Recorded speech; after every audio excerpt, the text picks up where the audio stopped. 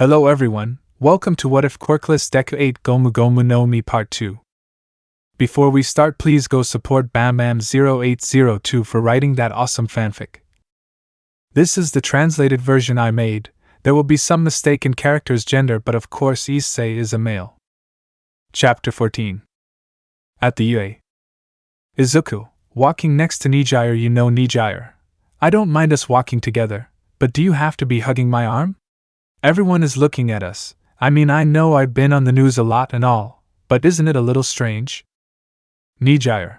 I have no problem. Izuku looks at her confused. Besides, we haven't talked since the USJ. You have a lot of things to tell me and I have a lot of questions for you. Izuku, it's okay Nijire, but I'll answer them at lunch. Right now I have class. Nijire, okay, if you don't show up I'll go find you myself. I love you. Izuku going to her classroom.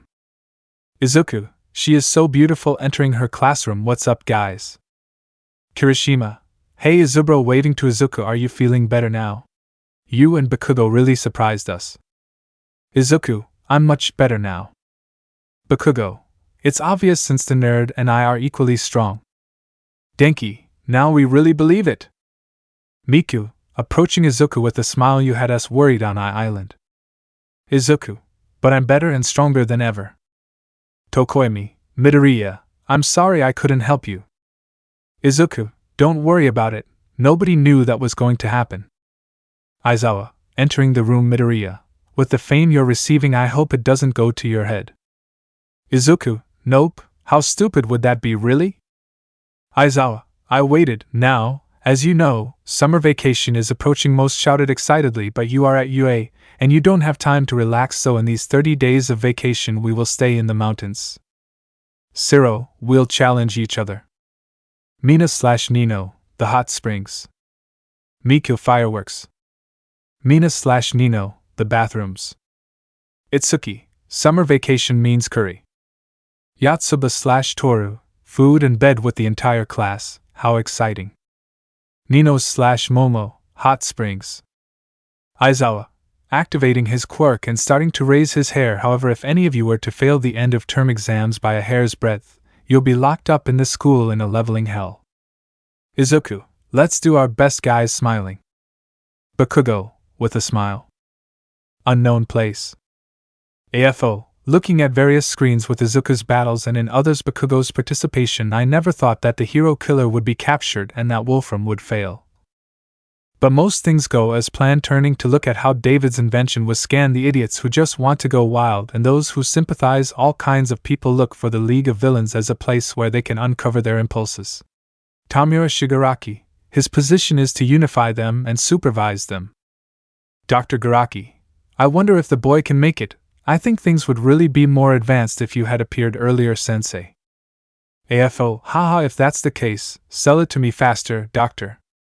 Dr. Garaki, if only I had gotten my hands on super regeneration 5 years earlier. AFO, okay, I'll let Tamura do the hard work for now. In the meantime, enjoy your freedom, All Might, and especially you, Midoriya. Class 1A. Kaminari, I haven't studied at all. Scared with the sports festival, internships, and Island. I never stopped to study. Sato, speaking with Kirishima, the midterm exams didn't cover much, but now with the final exams they will be very different. Izuku, come on guys, cheer up. Fulfilling his role as president, don't you want to go to that camp? Lida, yes, moving his arm like a robot. Hikari, if you just paid attention in class you wouldn't fail any grades. Kaminari, feeling his words like stakes. Momo, guys, getting her friend's attention. I might be willing to help you with the things you read in class at my house. Getting a little depressed, although the practical part on the other hand, not so much. Izuku, normally I train on the beach, or else I used to train, in case you want to go and use that place. Everyone agreed. Jairu, can you help me? Coming closer, I'm not that bad, but I always have trouble applying quadratic functions. Kirishima, coming closer. Yayorozu, please help me too. Ojiro, me too, please. Izuku, do you need help? Momo? I know you're the smartest one in the class, but it must still be hard to explain several different subjects at once. Momo, excited, yes, of course. Miku, can we join too? She said with her sisters, the truth is that we have barely been able to pass the exams. It would help us to study. Izuku, even the question is offensive. Miku raising his voice, anyone who wants to join our study session, come. Everyone came closer except Bakugo. Izuku, hey dude, I didn't imagine there would be so many of us, but no problem, we're all going to do our best. Cafeteria, line to buy. Izuku, reading the menu in the written part of the exam, I hope we don't have any problems, but as for the practical exam. Kirishima, I don't think he's that crazy. Ida, Aizawa sensei said it was going to be a general summary of everything we've seen in the semester. Hikari, but he didn't say anything other than that. Nijire putting her head on top of Izuku's. What are you talking about, Izuku? Izuku, hello Nijire, we're talking about our end-of-term exam. Nijire, it's true that you are in exam time, you have the practical and the written exam. Miku, Izuku, who is she? Jealous along with two others. Izuku, this is my friend Nijire, I met her on the first day of the academy. Nijire, hello everyone, nice to meet you. Izuku, well yeah, like I was saying guys, we have to be prepared for the written exam and be in good physical condition for the practice. He is interrupted by a blow to his head. Monoma, my fault, your head is so big that I ended up hitting you. Nijire/Hikari, frowning. Izuku, was that you? Tilting his head. Ida, Monoma, what do you think you're doing? Izuku, it's Monoma, I have no idea, honestly, stretching out his hand. Nice to meet you, I'm Izuku. Midoriya smiling, which made 5 women blush. Monoma, removing his hand, clearly you weren't going to remember me. After all, what can you expect from someone who only seeks to get into trouble to get attention? Pointing at Midoriya, since the sports festival you have not stopped hogging the spotlight. First the USJ incident, then the sports festival, as if that were not enough. You defeated the hero killer, and also that guy from my island. Are you trying to prove that you are better than everyone? Izuku, hey, it's not my fault that they appeared where I am activating the King's Haki. I never looked for those battles, but if it were up to me, I would fight them again just so that my friends would be safe. Monoma, breathing heavily, what is this? Why does the atmosphere feel heavy? Wretched man receiving a blow to the back of the head. Kendo, Monoma is not funny. Do you know everything that has happened? Leaving Monoma on the floor, forgive him, he is you know. Izuku, yes I understand, I also have mine, it's sitting over there, it barks a lot but it doesn't bite. Pointing at Bakugo, which caused some people to laugh. Bakugo, what the buck, nerd? Kendo, ha ha ha, I understand, well see you very much, nice to meet you. Leaving, dragging Monoma. Izuku, yes, see you later. Paying for his food and going to sit with his friends. Well, as I was saying, we have to be prepared for the exam. Remembering something, Nijire, the aforementioned, turned to look at him while eating. You already took the exam, right? Nijire, yes. Izuku, what did you do in the exam we're going to have right now? Nijire, as far as I remember it was like in the entrance exam for the UA, that is, with robots.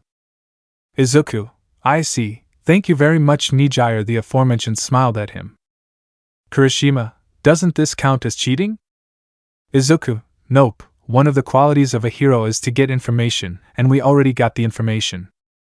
Ida, that's right, thanks Midoriya. And so everyone went back to eat until the bell rang, and they had to return to their classroom. Class 1A, end of classes. Kaminari, seriously? Well, if it's just robots, it'll be a trip to the park. Mina, yes, we can win against robots no matter what. It will be easy. Izuku, don't be so confident. Remember that since we entered the academy, they have always surprised us. Bakugo, heading to the door, don't be overconfident. After all, we are at UA, they always have a surprise for us. Izuku, Katsuki is right. We can't be too confident. Maybe last year was like that, but with everything we've been through, they could change the practical exam. Bakugo, obviously I'm right. Leaving the room. Miku, Hikari, Nino, watching Izuku think he looks so cute. Thinking. Aizawa, seeing everything hidden, it's good to know that my students think in any situation. Time skip. UA Academy, front of the test fields. Aizawa, the practical test will start soon in front of all your students in your hero costumes. Obviously you can also fail this test, so, if you want to go to the camp, I hope not to see embarrassing performances from you. Jiro, why are there so many teachers? Seeing almost all of his teachers next to Aizawa. Aizawa, I have no doubt that you learned everything you could before the test, so I think you have some idea of what is to come. Mina, yes, just like the entrance exam, it will be like a game with only robots. I can already see the fireworks, the curry, the challenges. Nizu, coming out of Aizawa's bandages, surprising everyone. Sorry, I'm afraid not, due to various reasons. We are going to change the content of the test, starting today. Miku, director, what do you mean? Nizu, coming down from Aizawa, being helped by 13 Good, remembering a meeting a few hours before. Meeting room. Sniper, fear of a rising villain, you say? Nizu, naturally, continuing with what was planned would be ideal, but as director of this school I must do everything possible for the safety of my students. Every time society will see an increase in open battles against villains, which are already beginning. Sniper, I agree. Robot battle trials are nowhere near real-world battles. We had always used them to begin with, to avoid complaints about putting people in danger. Aizawa, it's okay if we ignore them, anyway, they're just complaining for the sake of it. Nizu, from now on we will focus our tests on battles with people, and emphasize the teaching environment to something closer to real battles. Senis, in that case that boy Midoriya already has an advantage over his companions, and apparently in his last fight his power is enormous. Would it be safe? Nizu, young Midoriya must learn to control all his power, and we would fail as an academy if we do not help him achieve this. But do not worry, I already know who he can face. UA Academy at the forefront of testing grounds. Nizu, leaving aside the memories, we will make them form teams of 3 or 2 to face one of the teachers, making almost all the students nervous. Izuku, hey director. But in Island I don't even know how I transformed. I just had the feeling of wanting to surpass my limits, and it happened. Nizu, it doesn't matter, young Midoriya, you still have to know how to control your power. Izuku, okay. Uraraka, against our teachers? Nizu, now, who they will be paired with and which master they will fight has already been decided. Aizawa, the way they move, their grades, their degree of familiarity, and their combat power, we have personally judged how they will be matched based on all of this, and we will list the fights now. First Todoroki, with Yaoyorozu and Mika Nakano as a team against me. And Midoriya, you are with Bakugo as a team. They bumped fists, and I'm telling you who will be your opponent. All Might, arriving in front of both, I'm here now, cooperate, and come against me to win. Nizu, and not only him, also an acquaintance of yours, young Midoriya. Izuku, who? Yahohoho. Izuku, oh shit, he said with a depressed aura. Brooke, hey everyone, most of them were scared to see a living skeleton. Director Nizu called me, but I didn't imagine it was to confront you, kid. Izuku, me less, but director, it's not supposed to be just against a teacher. With All Might it's more than enough trying to get out of fighting Brooke. Nizu, no, young Midoriya, you are already on a different level than everyone else. No offense to you, that is why we have called your master. Izuku, shit, okay director, thanks. Aizawa, the others will be like this. Mina Yatsuba Denki Kaminari versus the director. Number 13 goes Uraraka, Itsuki, and Aoyama. Present Mike versus Gyros/Nino. Ectoplasm goes to Ajiri and Tokoemi. Snipe goes to Tora/Ichika/Shuji. Cementos versus Satu and Kirishima. Power Loader goes Ida and Ojiro. If I miss some, sorry XD. Aizawa, the 10 teams will share the same field but in different sections. The general idea is that you will fight with a teacher, and the way to pass the exam is that you manage to capture your opponent with handcuffs, or that one of the 2 manages to escape from the area. That in the case of those of 2 teams, as for those of 3, 2 of them must climb out of the area. The rest of us will observe from the observation room. Well, let's not waste any more time that is valuable. I narrate. And so a whole day had passed. The first meeting was an inevitable victory for Director Nizu due to his different strategies, in which he didn't even have to face Mina, Yatsuba, or Kaminari directly. He ended up confusing them and sending them away. The second battle was won by Uraraka and Aoyama, who despite the fact that 13 had them cornered by his quirk had to stop when Itsuki threw stars, and taking advantage of his distraction Uraraka launched herself and ended up immobilizing number 13. Although when Itsuki came out she was a little blushed while Uraraka looked at her in surprise. The third battle seemed lost for the students due to the incredible advantage that Present Mike had against Jairu, but they won it thanks to Nino who, making a wave of pure earth, buried Present Mike, immobilizing him. The fourth battle seemed won for Ectoplasm, but at the last moment Dark Shadow had placed handcuffs on one of his hands, giving victory to the students. The fifth battle was incredibly won by Mineta, who despite the fact that Midnight had been sleeping almost from the beginning did not give up, and gathering all her courage she faced directly against the professional heroine whom she managed to immobilize with her spheres. Unfortunately, she had ruined her incredible victory when she shouted that only for that day she would leave the breasts for later XD. The sixth battle was won by Hagakure, Ichika and Shuji. Ichika took the form of Izuku, which Professor Snipe scolded him for getting into combat. Taking advantage of that, Shuji quickly approached Sniper, but he shot him, preventing him from getting closer. Without realizing it, Hagakure put the handcuffs on him since he had taken off his gloves and had not seen her. The seventh battle was a crushing victory for Cements because both Kurishima and Sato had not made any plan and only dedicated themselves to hitting all the walls that the master created until they had run out of energy. Unfortunately for both, that was a battle that they could not win. The eighth battle had been won by Ida and Ojiro, who did an excellent job as a team, in which Ida used his speed to advance most of the field while carrying Ojiro on his back, and when it was impossible for him to continue advancing he had propelled him to the exit, and Ojiro had used the maneuverability that his tail gives him to dodge the last attack of Power Loader. Observation Room. Miku, next to Izuku. Well, it seems that my turn has come. Izuku, good luck. Hey, can I ask you a question? Miku, a little excited, tell me. Izuku, why did you change your hero costume? Miku, a little sad to that. This suit gives me better mobility than the previous one. Tell me, Izuku? Which one do I look better in? Approaching, wanting to make Izuku nervous.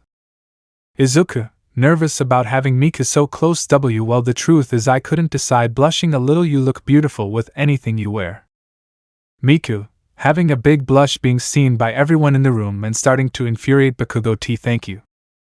Momo, Miku, let's go to the sand, half jealous. Miku, oh yeah, thanks, you got me out of this place. Testing ground. Momo, jogging while creating little dolls with the design of her heroine costume. Hikari, I told you to use your quirk constantly, but what is that? Momo, these are Russian dolls called matryoshkas. Hikari, I see, if your quirk acts weird tell me right away. Momo, as expected of you, Todoroki, not only did you plan a strategy against Aizawa-sensei, you also have the judgment to make a quick decision to take the best course. Hikari, it's nothing special, it's something normal if I want to be with Izuku. Miku, being with Izuku? What do you mean? Do you like him too? The two looked at her in surprise. Oh, I think I just said something wrong. Hikari, the truth is that yes, something lit up in me since our battle at the sports festival, and now that I'm free from that guy, I feel that in order to be within his reach I have to become stronger. And you, Momo? Do you like him too? Momo, a little, since the USJ I think he is a great and nice person, one of the first people who doesn't notice my body. Miku, yeah, Izuku is a great person, sighing and then looking at Momo. Momo, your matryoshkas? Hikari, realizing it's here. Momo, I'm sorry, looking everywhere. Aizawa, hanging upside down from some power cables. I'm glad to see that attitude, but it's not the time for that. Surprising the three as he let go and fell in front of Hikari. In a situation like this you should prioritize evasion, and since you took the initiative. Hikari, Momo, Miku, run. Aizawa, so that's your plan? If so, then catching Hikari with his bandages and raising her several meters above the ground, it's too convenient. I was planning to capture you, in any case. You're always the one to attack, anchoring the bandages so that they continue to raise Hikari. Hikari, you call this capturing me? If I use a little fire or ice on fabrics like these I'll finish them off in no time. Aizawa, you're wrong, this isn't the same as the time you faced the hero killer. I have specifically prepared myself to face his quirks. That's why these bandages can withstand both high and low temperatures, throwing small taunts to the ground, and even if you break free, I would be careful when you fall. Putting drops in his eyes. Your strategy is careless, don't you think? Tell me, is this how you want to be next to Midoriya? Running after Momo. Momo, running down the alley. How long until we reach the escape door? Is there a shorter route we can take? Should I keep running? Full of nerves, where am I? Where am I running to? Is this okay? Miku, hey Momo, calm down, think what Izuku would do. Momo, jump to attack? Miku has a drop of sweat, that would do. Miku, yeah, well, but I agree with Izuku, you're one of the smartest in the class, you can come up with a plan. Aizawa, appearing on top of a roof, here they are. Miku, Momo, go away, throwing many earth spikes at Aizawa. Aizawa, they won't be able to escape, dodging Miku's attack and catching Miku and Momo. Okay, now I just have to get Hikari down, and everything will be over. I turn around to where I left Hikari, but she was no longer there. How? Miku, we knew you were going to dodge it, so taking advantage of that, we destroyed the bandages that held Hikari prisoner. Hikari, now Momo running to an alley. Momo, yes, from his leg he began to create many blinding bombs. Cover your eyes, activating the bombs and shielding Aizawa. Miku, Hikari now. Hikari, freezing Aizawa by capturing him. Aizawa, frozen bottom, was this your plan from the start? Hikari, nope. Miku, the truth is that we improvised. Momo, but in the end it turned out well. The three smiled at each other as they walked out of the arena. Nizu, Aizawa can't move, young Miku, Yaoyorozu and Todoroki win.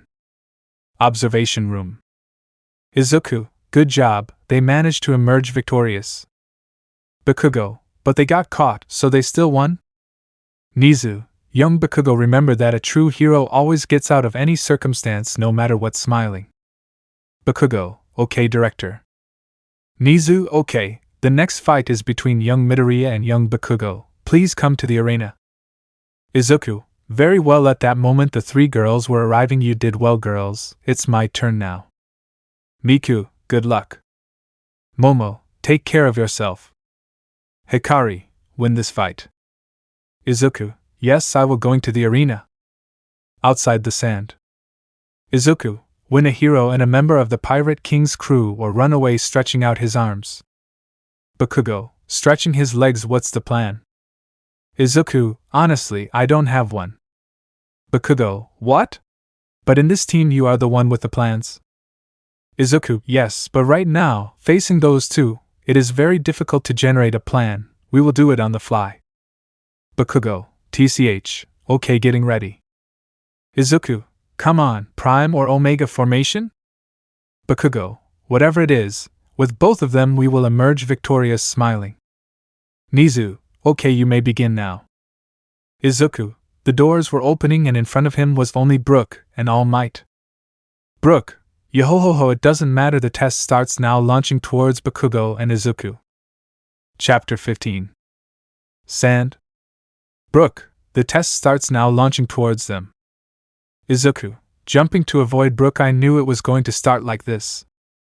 Smash. Izuku, receiving a blow that made him hit the ground, leaving the crater. I already saw where All Might is, wiping the blood that came out of his lip. All Might, this test will evaluate your judgment, showing some wristbands. At first we had thought that I would put these things on my wrists and ankles, which according to what they said have half my weight.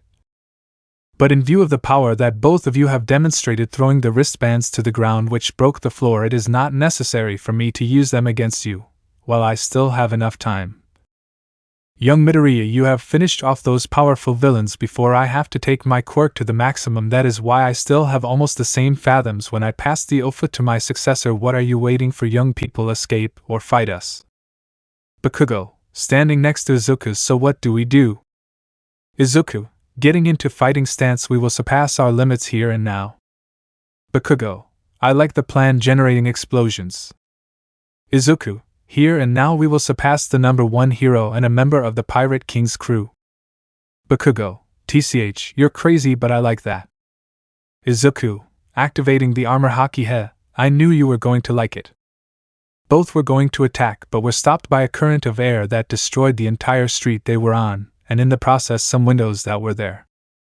All Might, ready or not, here I come, coming out of the dust. Collateral damage, who cares, launching himself at Bakugo and Izuku. First I'll incapacitate the most problematic one, hitting Izuku in the stomach, who flew out. Izuku, grabbing All Might by the shoulders, missile pulling his body towards All Might with both of his legs, he attacked him on his back. What did you think of that hit, All Might? Brook, attacking him with his sword staff. Always look around you. Broccoli, seeing how Izuku had activated the armor. Haki he, you learn well. Bakugo, launching towards All Might throwing multiple explosions at his chest without causing much damage. Don't forget about me. All Might, taking him by the arm and throwing him against a wall, which he went through. Clearly not, but a weak caress could hardly hurt me. And now turning to Izuku and Brook, who jumped back up into a building. What will you do, young Midoriya? Will you abandon the team and run? Izuku, this pressure is like that of the hero killer, smiling as he activated the King's Haki. I will not run away, launching himself towards All Might. Bakugo, coming out of the wall with stronger explosions. Move aside. Izuku dodged it, and Bakugo unleashed a strong explosion at All Might. Izuku, damn you, asshole, if it wasn't me, someone else would have died. Bakugo, I knew you were going to dodge it. All Might, appearing above them with a railing in his hands. Don't get distracted in a battle, that's why. Now catching Izuku with the railing, burying him all the way. Don't worry, I haven't forgotten about you, giving Bakugo a strong blow in the stomach, making him vomit blood and making him roll several meters down the street. Izuku, shit, I can't get free, he said, trying to get rid of the railing. All Might, young Bakugo, are you going to run away or are you going to come rescue your partner? Receiving a strong explosion. I see what you chose. Bakugo, how long are you going to sit there, nerd? Break that bucking railing already. Izuku, sitting, I'm sorry, it's just that the floor loves my butt so much that it doesn't want to let go, breaking the railing. All Might, this is no time for jokes, hitting the ground, causing the two to fly away. Izuku, Katsuki, by me all the time, you can, getting into a squatting position. Bakugo, yes, launching himself into All Might, starting a fight where Bakugo limited himself to dodging and attacking when he could. Izuku, well, his body began to pump blood, but a cut stopped that movement. I had forgotten you, Brook. Brook, come on, Broccoli, show me everything you got, lunging towards him. A fight of blows began between Izuku and Brook. Brook attacked him with his sword cane. Izuku could hardly land a blow on Brook, unlike Brook, who had already made many cuts to Izuku. Izuku, doing somersaults in the air and landing far away from Brook. I knew I wasn't at your level yet, Brook. Brook, try again in a million years, yo-ho-ho-ho. Izuku, smiling while biting his thumb. Gear third, stretching his left arm and blowing on his thumb, which became fatter. Hone Fusion, bone balloon, passing the air from his right hand to his left arm. Gomu Gomu nu, running towards Brook. Gigant pistol, hitting Brook, who also hit All Might and destroyed several buildings around him. Bakugo, this idiot, pushing themselves with their explosions to dodge him. Observation room. Kirishima, surprised, so this is another of Izuku's techniques. Mineta, they're on a very different level from us. Momo, we've never seen that technique before, why? Uraraka, that must be why, pointing at the screen. Lita, wait, that's surprised. Miku, little Izuku, she said with a blush on her cheeks. Hikari, how adorable. Ichika, it's so cute. Nino, and huggable. Combat arena. Izuku, little one, okay, let's go, running like a little kid. Gear third, bothers me for this, but I had to use it. Hiding in an alley, meeting Bakugo, we have to come up with a plan. Surpassing our limits is no longer an option. Bakugo, who the buck talked to me? Izuku, it was me, stupid. Bakugo, looking down, ha ha ha ha ha ha ha, but my, what a little thing you are. Izuku, Gomu Gomu is stretching out his little arm gun, hitting Bakugo in the face. Don't laugh, damn it, we have to make a plan, but I honestly can't think of one. Bakugo, I have one, seeing your condition, stay here and I'll take care of it. Nerd, coming out of his hiding place to go attack All Might and Brook. Izuku, but I can still fight. His body began to return to normal. Great. All Might, that attack was powerful, are you okay, Brook? Brook, it hurt me to the bone even though I'm made of bones, yo-ho-ho-ho. Bakugo, pulling a lever on his explosive wrist shine, hitting All Might and Brook full force. Jei win. All Might, do you think so, young Bakugo? Giving him a blow to his abdomen, making him spit blood. Where is young Midoriya? Izuku, jet pistol hitting All Might in the face. Here I am in the air with gear second activated. Bakugo, shit, I was about to wake something up in me. Izuku, you should be grateful that I came to save you, offering him a hand. Bakugo, accepting his hand. Just so you know, I was about to defeat them. All Might, lol, just what I expected from you, young Midoriya. Izuku, jet bazooka, stretching his arms back and then throwing them towards All Might, hitting him in his abdomen, sending him flying. Running towards All Might, he gave him another blow that made him crash into a wall. Izuku stood in front of him. All Might, I already saw that the thing about the videos is not a lie. Bakugo, shine, a giant explosion headed towards All Might, who dodged it but was discovered now, nerd. Izuku, Gomu Gomu no jet gatling, attacking with his arms as if they were machine guns, leaving All Might embedded in the wall. 1 out. Brook, you've really gotten strong, broccoli, more than I could have imagined, but this fight ends here. Bakugo ran and gave Brook an explosion, which Izuku took advantage of to give him a jet pistol and run towards the exit. Brook, honestly, I didn't expect it, he said, lying on the floor. I'll let them win this time, he said, lying down. How are you, All Might? No answer. I think Izuku did go too far. Izuku, leaving the sand with Bakugo. We did it, lying on the ground. We beat All Might and Brook. Nizu, Izuku, Midoriya and Katsuki. Bakugo, you are approved. Observation room. Uraraka, they did it. Momo, they were able to defeat All Might and Izuku's master. Kirishima, they are on another level. Hikari, they did well despite not working as a team. Miku, smiling. Nino, amazing. Mineta, I definitely don't want to fight them ever. Combat arena. Izuku, we did well, we surpassed our limits. Bakugo.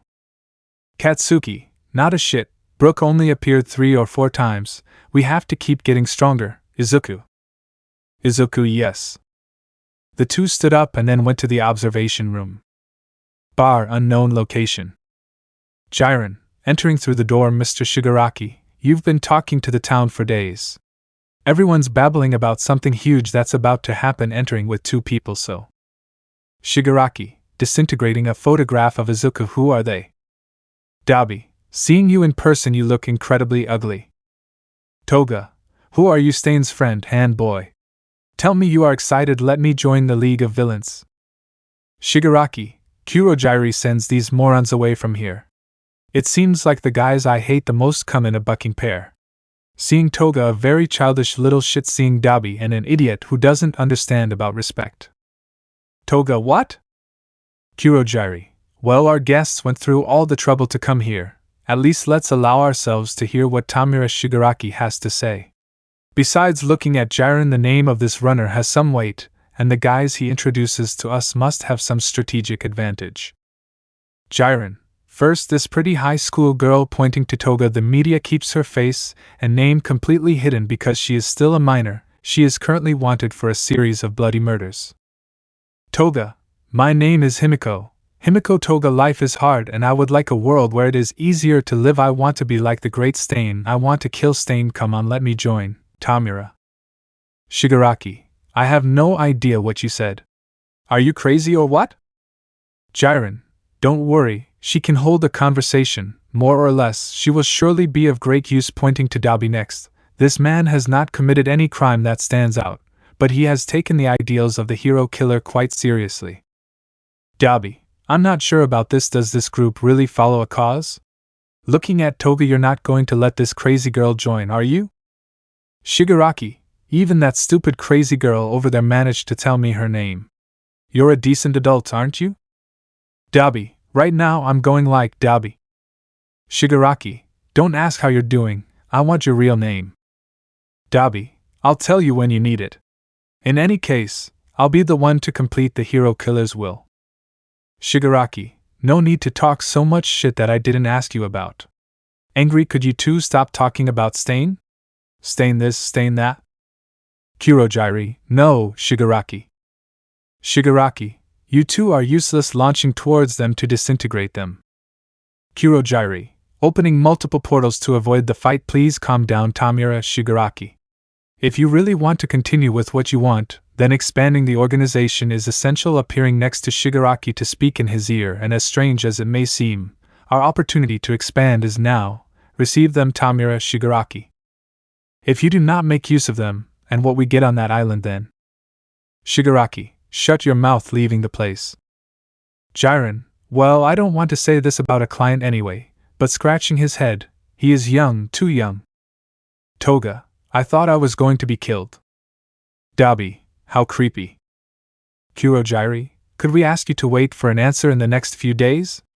Wiping a glass, you see, he actually understands by himself what he must do. In fact, that is precisely why he understands that he left without saying a word. After All Might and the Hero Killer, he was brutally humiliated twice. I am sure that we will come to an agreement, you two, good boys, and he with himself. UA Academy, nursing. All Might, waking up, what happened? And the practical exam? Recovery, calm down, All Might, the Midoriya boy knocked you out, and you're in the infirmary. All Might, I see he became stronger than I expected. Now if I had given him the one for all, he would be twice as strong. Recovery, if you know, did Midoriya and Bakugo pass? Recovery, yes, that's right, with difficulty, they made it difficult. All Might, I know, and we still lost. Lying down, if you don't mind, I'm going to rest a little longer. Class 1A, the next day. Kirishima Kaminari Mina Sato Yasuba, depressed for losing the practical exam. Mina, shedding small tears. Guys, I'm already waiting for your stories, oh god. Siro, come on guys, cheer up. I mean, thanks to Mineta we both technically made it, but all I did was sleep. So for now it's not clear how we'll be graded. Izuku, come on guys, this is the UA. Most likely the trip to the camp is to train and become stronger. Excited. All silently. Kaminari, is Zubro stronger? Siro, all of Japan has been talking about how strong you are since the Island broadcast. Sato, although I don't think All Might fought seriously, you were still able to knock him out yesterday along with Bakugo. Bakugo, we surpassed our limits, idiots. No XD. Kaminari, seriously Midoriya, why do you want to be stronger? Izuku, humans have limits and I want to surpass each one of them, not only to be the strongest, but to protect my loved ones. His friends smiled at his words also. My rival can leave me behind and I don't want that. Bakugo just turned to look at him with a challenging smile. Aizawa, entering the classroom when the bell rings, take your seats, heading to the desk. Good morning. Now about your end-of-term exams, I hate to say that some of you have failed and stuff like that, but still, you're all going to camp. Exciting. Those who failed. All those who failed, what a great twist. Aizawa, there was no failing grade on the written exam. For the practical, Sato, Kirishima, Ashido, Kaminari, Siro, and Nakano Yatsuba. They all failed. Siro, depressed. Well, we'll all go to camp anyway. Aizawa, don't get excited. The camp is designed to train you, and those who failed are the students who need it most. You 5-1 special correction periods, and to put it nicely, they will be tougher than the ones you would have had here on campus. Depressing those who failed even more. Now I will go get the camp guides to distribute them. Academy entrance, end of the day. Lita, walking next to almost everyone. A week of training? Reading the list that Aizawa gave them, it seems that we will need quite large bags for all the things that we have to carry. Kaminari, I don't have swimwear or other things, I have to buy a lot of things. Hagakure, in that case. Since tomorrow is free, and exams are over, we could go shopping together. Kaminari, that's a great idea. Izuku, approaching Hikari, are you going too, Hikari? Hikari, in my free time I go to see my mom fixing her hair, but if you go I go. Izuku, the truth is that I already have everything, but my mom asked me for the groceries, so I have to go. Looking at his phone. Time skip. Mall. Mina, alongside almost the entire class, it's the largest shopping mall in the entire prefecture, and the most fashionable of the current generation. Izuku, we came to buy supplies, right? Nino/Mina, what's wrong with seeing clothes? Izuku, nothing, I was just saying. Jairu, so this is the biggest center in the entire district. I've never been here before. Shoji, I wonder if they have shirts for 6 arms? Ida, I need new glasses. Kaminari, I need new shoes. Mineta, I need some things. Izuku, Mineta is not perverted at all. Mineta, yes, Midoriya, don't worry. Momo, you know he's going to buy it, right? Izuku, I know, but it can't be helped. Right now only Izuku, Miku, Hikari and Momo were left. Izuku, well, do you want some ice cream? Miku, yes. Izuku, alright, let's go going with the girls to buy some ice cream. While the girls were buying their ice cream, Izuku was sitting waiting for them to come out. When he let his guard down, a guy grabbed him by the neck with 4 fingers. Tamura, hi Izuku, how are you, old friend? Izuku, stop pretending, I already know who you are. Tamura, as I suspected from the currently strongest hero, well, I want you to tell your girls to stay away, that you ran into an old friend from high school and you want to talk to him, or else showing his fingers there will be chaos in this mall. Izuku, okay, the girls came with him and looked at him suspiciously. Girls, I ran into a friend from high school, we called him my hawk, can you leave us alone to catch up? The girls looked at him strangely but acknowledged, well, I already did what you wanted, what do you need from me? Moving his fingers under his leg which Momo managed to see. Tamura, okay, tell me what you're going to do during these 30 days of vacation and everything you know about the UA. Izuku, you asked the worst student, we're going to a camp in the mountains, where I don't know, I only know that. Tamura, damn useless, receiving a blow to the abdomen and hearing police alarms when? Izuku, Momo knows sign language with one hand, I told her to call the police. Getting into a fighting stance, someone has behaved very badly. Tamura, you win this time Midoriya, but next time consider yourself dead, disappearing into a portal. After that the police arrived and interrogated Izuku, who told them everything that happened. Class A, the next day. Kirishima, Izubro, what luck you have, you are a magnet for danger. Izuku, I know, hahaha, being hugged by the girls who saw him. Miku, the important thing is that you are okay. Izuku, yes, I know, stroking everyone's head. Aizawa, entering the classroom and instantly everyone sat down. Well, as a result of yesterday's incident there will be some small changes in the camp. Originally there would only be Vlad and I to watch over them, but now the group of heroes that owns the place where we will go will join us, and before you ask who they are, they asked us to introduce ourselves when we arrive. Now let's continue with the class, opening a notebook and starting to write on the board. Unknown location. AFO, sitting in front of several screens. According to Tamura, on his little excursion yesterday, he was able to observe how several of the first-year students bought different things for camping, and knowing the UA, it is most likely that they will not waste time and travel all together to some faraway place to train. Garaki, Master, what do you plan to do knowing that? AFO, isn't it obvious, Doctor? I will use people who owe me some favors to follow them from a distance, smiling sinisterly, and once they have lowered their guard we can carry out my plan, seeing images of Izuku and Bakugo on the screens and also a robot almost ready. Garaki, in that case, may I make a suggestion, Master? AFO, well, you don't usually ask that kind of questions, Doctor. You're really happy with your new toys, aren't you? Garaki, David Shield's Quirk amplifier device is really fascinating. Unfortunately, I have only been able to develop a prototype. That's why I would like to see it in action. Also taking out several small drones, these little ones can analyze the blood that Midoriya child spills during the battle and thus be able to analyze his quirk as soon as possible. I don't want to waste a single second and have something similar happen again to the super regeneration quirk. Also the pacifist one they were developing on Island can destroy Izuku Midoriya. AFO, laughing, what a great idea. Very well, I will tell Kurojiri to look for someone strong who can use his prototype. Good job, Doctor, laughing louder. Chapter 16. Midoriya apartment. Inko, Izuku, do you already have everything you need? Izuku, yeah ma, don't worry. Inko, oh, how can I not worry, if you are always attacked by villains? Izuku, this time I don't think so, Mom. It's in an isolated place, almost nobody knows it. Inko, exactly, son, that's what worries me, but hey, it's your dream. I can't stop you, she said, smiling, but take care of yourself, you hear? Izuku, yeah, okay, I'm leaving now, I'm running late. Inko, take care Izuku, I love you. Izuku, me too, Mom leaving his apart. Academy, UA parking lot. Monoma, what? Class A needs extra classes? Does that mean someone failed their grade? Huh. Wasn't Class A supposed to be better? Izuku, huh? Hello again, I forgot your name sticking out his tongue.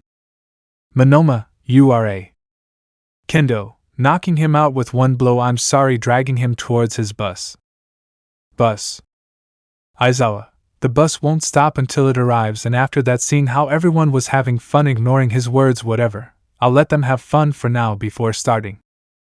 Izuku, sitting nodding thanks to how excited I was I couldn't sleep while feeling a hand grab his head and put it on his shoulder. Miku, rest Izuku, you can use my shoulder to sleep. Izuku, thanks Miku, settling down, you are the best, closing his eyes. Miku, looking at her friends and pointing out that she has the advantage, had the others looked at her jealously. Viewpoint facing the road, several hours later. Students, are we there yet? Is this a rest stop? I have to go to the bathroom. Where is Class B? I have to go to the bathroom. Aizawa, to say there is no reason for this would be lying. Mandalay, hey Eraser, it's been so long getting out of a parked car. With sparkling eyes we rock. Cute singing cat. The very, very wild hussy cats. Two girls said, and when they finished presenting themselves with an epic pose, a boy just stood still. Aizawa, I would love to introduce you to the hussy cat's professional heroines. Izuku, I know them, they specialize in mountain rescue operations. They are already veterans in that area with 12 years of experience. Pixie Bob, I'm 18 in my heart, trying to grab Izuku's face, but he dodges her. Mandalay, this whole area is our domain, looking at the mountains, the place where you will stay is the base of the mountain, pointing to the place. Students, it's too far away. Ichika, huh? Then why did we stop if we're halfway there? Sato, don't tell me. Itsuki, let's hurry back to the bus please. Mandalay, smiling, it's 9:30 right now, if you hurry up from now, it will be around 12. Kirishima, oh no, wanting to escape to the bus, hurry up. Pixie Bob, kittens that do not arrive before 12:30 will not receive food. Aizawa, I'm sorry guys, but your school trip has already begun. Pixie Bob, touching the ground, activating her quirk and throwing all the students off the cliff. Mandalay, feel free to use your quirks in our domain whenever you need to. Pixie Bob, you have 3 hours, use your own feet to get to the building. In the forest. Izuku, Gomu Gomu no, pulling the fingers of his left hand, Tate grabbing his companions except Bakugo, and using the hilt to break, thus preventing his companions from getting hurt. Uraraka, are you guys okay? Midoriya, are you okay? Izuku, I was already expecting something like that, it's good that I reacted. Mineta, get out of the way everyone, I have to pee, running to some bushes and taking everything out. Ready, okay guys, let's go. Hikari, Mineta returns. Mineta, huh? Why? We just have to get through this forest. Izuku, pistol attacking a stone monster that is destroyed, nobody said it would be easy. Come on guys, running, but then stop to see Bakugo Katsuki. Bakugo, hey. Izuku, how about a competition? Smiling. Bakugo, propelling himself with explosions, okay. Izuku, hey, that's cheating, running after Bakugo. Itsuki, those two look like little kids. Ichika, that makes Izuku cute, the others just agreed. Viewpoint, facing the road. Mandalay, next to Aizawa, this is a crazy itinerary that you have planned to erase. Aizawa, the plan was always to put them on the accelerated learning path usually reserved for those in the first cycle of their second year. So things are bound to get complicated for them from now on, well, at least not for everyone, remembering his strongest student. Quirks that were only allowed during emergencies have been released, a temporary license to break free and imitate a qualified and approved hero. With villains increasing their volume of activity lately, the first years will be recognized by Pixie Bob, feeling like his creature was destroyed by Izuku, Hikari, Ida, and Bakugo getting excited. Aizawa, being able to defend themselves. I'll leave the rest to you, Pixie Bob. Pixie Bob, well, leave it to me, I'm already getting excited. Mandalay, Kota, we're leaving. Kota, how stupid getting into the car with his aunt. Forest. Izuku, Mineta, are you okay? Mineta, getting up with dirt on him, I'm fine, thanks Midoriya. Izuku, don't worry, looking at his companions, don't get distracted. Work together to defeat them, running back to continue destroying more monsters. Uraraka, hey, Izuku and Bakugo compete a lot, don't they? Dodging a monster. Nino, they are rivals, they will compete for anything to prove that one of them is better, destroying a monster with an ice pick. Kaminari, dodging another monster, those two are already very strong, we are no longer at their level. Hikari, say it for yourself, destroying another, we will strive not to be the shadow of those two. Izuku, he's right, don't be discouraged, surpass your limits, destroying 3 monsters in one blow. Kirishima, blocking an attack from a monster, and then watching Itsuki and Miku destroy another one, these things just keep appearing.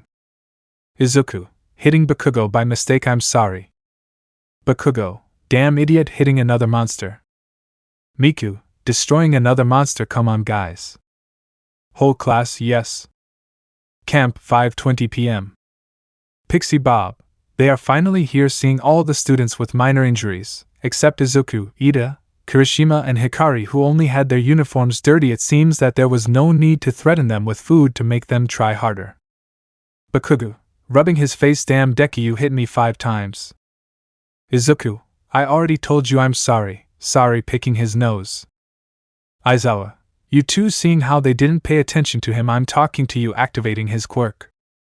Bakugo / Izuku, sitting on their knees, I'm sorry.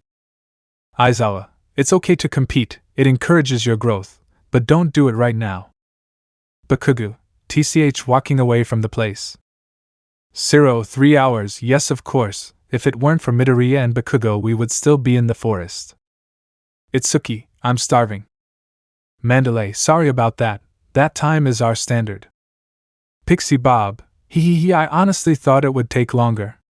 I didn't imagine that you would understand my beasts made of earth. You guys are good, especially you, seeing Izuku, Hikari, Kirishima and Ida. You along with the screaming blonde didn't hesitate for a second to get into action, launching yourself towards Izuku. Kirishima and Ida, I can't wait to see you in 3 years, I ask for you for myself. Miku, slightly lifting the ground. Hikari, reinforcing the earth with ice. Pixie Bob, tch, they already won me one. Aizawa, was she always like this? Mandalay, sorry about that, she's a bit agitated, she's already at the age to get married and all that.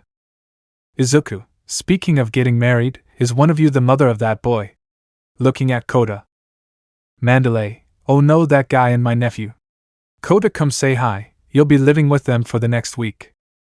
Izuku, approaching and extending his hand to greet him, nice to meet you, my name is Izuku Midoriya, nice to meet you.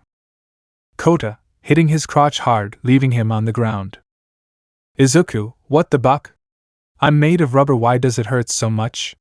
Clutching his parts. Miku, Momo, Hikari, Itsuki, Ichika / Nino, with eyes rolled back, looking at the green-haired boy.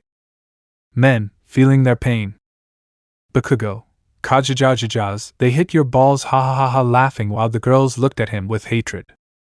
In another place, a two-tone blonde and a blue-haired girl had their eyes white. Kirishima, look what you did, you left him without offspring. Approaching Izuku, calm down Izuku, I'll rub you.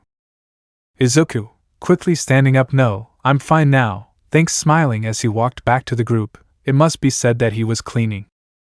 Aizawa, enough of the small talk, go to the bus for your luggage. Once you've settled in, go and have your dinner in the dining room. After that, take a bath and get a good rest. The real challenge starts tomorrow, hurry up. Bathrooms. Kirishima, the food was really delicious. Kaminari, yes, it's a pity that from tomorrow we will have to cook for ourselves. Mineta, looking at a large wooden wall, what we are looking for is beyond this wall. Izuku, looking at Mineta. Lida, what are you up to, Mineta? Mineta, entering the water, don't worry, I won't do anything this time, surprising everyone. Ojiro, wow, for a second I thought you were going to start climbing that wall. Mineta, if our president's girls weren't there I would do it without thinking looking at Izuku, but I won't do it. I would never dare to look that way at the girls my friend likes, raising his thumb. Plus there's Bakugo and Kirishima's girl. Kirishima, what? Bakugo, I don't have an idiot girl. Izuku, but the girl from Shiketsu, weren't they friends? Bakugo, shut up, he said, blushing. An OVA for later. Izuku, okay guys, I'm going to rest now, I'll see you tomorrow. All yes. On the other side. Mina, you heard Mineta isn't coming, but what does he mean by my friend's girls? Hagakure, we'll have to investigate. Hikari, blushed, will I be his girl? Momo, who are they referring to? Blushing. Miku, with half her face in the water, I wish I was one of them. Nino, who are they? Itsuki/Uchika, how envious. Uraraka, I already have an idea, turning to see Momo, Hikari and Miku. Jairu, most people already know. Mina, but say that I don't know. Yotsuba, me either. Uraraka, you have to be very absent-minded not to know that. Hagakure, hey, the others laughed at what was happening. Camp, next day, 5:30 a.m. Aizawa, good morning everyone. Seeing all the sleepy students today, we will begin a rigorous round of reinforcement training. The true mission of this trip is to strengthen everyone's quirks. Normally we would start by doing the same exercise of throwing the ball with your quirk as far as possible, to show that in these 3 months since you started the academy you have not improved in terms of power, but since that does not apply to some of you, we will start immediately. Camp, several hours later. Class B, improve our quirks? Vlad, Class A should have already started. Let's go walking in front of their students. Class A had their turn to shine before, it's our turn now. Do you understand? It's our turn to shine. Class B, our most humble apologies, Sensei, we are sorry to be high school students. Setsuna, he talks about improving our quirks. But how will we train to improve? Kamakiri, could you be more specific? Vlad, muscle fibers give in to constant abuse and become stronger and thicker. Your quirks are the same, keep using them and you'll get stronger. If you don't use them, they'll wither away. In other words, there's only one thing to do, arriving at the training ground and seeing everyone from Class A push your limits. All the students of Class B had been left speechless at the training they were witnessing. Bakugo was dipping his hands in water and then taking them out and creating a gigantic explosion, directing it towards the sky. Lita running non-stop around the field. Ciro was standing on top of a hill, expelling tape without stopping even though he was already screaming in pain. Kirishima using his hardening constantly while Ojiro repeatedly attacked him with his tail. Kaminari expelling electricity while charging a large battery without stopping even though he had already entered his idiot mode. Mika carrying many things at once to improve her telekinesis without stopping even though her head already hurt. Nino mixing elements and throwing them even though his hands were already hurting from forming the elements, he kept doing it. Yotsuba concentrated on improving her entire body and not just some parts of it. Itsuki throwing stars of light or anything that will form with his light and not end up unconscious due to exhaustion. Ichika shape-shifting many times to increase his transformation durability and agility. Aoyama constantly expelling his laser, enduring his terrible stomach pain, but with the precaution of having a portable toilet nearby. Tokoyami inside a dark cave trying to control Dark Shadow, although only his screams could be heard. Uraraka inside a sphere while rolling downhill trying to get used to the dizziness. Tsuyu climbing the mountain using her frog skills while stretching her tongue as far as it could go. Sato and Momo eating large amounts of candy while using their quirks. In Sato's case he exercised his muscles and Momo created matryoshkas without stopping. Jiro and Mina were standing side by side at the base of a large rock as they used their quirks against it. In Jiro's case he was hitting his jacks to make them stronger and Mina was constantly creating acid with her hands. Mineta tore the spheres off his head without stopping even though he was bleeding and crying. Hagakure was without clothes improving her stealth while Shoji created several eyes and ears to improve his perception and locate her. Hikari was inside a bucket full of water wearing a swimsuit, creating ice and fire repeatedly in order to keep the water temperature stable. Earning Izuku's look that far from bothering her made her happy. And Izuku, when he wasn't looking at Hikari, he was in a fight against Tiger, to improve his reflexes, resistance to blows, basic his haki, and sometimes using the gear second to improve his resistance to wear and tear and his agility to activate item. Aizawa, approaching Vlad and his students. Those whose abilities have a limit have to expand it. Those with mutations must train their organs and parts of their bodies. Vlad, we usually adjust training based on physical growth. Aizawa, but we don't have time, that's why this time you'll also train your quirks. Don't wander around Class B. Kendo, with us included there are 40 people, can you help us with our quirks at the same time? Aizawa, that's why they are here. Ragdoll, that's right, 4 minds and 1 body. Mandalay, with sparkling eyes we rock. Ragdoll, we're here to lend a helping hand. Tiger, approaching to make his presentation whenever, wherever, we will arrive. Pixie Bob, cute, cat-like and stingy. All, the wild ones, hussy cats. Ragdoll, my quirk is, search, and I can observe and monitor up to 100 people at a time. Pixie Bob, my, flowstone, I can create a suitable training ground for each of you. Mandalay, and with, telepath, I can advise and instruct multiple people at once. Tiger, I'll be in charge of kicking, punching, and other violent services heading towards Izuku. Those with power-enhancing skills come with me. Izuku, stretching while waiting for Tiger. I hope to improve my marches and my haki control with this training. Izuku, watching Hikari go get a drink of water. She is so beautiful, receiving a punch in the face from Tiger. Tiger, control your hormones, we're training. Izuku, recovering from the blow. Yes, going to attack Tiger. Koda, watching Izuku training from the bushes. Camp, 4 p.m. Pixie Bob, next to Ragdoll behind a table full of ingredients. Now, as we told you yesterday, you will take care of this, pointing to the ingredients. Ragdoll, if you want to eat, get off your butts and make it yourself. Curry. Students, very tired. Yes, ma'am. Ragdoll, lol, they all look pretty raw, but that's no excuse for doing a mediocre job. Lida, you're right. In case of emergency, feeding those in need is an essential part of providing help. Moving her arms like a robot. The professionals are right. Let's make the best curry in the world. Aizawa, Midoriya is a good president, but Ida wouldn't have been bad either. Uraraka, in front of several pits, can someone help me light the wood? Nino, sure, lighting the wood under the holes. Uraraka, thank you. Kirishima, next to Izuku cutting vegetables. Today's training was very tiring, don't you think, Izubro? Izuku, yes, Tiger's agility is no match for Brook, but he should still not be underestimated. Tokoemi, but I think Tiger did fight you seriously. Izuku, you think so? He said doubtfully while cutting vegetables. Mineta, yes bro, he didn't hold back. Bakugo, shut up, chopping the vegetables at an impressive speed and get cooking. All yes, sir. Izuku, he was always very strict with food. Addressing Momo. Momo, smiling, yes, you can see it, ha ha ha. Dining room, 1 hour later. All, thanks for the meal.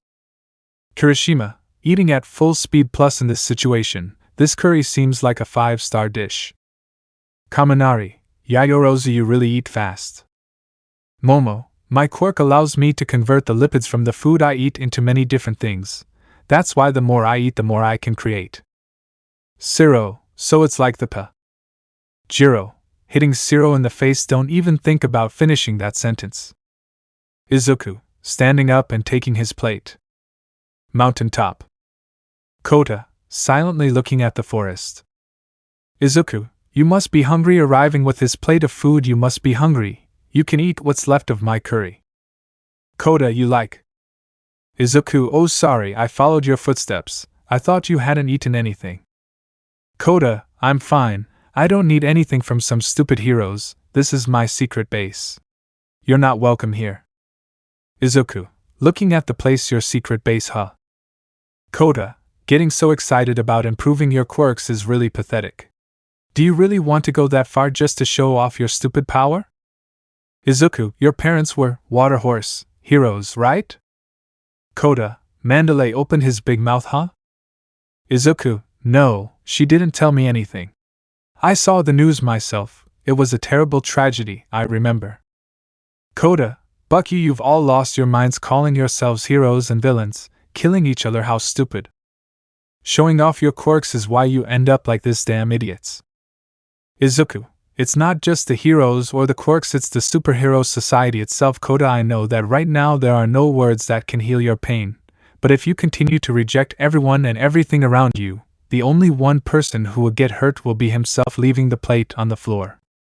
I will leave the curry here, please eat, starting to walk away, but stops for a second. I did not know your parents, nor do I intend to know them, but I know the true love that a mother can give to her child, and I think that, if they continued being heroes after you were born, they wanted to create a better world where you could grow up happy, walking away from the place, leaving Koda alone. Koda, waiting for Izuku to leave to start crying. Dad, Mom. Chapter 17. Camp next day. 6 a.m. Aizawa, good morning students. Seeing everyone who looked exhausted. Hey, what's happening? I don't see your muscles moving.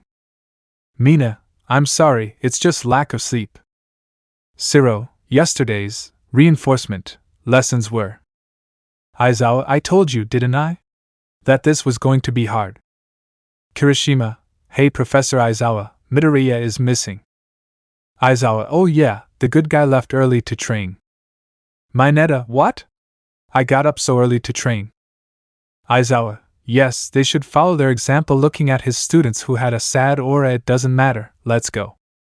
Izuku, wait, running with his classmates, and the teacher. I finished the morning exercise. His classmates, especially 6 little people, stared at him and blushed. What?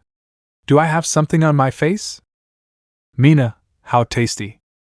Kaminari, I wish I had Midoriya's marked body. Mineta, me too. Hikari, Mikimomo, Nino, don't put on the shirt. Ichika, but how tasty. Itsuki, covering her eyes but leaving a gap. I can't stop looking at him, blushing. Aizawa, Midoriya, put on your shirt, and can you explain to me why you're all wet? Izuku, oh yeah, I'm going, putting on his shirt and listening to complaints at that moment, and I'm getting wet because I caught my breakfast taking out a bucket with many fish. Sure, if you want I can share with you. Aizawa, did you catch all that? Did you have a fishing rod? Izuku, yes, I caught all of this, and no, I didn't have a rod. Aizawa, so how did you catch it? Izuku, with his hands, movements of his hands. You see, fish in the water are very difficult to catch, especially with your hands, so I thought it could be good training to improve my reflexes and use a skill I learned with Brook. The best thing of all is that I think it worked. Bakugo, weren't you weak to water? Izuku, yes, but it wasn't that deep, it reached about halfway up my leg, so everything was fine. Showing his thumb. Bakugo, alright, showing thumb. Aizawa, I see, turning to see his students. Well, let's start our training. Turning to see Izuku. Midoriya, have breakfast, because then the hard part begins. Izuku, yes, leaving. Pixie Bob, appearing after Izuku left. Wow girls, what a show. You miss seeing that hunk, she said, licking her lips and looking at 4 girls. I already saw why you want him for yourselves. Going to her base. Time skip. Pixie Bob, arriving a while later. Boys, girls, let me tell you about tonight's plans. Getting the students' attention, we're going to do an inter-class bravery challenge. After training hard, you must play hard. Reward and punishment. Kendo, that's true, I completely forgot. Jairu, great, more scary activities. Tokoemi, a party in the dark. Pixie Bob, with that said, train your hearts hard. All students, yes ma'am. Pixie Bob, angry, I'm not a lady, I'm 18 at heart. Forest at night. Pixie Bob, our stomachs are full and our plates are clean. Next up is Mina, the test of courage. Aizawa, before that, and even though it pains me to say it, the failed group will have a review lesson with me right now. Mina/Yatsuba, impossible, shocked, looking at Aizawa. Aizawa, dragging Kirishima, Siro, Kaminari, Sato, Yatsuba and Mina with their bandages. Yes, it sucks to be you, but the training we did earlier was less profitable than I expected, which means we have to prepare and repeat everything again. Mina, crying, what? Please forgive us and let us play at least once. Pixie Bob, So there we have it, Class B will be the first to scare and Class A will have partners that will come out every 3 minutes. Mandalay, there is a letter in the middle of the road with your names written on it. Please bring it back as proof. Pixie Bob, they're already waiting for you. The time is 15 minutes, run. Tokoemi, a party in the dark. Uraraka said it again. Pixie Bob, the group that scares is not allowed to touch anyone directly. They can use their quirks. It is their strategy to scare. Now go to Mandalay so she can give you a random number. Izuku, taking his number. We are a group of 21 people and 6 of them left, and the groups for this are of 2 people, so 1 of us. Bakugo, seeing that he was alone bucking life. Izuku, he approaching Nino. Looks like we'll be Team Nino. Smiling. Nino, attending blushing. Forest, 15 minutes later. Juzo, excellent work. Kendo, Kodai, you are ready for the next ones. Kendo, yes. Yui nodding. Juzo, by the way, did you notice?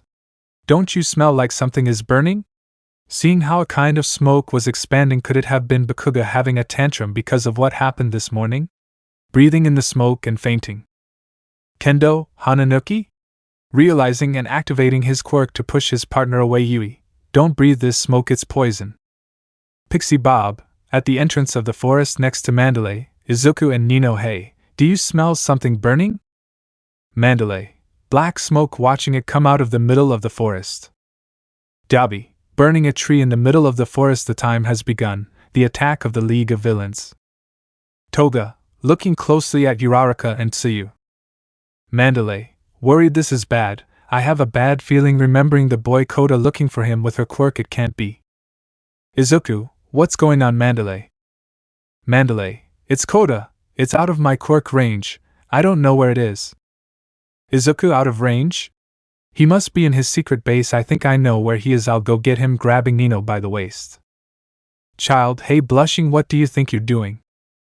Izuku, let's go with Koda. Grab my neck. Nino obeys and Izuku's arms were free, stretching his arms towards 2 trees. Gomu Gomu no rocket flying away towards a mountain. Mountain top. Koda, watching how the fire began to spread. Muscular, watching everything from afar. Well, the time to act has come. I already want to try these new toys. Smiling under his mask. I hope you're ready for what's coming. Izuku Midoriya looking at Koda and jumping towards him. Cabin. Aizawa, arriving with his students, meeting Vlad and Monoma. Vlad, I would like them to do some real practical exercise today. Vlad, I'm 1 step ahead of you. I was already planning it.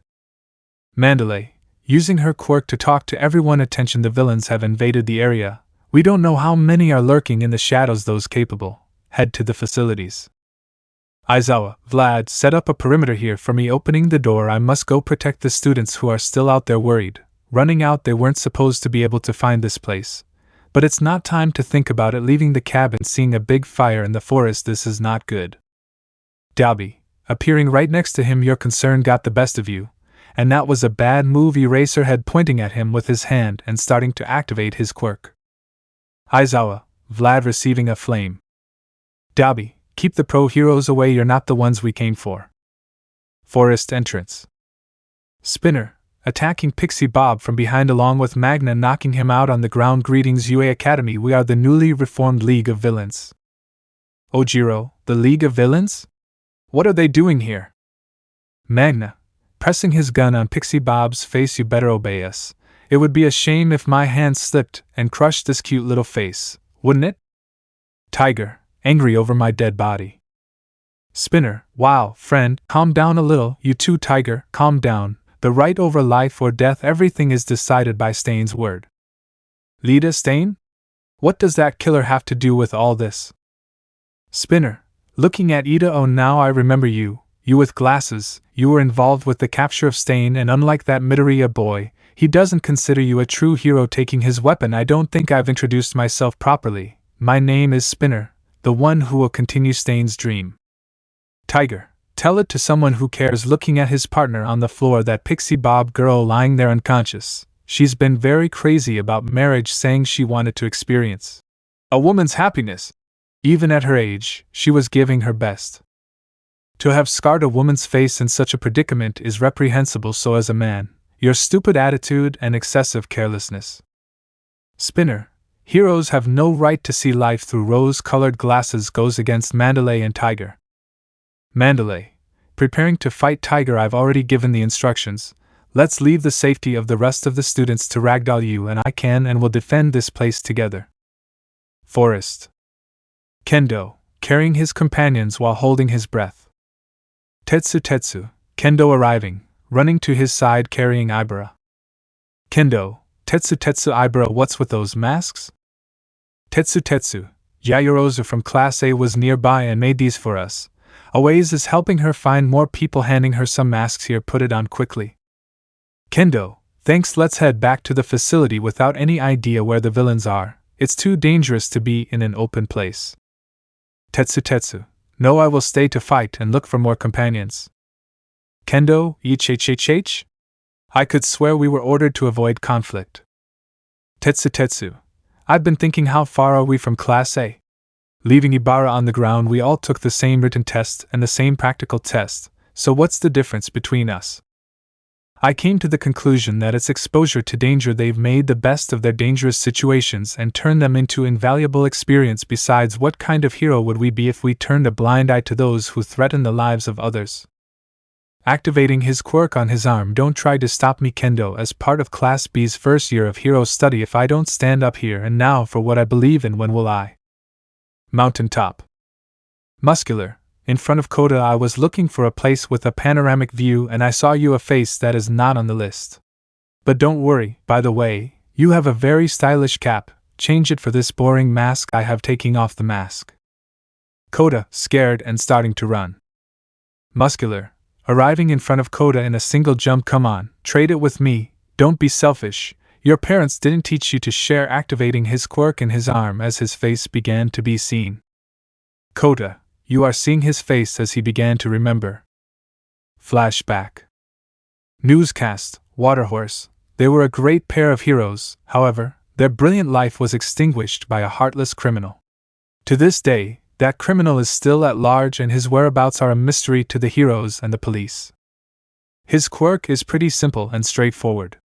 Strength enhancement and increase. If anyone out there recognizes him, please report it to the heroes immediately. Showing his face, a distinctive feature is a large scar across his left eye made by the duo, Waterhorse. End of flashback. Kota, MOM, dad crying. Muscular, about to hit Kota. Pistol. Izuku, standing in front of Kota. Nino, come on, let's go. Taking Kota by the arm and moving him away from there. Kota, why? Crying profusely. Muscular, ha, and to think that I had to look for you. It was a good idea to come look for you at this place, since you yourself came to me. Izuku, looking seriously at Muscular. Nino, get out of here, take Kota away from here. Nino, no, I'm going to stay. I'm studying to be a heroine. If I leave now, all this would be in vain. Izuku, smiling slightly, okay, cover my back. Forest. Bakugo, walking while covering his nose. If she was here I wouldn't be alone. Damn, stopping, seeing someone on the way. Moonfish, kneeling on the ground. How beautiful. Ah, no, I shouldn't. I have work to do, but I can't leave him alone. Ah, lifting such a beautiful fetish. Ah, turning to look at Bakugo. I have work to do. Bakugo, smiling fiercely. Damn villain, I'll take it out on you. Forest entrance. Spinner, attacking Mandalay with his sword. Selfish heroes like you should be exterminated. Mandalay, using her quirk on him. That Spinner, even being a villain, he is so cool, and what an attractive face. Spinner blushes and fails his attack. Mandalay, managing to dodge the attack and getting behind. Spinner, very angry. What a low trick, you stupid cheating hitch. Mandalay, starting to be drawn to Magna. What? Magna, come here, little kitten, with his quirk activated. Tiger, I won't let you use the same trick you used against Pixie Bob, giving a strong blow to Magna's head. Hikishi Kenji, name of villain Magna. 9 charges for armed robbery, 3 charges for murder, and 29 for attempted murder. Magna, oh, I'm actually so famous, getting hit in the stomach. Mandalay, Tiger, something is wrong. I still haven't received any response from Ragdoll. She usually sends a signal that she received the message. Mountaintop. Muscular, looking at Izuku with a smile, ready to show off that face of justice wherever and whenever I have orders to kill you, but you are very strong, that is why they gave me this. Taking out a small device and placing it on his head before killing you. I am going to have fun with you. Izuku, surprised, is that David Shield's device? This is bad. If he becomes as strong as Wolfram, I won't be able to beat him without that transformation. Muscular, activating his quirk, increasing the strength of his muscles enormously. I will take my time to torture you, so let me see you bleed. Launching himself towards Izuku at an incredible speed, surprising him. Izuku, using armor haki as a shield, being crashed against the mountain, breaking the rock a little. Muscular, oops, I almost forgot. If you know, tell me at once. Where is our other target? That Bakugo boy, throwing another powerful punch. Izuku, dodging the blow and standing in front of Muscular. What do you want him for? Launching himself towards Muscular and giving him a strong blow with his right arm. Muscular, using his arms to resist the blow, but his muscle fibers were torn. That hurt. Damn brat, kicking Izuku in the abdomen, making him spit blood. Izuku, that punch, the quirk amplifier. This guy hits harder than All Might, wiping away the blood. Muscular, ha ha ha ha, creating more muscle fibers to replace the damaged one's blood. It's getting good now, we're having fun. A tornado of fire hit him full. What the buck? Seeing Nino with air and fire in both his hands. Damn it, don't interrupt my fun, destroying the tornado without problems. Izuku, turning to look at Nino. Thanks Nino, keep covering my back. Nino, of course I was going to do it, idiot, crouching down and covering Muscular in a dome of earth. Muscular, angry, don't be so arrogant, you damn brat, increasing his muscles and running towards Nino, breaking everything he threw at him. You are very weak. Nino, creating a wall of ice, but it is destroyed instantly and the fragments of it hit her hard, making her bleed and throwing her back. Izuku, angry, catching Nino and leaving her on the ground. Damn bastard. Gomu Gomu no, stretching his arms back and covering them with Haki Bazooka, giving a strong blow to Muscular, causing a large smoke screen due to the strong current of wind that almost knocked Kota and Nino down. That should be enough. Muscular, ha ha ha, if it weren't for the quirk amplifier appearing intact behind the smoke screen, if you had defeated me, taking Izuku by his two arms. Izuku, surprised, how? Muscular, how it doesn't matter. What matters is that I'm going to kill you, make me more fun. Midoriya, increasing his muscles to the maximum and grabbing Izuku by the face. Show me your blood, crashing him against the mountain and beating him to death. Kota, throwing a rock at Muscular's head while he was still crying. Water horse, my mom and my dad, did you also torture them in the same way before killing them? Surprising everyone. Muscular, without stopping the blows towards Izuku, ha ha ha ha ha, this must be destiny. Water horse, those two were the ones who gave me this left eye. When I finish with my work, I will take care of sending you to your parents, increasing the speed of his blows, starting to spread Izuku's blood all over the floor. Nino, stop creating an ice spear and surrounding it with lightning. I won't let you keep hurting people, throwing the ice spear at him. Muscular, taking the spear and breaking it. Midoriya, are you going to let this girl and the boy die without even using that transformation? Use it. Kota, throwing a jet of water at him. That's it, leave them alone, crying profusely. Muscular, stupid boy, I will go ahead and you will visit your parents right now, slowly approaching Kota. When Muscular was about to hit Kota, Nino stood in front of him and created a dome of earth, then ice, and finally surrounded him with electricity. Muscular, they think this thing is going to blow me up, they just delayed their time, ha ha ha ha. Izuku, coming out of the hole in a squat position and then taking a deep breath and shouting, gear second. His body turned pink as he expelled steam. Muscular, gear second? Izuku, all my techniques will level up. Turning to look at Muscular with a smile, to protect my loved ones I will surpass my limits here and now, disappearing from where he was to hit Muscular in the face. Muscular looked at him excitedly. He had been waiting for this moment, to fight against the one they considered the strongest of the new generation. Izuku, Jet Bazooka, appeared in front of Muscular with both his arms stretched out in front so that from one moment to the next Muscular would hit the hill. Muscular, coming out of the wall, exactly, that was what I was waiting for. Come on Midoriya, let's keep having fun. Izuku, try to keep up with me, damn it. Gomu Gomu no, pointing towards Muscular. Jet Muscular covered himself with his fibers pistol, but Izuku's attack pierced his defense and made him retreat. Nino, get out of here.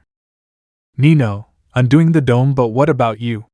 What are you going to do? Izuku, calm down, I'll take care of it, turning to look at her. Nino, watch out, throwing a muscular flare which he deflected. Izuku, Gomu Gomu, and oh, stretching his hand back, jet bullet, his arm hit Muscular's abdomen which sent him flying. Nino, yes, throwing a flame at Izuku. Izuku, surrounding his arm with armor. Haki Gomu Gomu Nur read the arm with Haki was surrounded by fire, which was Nino's hawk. Izuku was heading towards Muscular, who was still in the air, and before he could react, Izuku hit him in the abdomen, and a large flame hit Muscular. Muscular, that's what I've been waiting for. Come on, Midoriya, let's keep on having fun. Izuku, jet stretching his leg ax, he dropped it and hit Muscular in the face, which made him fall faster. Missile grabbing Muscular by the shoulders, he pulled towards him with more force, crashing both of his feet into his abdomen. Muscular, Midoriya heading towards him to punch him in the face. Child Izuku. Izuku, rifle. Izuku's fist appeared in front of Muscular, who hit a wall. Muscular, let's have more fun. Midoriya coming out from behind the wall. Izuku, it's time to stop this, running towards Muscular. Gomu Gomu no. He jumped so that his fists attacked him at maximum speed. Jet Gatling. Izuku's fists were too fast for Muscular, who tried to cover himself, but Izuku broke Muscular's fibers more and more. Izuku continued until Muscular stopped moving, implying that he was unconscious. Izuku, arriving with Nino and Kota de-transforming. Finally, this battle is over, we won. Nino, yes you did, with tearful eyes. Kota, looking at Izuku and Nino crying. Mandalay, Kota, your parents' water horse could have left you alone, but with their sacrifice they managed to protect the lives of many people. One day the time will come where you will be able to understand it. Listen, I would risk my life to save you, so you can call me Kota, stopping, remembering as he approached, crying towards Izuku and Nino, you didn't know anything about me. I treated you very badly, and yet you still went so far. Why go so far? Izuku, smiling, I think it's obvious, friend. Nino, a true hero doesn't care if you're a stranger or something. Izuku, if being able to save someone is the reward. Izuku/Nino, it's an honor to be a hero, looking at Kota smiling. Kota, crying while watching them, you are my heroes. Chapter 18. At the top of the mountain. Tamura, looks like that idiot failed, looking at the area where Muscular was. Holy shit, scratching his neck. Kurogiri, what does Tamura Shigaraki need? Tamura, bring the peacemaker. Kurogiri, whatever you say. Tamura, smiling sadistically as they always say, if you want something to go right, do it yourself. Kurogiri appeared with a relatively large robot. Tamura, say goodbye to everyone. Midoriya la la la la. Mountain top. Izuku, on his knees, it was a tough battle. Nino, it was very hard. What you talk about? Izuku, right, turning to see the forest, but this is not over yet. Nino, looking at where Izuku was looking, you're right, but your injuries are very serious, worried. Izuku, oh this? I'm made of rubber, remember? It'll pass, trying to get up, but spitting blood. Kota, worried. Nino, very worried. Izuku helping him up, we have to go get you treated, quickly. Izuku, I'm fine, I think I just broke a few ribs, and now seeing Kota, there are more things to do. Kota, you're badly hurt and bleeding, what can you do in that state? Izuku, seeing the pieces of the Quirk amplifier, that device was supposed to be destroyed and somehow the villains got it and repaired it, seeing the fire spreading through the forest, what if the others who are attacking the camp also have one?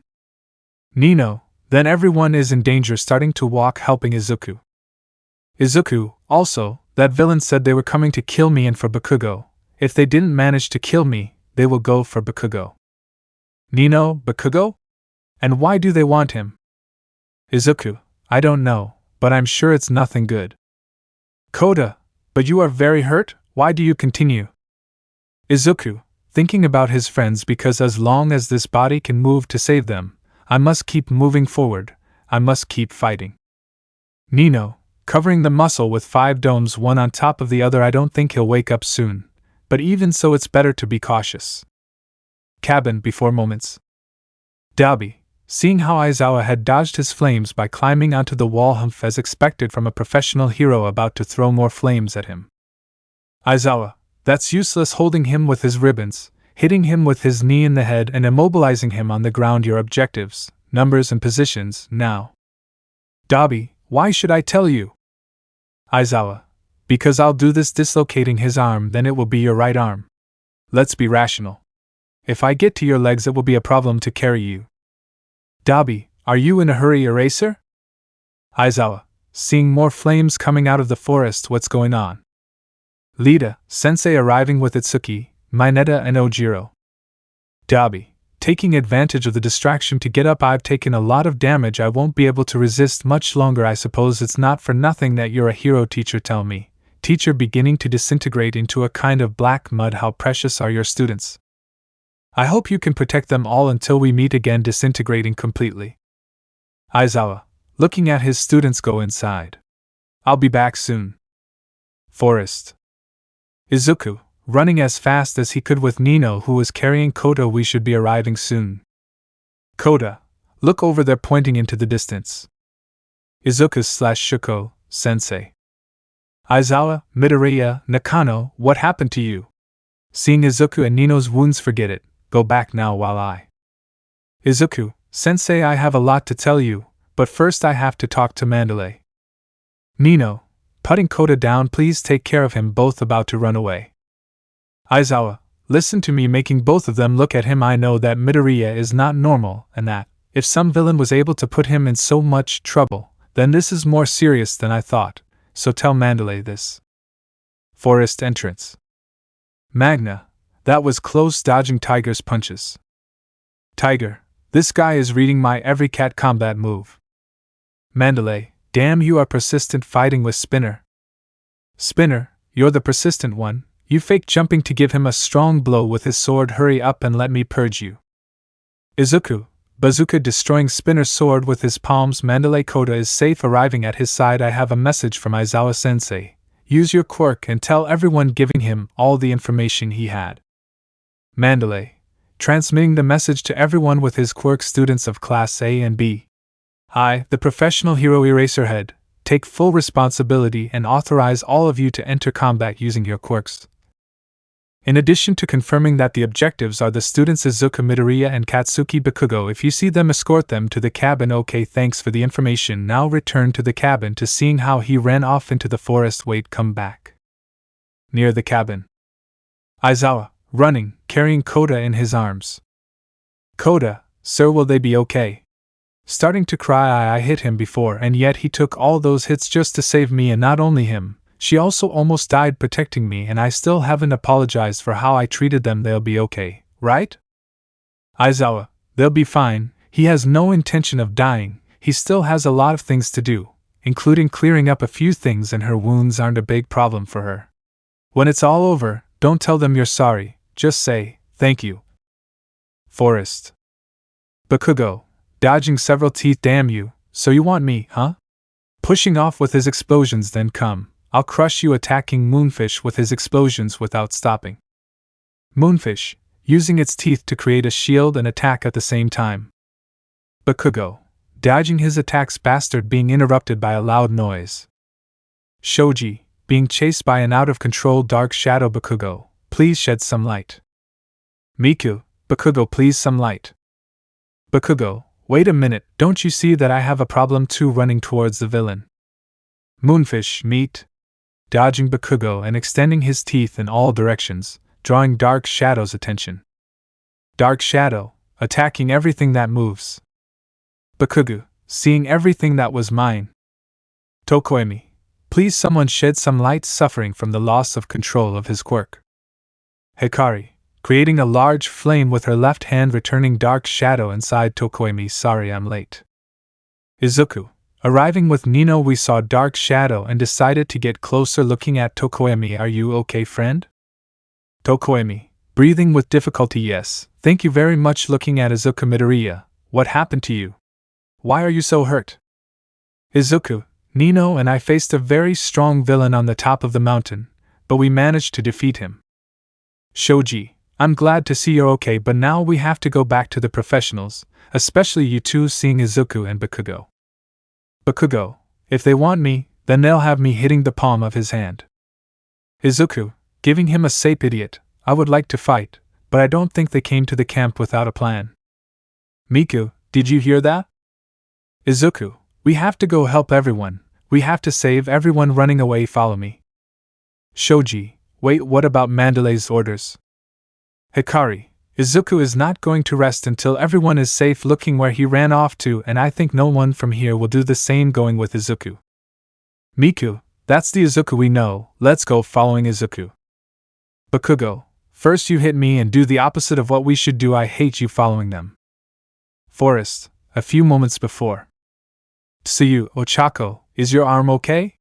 Next to Uraraka, who was holding a wound.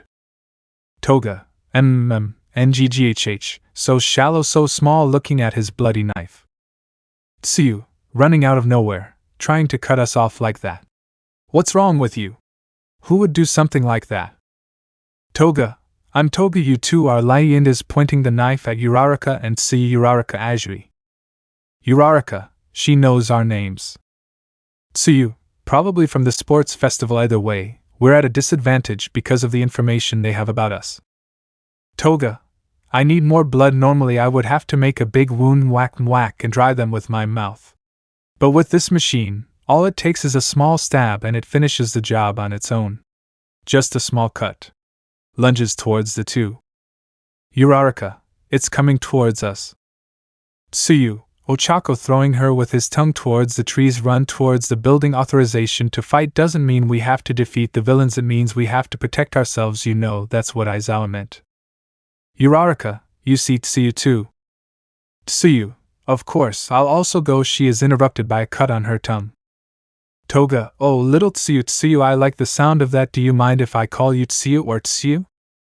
Tsuyu, jumping towards a tree, forget it.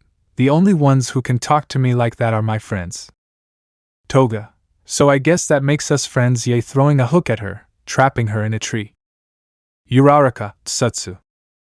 Toga, oh you're bleeding, little Tsutsu, you're so cute and I love blood. Uraraka, get away from her, running towards Toga, who attacked her with a knife, but Uraraka dodged it. Uraraka, remembering her training in the internships, to immobilize her on the ground. Toga, little Ochako, you're spectacular too, you're just like me. Is there someone you love? And that person you think of, you want to see him, her, right? I understand, I'm a girl after all. Izuku, Uraraka coming out of some bushes. Tsuyu, Midoriya guys. Toga, getting out of Uraraka's grip and starting to go into the forest. There are a lot of people, and I really don't want to die, so bye escaping. Izuku, that girl just now. Uraraka, she was just a crazy villain.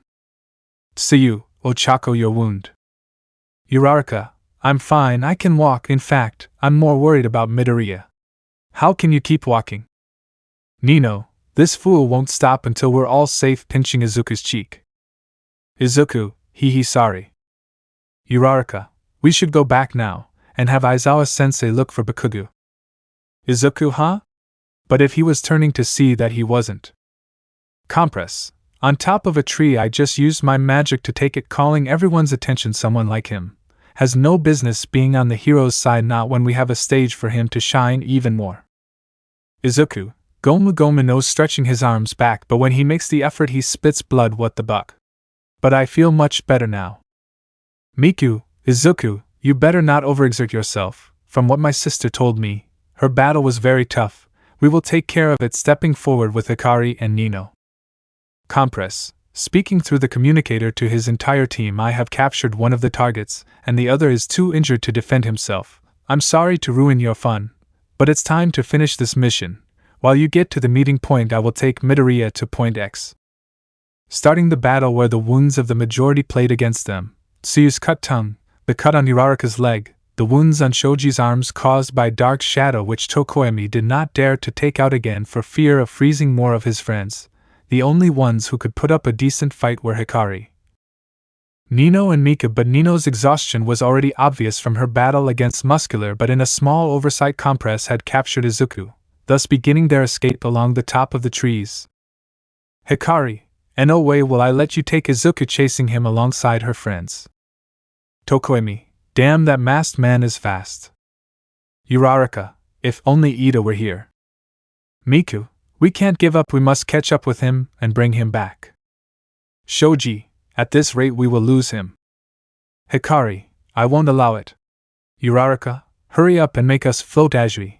When we're floating, throw us with all your might. Shoji, use your arms to guide our path. Meeting point. Twice. Arriving next to Dabi. Hey, Dabi, shit, I just noticed, should we have called the Nomu? You said he only responded to you, right?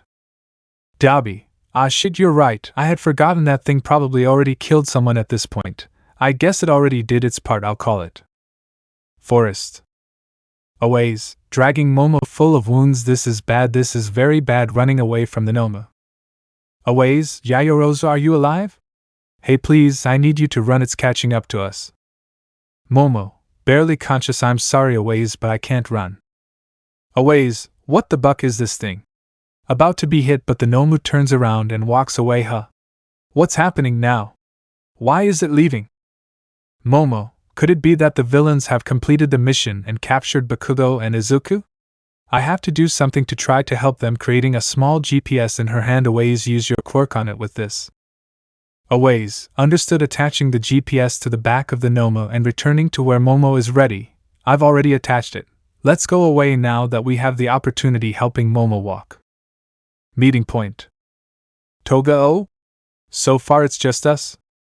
Dabi, crazy girl, did you get your blood? How many people went? Toga, only one. Twice, just one? Didn't you say there would be at least 3? Toga, there's nothing I could do, I thought I would be killed, with a big smile. Twice, why are you so excited? Did something happen to you? Toga, I made some friends. Dabi, both of you, shut your mouths, watching Compress fall with Hikari, Miku, Nino, Shoji and Tokoemi on his back. Twice, I know you, who are you? Dabi, Compress dodges, throwing a large flame. Compress, understood. Hikari slash, throwing another flame which showed the level of difference until Nino threw one and they were equal. I will not let them take Izuku, increasing the power with Nino. Dabi, is this the strength of Endeavor's perfect creation? Barely dodging Hikari and Nino's flames twice. Twice, creating several clones of Dabi, starting a battle between the copies and the students. Compress, getting up and approaching the original Dabi, and to think that they came flying behind me, that was a wonderful trick. Dabi, Midoriya and Bakugo? Compress, of course, checking his pocket, noticing that there is nothing. Shoji, these are Midoriya and Bakugo, aren't they, Mr. Magician? Showing 2 weights in his hand. Compress, clapping, oh, in that short period of time you were able to locate them. Unfortunately, a magician always hides an ace up his sleeve, taking off his mask and sticking out his tongue, showing the originals. Kurogyri, opening a portal behind the villains where Tamura came from. I'm sorry for the delay, I took the liberty of picking up Magna and Spinner. Only you gentlemen and young lady are missing. Tamura, Compress, free Midoriya. Kurogyri, bring him. Compress, free Midoriya. Kurogyri, okay, opening another portal where the pacifist came from. Tamura, grabbing Izuku by the head. Midoriya, you are a pain in the ass, you keep getting in the way of my plans. Izuku, heh, that's good to know, he said, smiling but very hurt. Tamura, but this is over, it's your end. Izuku. Midoriya, snapping his fingers. Behind Tamura, there was the pacifist who was charging a beam from his mouth to shoot at Izuku.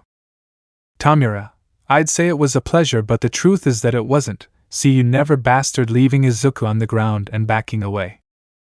Izuku, turning to see Hikari, Miku and Nino, who had tears in their eyes. Goodbye, girls. When he said those last words, the pacifist's attack hit Izuku squarely, and without leaving a trace of him, only his hat that was. Hikari, Izuku. Miku, falling to her knees with her eyes rolled back. Nino, not believing what he had just seen. Tamura, seeing Izuku's hat on the ground. Heh, that's what you get for getting in the way of my plans and the master's plans. See you later, stepping on Izuku's hat. Kurogyri, let's go. Moment before, in the forest. A ways, we're already gone. Momo, you can rest. Momo, Thank you, always, I really appreciate it. Looking at the sky, I hope everyone is okay. Just when she said that, a lightning bolt passed through the sky and her heart hurt. Izuku?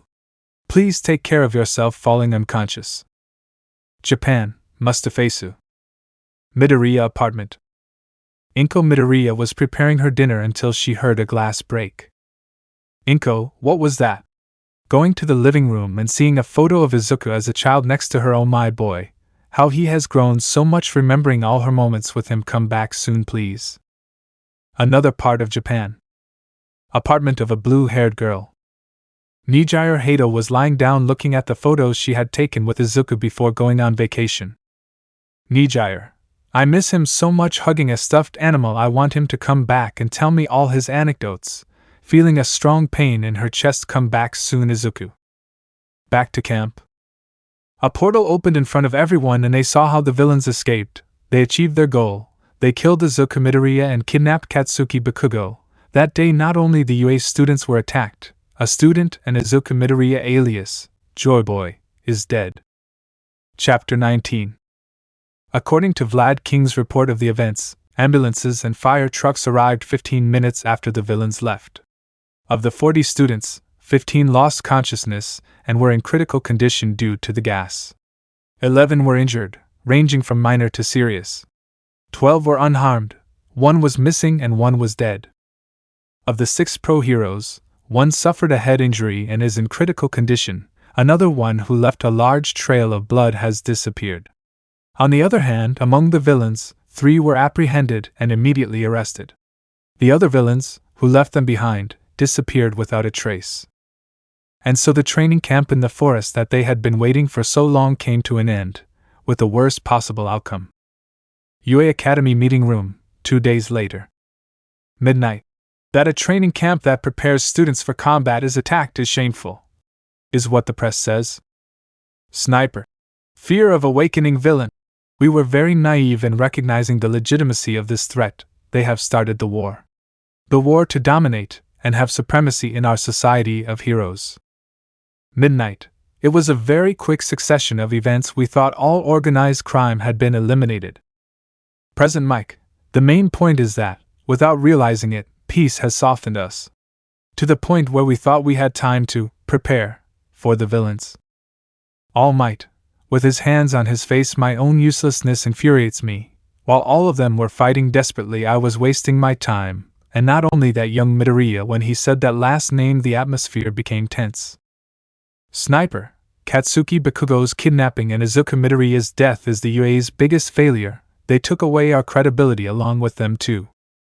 Midnight. Showing a newspaper and a tablet. Right now the press is in a frenzy of criticism towards the academy, and wondering what we will do with the strongest student we had dead. All Might. Receiving a call. Excuse me, I have to answer. Tsukachi. On the other end of the call. All Might. I think we found the location of the League of Villains. I spoke with your student Yayorozu, who gave me a GPS tracker that she managed to place on a Noma that attacked her, and with the help of several statements from local residents, we're sure we have them. Endeavor has managed to gather many heroes, including the entire top team, for this rescue. Only you are missing. Come quickly to begin the operation. Hospital. Several hours later. Night. Hikari, waking up very confused and sitting on the stretcher. Is this a hospital? Looking at her bandages. My body? What happened? Miku, we fainted and we are in the hospital. Hikari, I see at least everyone is okay. Kirishima, hey girls, I see you're all fine. Trying to make a smile. Miku, why the long face? We managed to get out of the camp alive, looking everywhere and searching for someone. I have a question. Where is Izuku? Kirishima, the biting his lip. Nino, Miku, it's obvious that he's resting. With all the damage he received at the camp, he must be in his room. Hikari, yeah, that must be it, right Kirishima? Kirishima, girls, Izuku, he's dead. When he said those words, the 3 of them froze. Miku, what a good joke. But I know he's your best friend, but you shouldn't joke about that. Hikari, Miku is right, seriously, where is she? Siro, that's right, I have died. When the humanoid shot a beam from his mouth and received it completely, nothing remained of him. Mineta, only this remained, approaching the 3 and giving her Izuku's broken hat. Ida, We were going to give them to the officers, but we decided it was better for you to decide what to do with it. Nino, remembering and shedding a few tears. Goodbye, girls. Hikari, staring into nothingness. I want us to be friends. Miku, shaking her head, covering her mouth and crying. Do you want to exchange numbers? Ida, let's go, guys, it's better to leave them alone, so they can assimilate it, leading everyone to the exit of the room. When they left, only crying could be heard inside the room. Time skip 1 month later. The heroes still had no clue about Bakugo's whereabouts. Momo said that she had put a tracker on the Noma, but it seems that it was destroyed, so they had no clue about Bakugo. There have also been reports that a new villain has terrorized the city. The heroes have not been able to capture him because he always disappeared after the crime committed. On a distant island. Izuku, waking up and then looking around, where am I? What is this place? Seeing that he was surrounded by water, and then seeing someone approaching with a mask, how cool, looking at him with shining eyes. You are in a hot spring that will help you recover. Izuku turned to look at him. How are you, Izuku? Izuku, who are you? Looking at him surprised, and how do you know my name? Looking at his body and then looking at his abdomen. How great, my wound is healed, but this wound could only have been healed by recovery. Girl, did you heal me? No, as I told you, it was the hot springs. Izuku, true. Tea? Offering him a cup. Izuku, thanks, taking it, it's good, but you haven't told me who you are? I'm just one person from here. Izuku, that doesn't answer anything for me. Do you know what happened?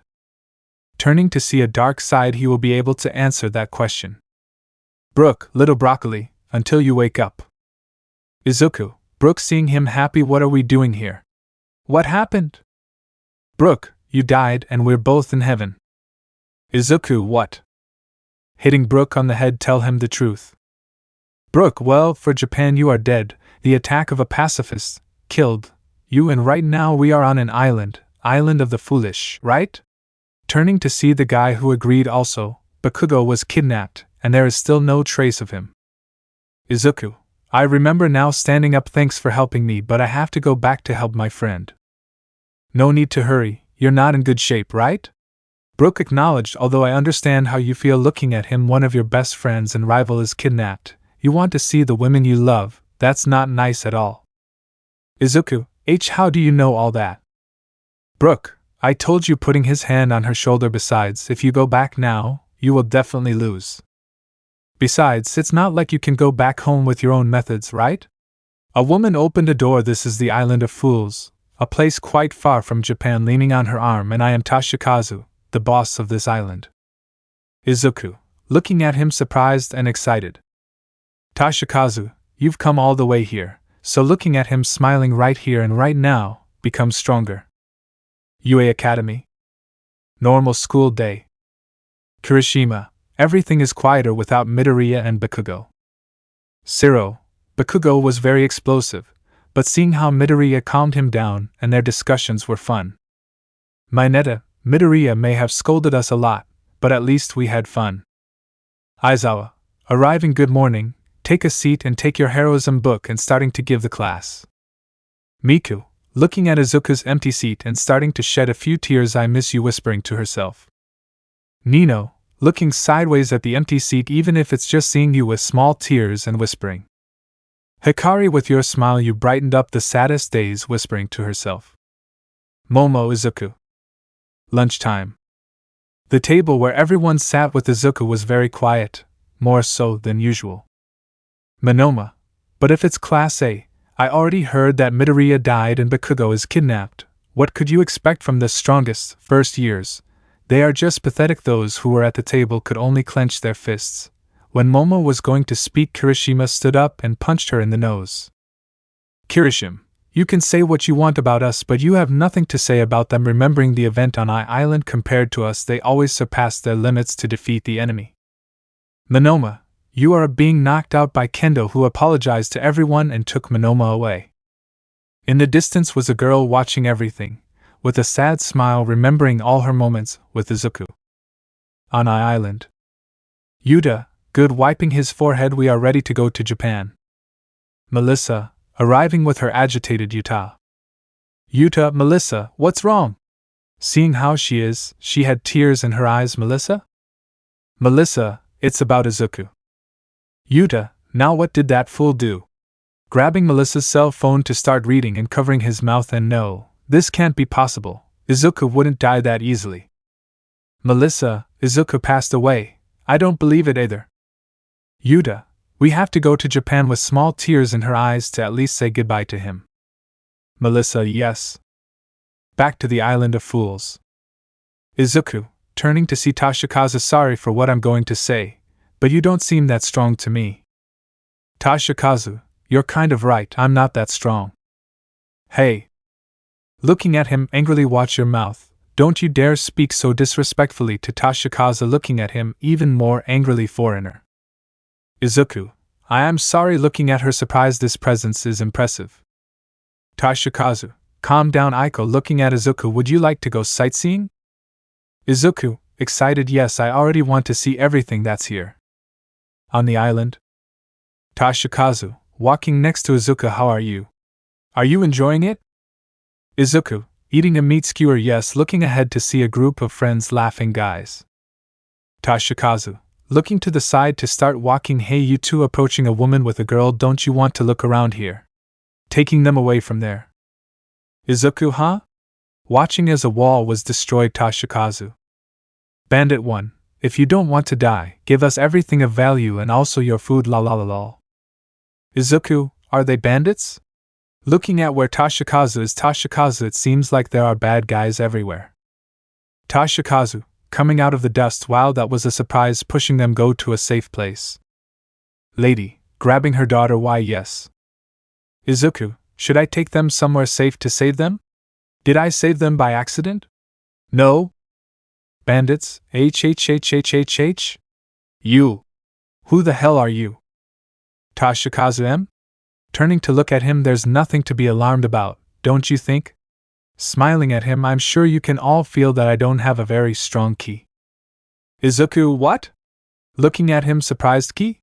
Standing up, I'll help him. He is interrupted because someone stood in front of Toshikazu. Toshikazu, so I leave it in your hands. Aiko. Aiko, as you wish, standing in front of him. Citizen, is she? Bandit 2, are you really giving us this girl? Bandit 3, look boss, pointing at Aiko who had her chest uncovered, she's a beauty, can we take her? Bandit 1, looking at Aiko to lick his lips, it's okay, we can have fun with her. Izuku, I'll help you. Aiko walking towards her. Aiko, don't touch me, with a look that said dead idiots. Her body expelled a wave, and at the same time Izuku felt it. Izuku, what is this? It looks like King's Haki, but with something more, seeing how all the bandits are unconscious to approach Aiko. Wow, what did you do, Aiko? Aiko, seeing him, don't approach me so naturally, she said seriously. Izuku, oh. Toshikazu, clapping, I never cease to be amazed by Boa's power. Izuku, Boa? Toshikazu, if you want to become stronger, you're going to be trained by her. Go and become stronger. Turning around to meet Brook. Brook, looking at Toshikazu, I didn't think you had one of the descendants of Boa Hancock. Toshikazu, watching them from afar, she has a rough character, but she will end up falling in love with Izuku. Brook, yahohoho, another one.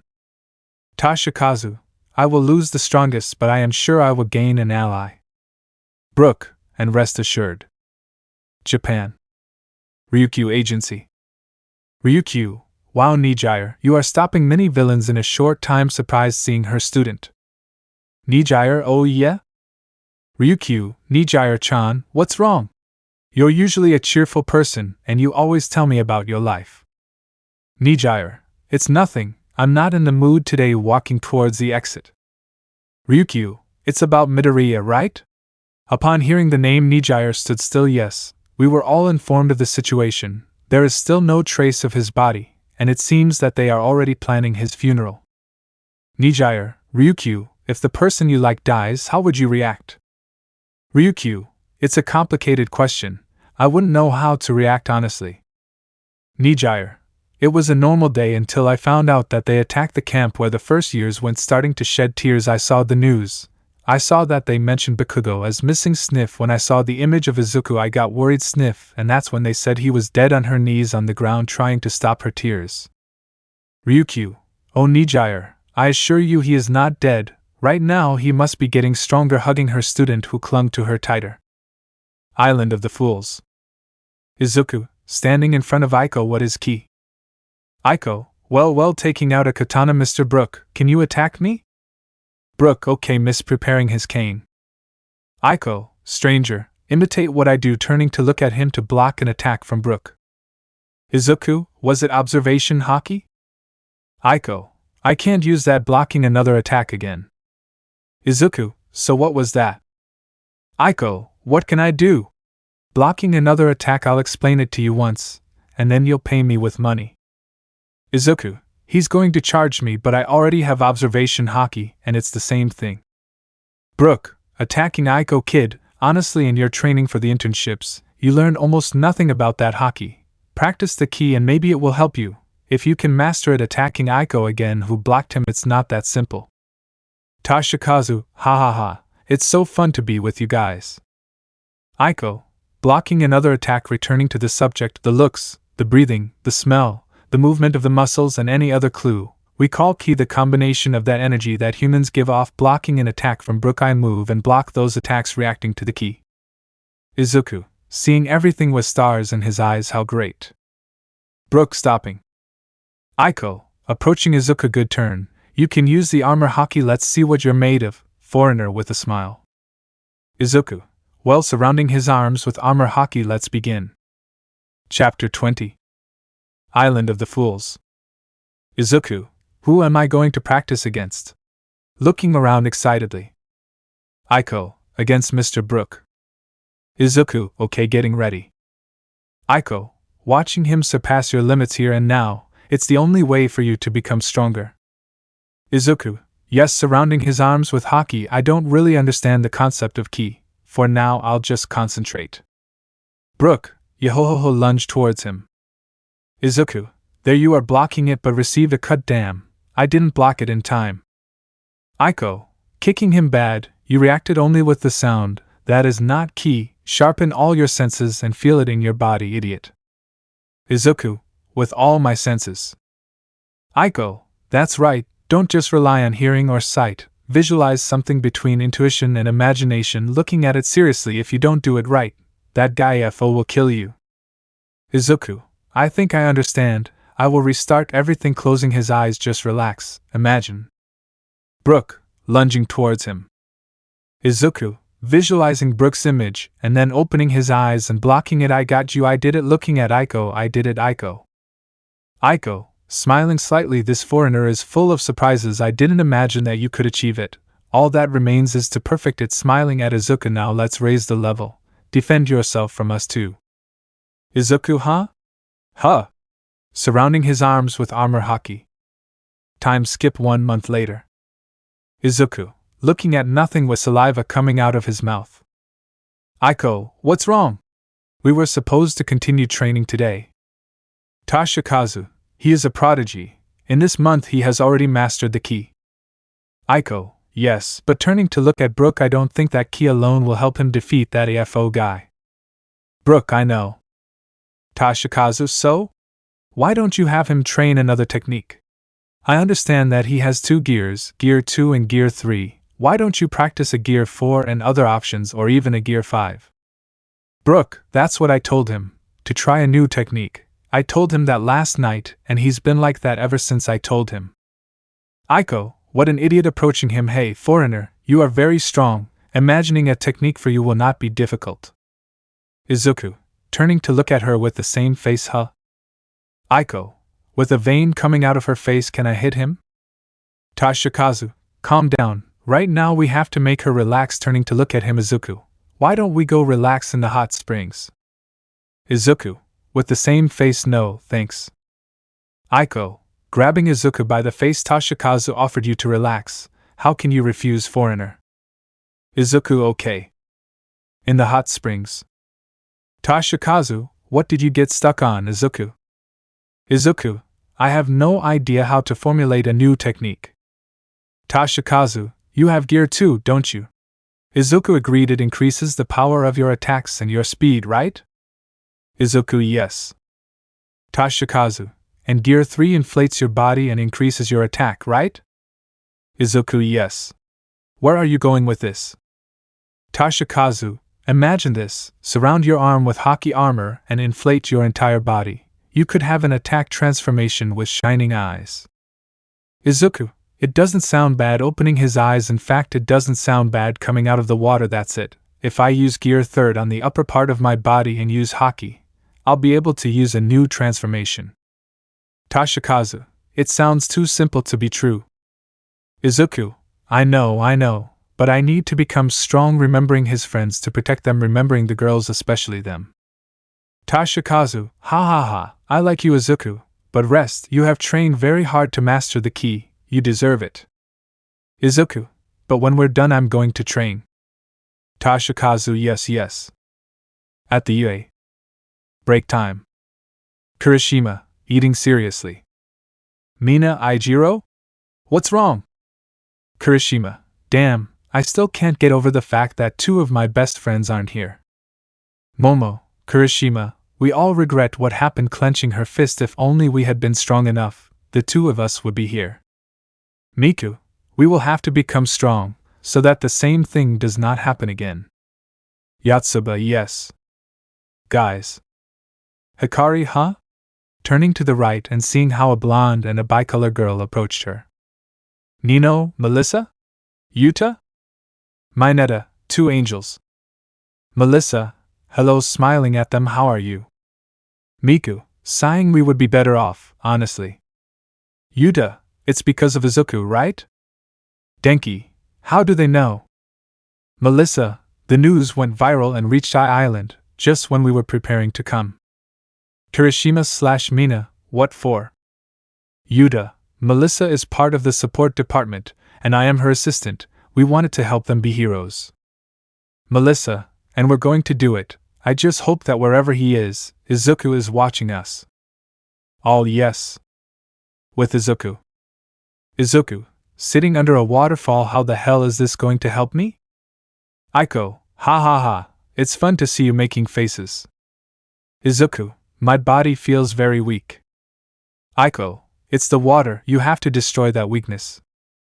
Izuku, I can't, I've always been weak to water. Aiko, is it true? Turning to see Brook. Brook, devil fruit wielders have always been weak to water. Aiko, I see, seeing it you can go out then. What he didn't see was that Izuku came out of there and fell straight into the river, drowning. Brook, I'm coming. Kid jumping into the water and then getting out and trying to float. I can't swim. Toshikazu/Aiko. What idiots! Aiko launched herself and Toshikazu took off his clothes to launch himself too. Moments later. Brook, spitting water, they saved us. Izuku, Aiko, thank you, smiling at her. Aiko, slightly blushing, it's nothing, stranger. Toshikazu, okay Izuku, it's time for you to start practicing Gear 4th. Izuku, hi, standing up quickly. Brook, come on kid, you can do it lying down. Aiko, attack me with every foreigner. Izuku, yes, surrounding his arm with armor hockey, and then biting it. How did he get the idea to do that? I don't know, the script I guess. Time skip 2 months later. Japan. Conference room. Nizu, our duty is to teach the future generation of heroes. But looking at a bar graph, crimes have increased and the new villain destroys everything in his path and always disappears without leaving a trace. Aizawa, plus we still don't have a single clue about Bakugo. All Might, it is also likely that a war is approaching, which could devastate Japan completely. Midnight, we need to get the boys ready faster so they can help us. Nizu, fortunately, thanks to Togata, Hato, Amajiki and some students from your class, Aizawa turning to look at him, we were able to stop overhaul, although. All Might, sir. Nizu, we managed to rescue Eri and now your class looking at Aizawa is in charge of taking care of her, isn't that right? Aizawa, most likely the Nakano, Yayarozu and Todoroki are taking care of that, the others I don't think have the ability to do it. All Might, young Midoriya would have taken care of his. Nizu, Midoriya is no longer All Might. It is no time to regret, we have to prepare ourselves. Snipe, right now, Midoriya would have helped us a lot in this upcoming war. Nizu, we lost a great hero, but we must prepare the others. All yes. Unknown location. AFO, Ryanosuke, I have your first mission. Ryanosuke, which one would be a teacher? AFO, in about 2 months we will begin our attack to conquer Japan, but we need a base, the main base. Ryanosuke, and that's why you need me? AFO, that's right, we found an island, we don't know its name yet but you can go conquer it and set up a base, while we build the main base there. Ryanosuke, yes, master, standing up with your permission I leave. AFO, before you go putting his hand on his head I just gave you a quirk, it allows you to show your opponent's greatest fear. Ryanosuke, thank you master, I will begin the preparations. AFO, I hope you accomplish your mission successfully. Time skip 1 week. Island of the Fools. Izuku, biting his arm gear his body began to inflate forth, inflating his body. Brook, gear forth is supposed to increase your defense, unsheathing his staff, let's see if it's true, launching himself towards Izuku, hitting him. Izuku, spitting out air and then deflating shit, hitting the ground. 2 months of training and I still can't keep it up. Brook, don't worry, Luffy took 2 years or so I think, and you're already shaping him, putting away his weapon. Come on kid, let's go eat with Toshikazu.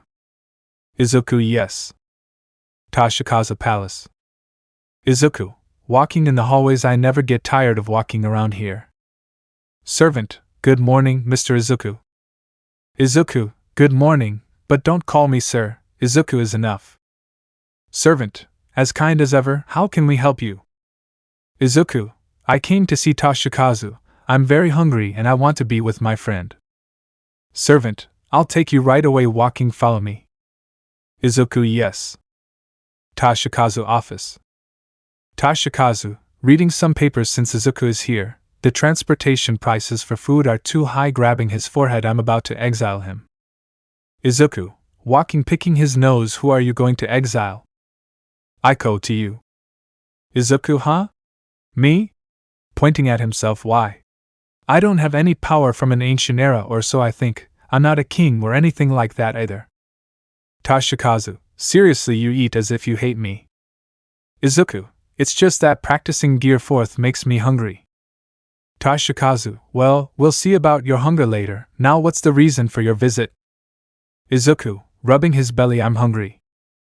Toshikazu/Aiko, I suspected as much. Toshikazu, well, I guess a break wouldn't hurt, I'll call this key right now. Aiko, Toshikazu. Izuku, this key is powerful, looking towards the window. Outskirts of the city. Ryanosuke, it looks like an ancient village on top of a winged Noma, everyone is going to die today. All the Nomas began to plummet. Toshikazu office. Guards, boss, they're attacking the city. Toshikazu, listen up, everyone turning to look at the guards. A Noma was going to crash into the window, but a woman wrapped in lightning destroyed it to continue running. Toshikazu, smiling slightly, everyone listen up, starting to walk to the door, evacuate the city, call the 5 great knights, turning to look at Izuku and give the man a straw hat. Izuku, looking at him, smiling. Aiko, you heard it, go. On top of a building. We're going to die and I'm not even married yet, with tears in her eyes. Behave yourself, Fumiko, giving her a slap on the head, you are a member of the great knights, behave like one. Fumiko, Ayaka, standing up, you're right. A Noma fell from the sky towards them, but Fumiko took out 2 knives and 2 cuts of fire destroyed the Noma. Ayaka, when you get serious you are someone to be afraid, disappearing and then destroying another Noma, I really love this armor. Fumiko, Toshikazu gave us good weapons, grabbing the 2 knives, it allows us to manifest our quirks, and it is easier to fight with them. Ayaka, yes, turning to the right to see a man with a lightsaber. Kiyoshi, do you need help? Kiyoshi, no, with the sword he destroyed a Noma, then more swords of light came out from his back, destroying an aerial Noma. Fumiko, I didn't need help, turning to see another guy who was cutting a Noma in half with an axe. Either did Yoshio. Ryanosuke, wow, it seems that this island did have strong subjects. Yoshio, who are you? pointing the axe at him so that it becomes a sword. Ryanosuke, I guess you are the protectors of this kingdom dodging a cut, or am I wrong? Aiko, you just disturbed the peace of this city behind Ryanosuke, and we will stop you putting away his katana so that a cut will be generated on Ryanosuke's cheek. Town. Citizen, what are those things?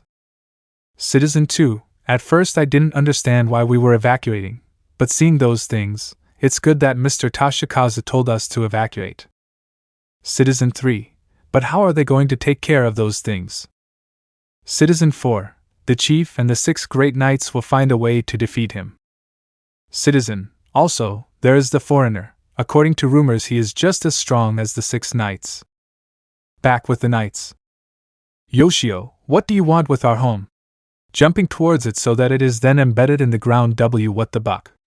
Spitting out a little blood. Ryanosuke, they thought they had a chance against me, but how wrong they were, dodging a slash of darkness. Aiko, with armor covering her body, you always launch yourself into the attack. Yoshio. Ryanosuke, are you the strongest here? I feel like you are very weak, stretching out his hand. Aiko, turning to her right to cover herself. What was that?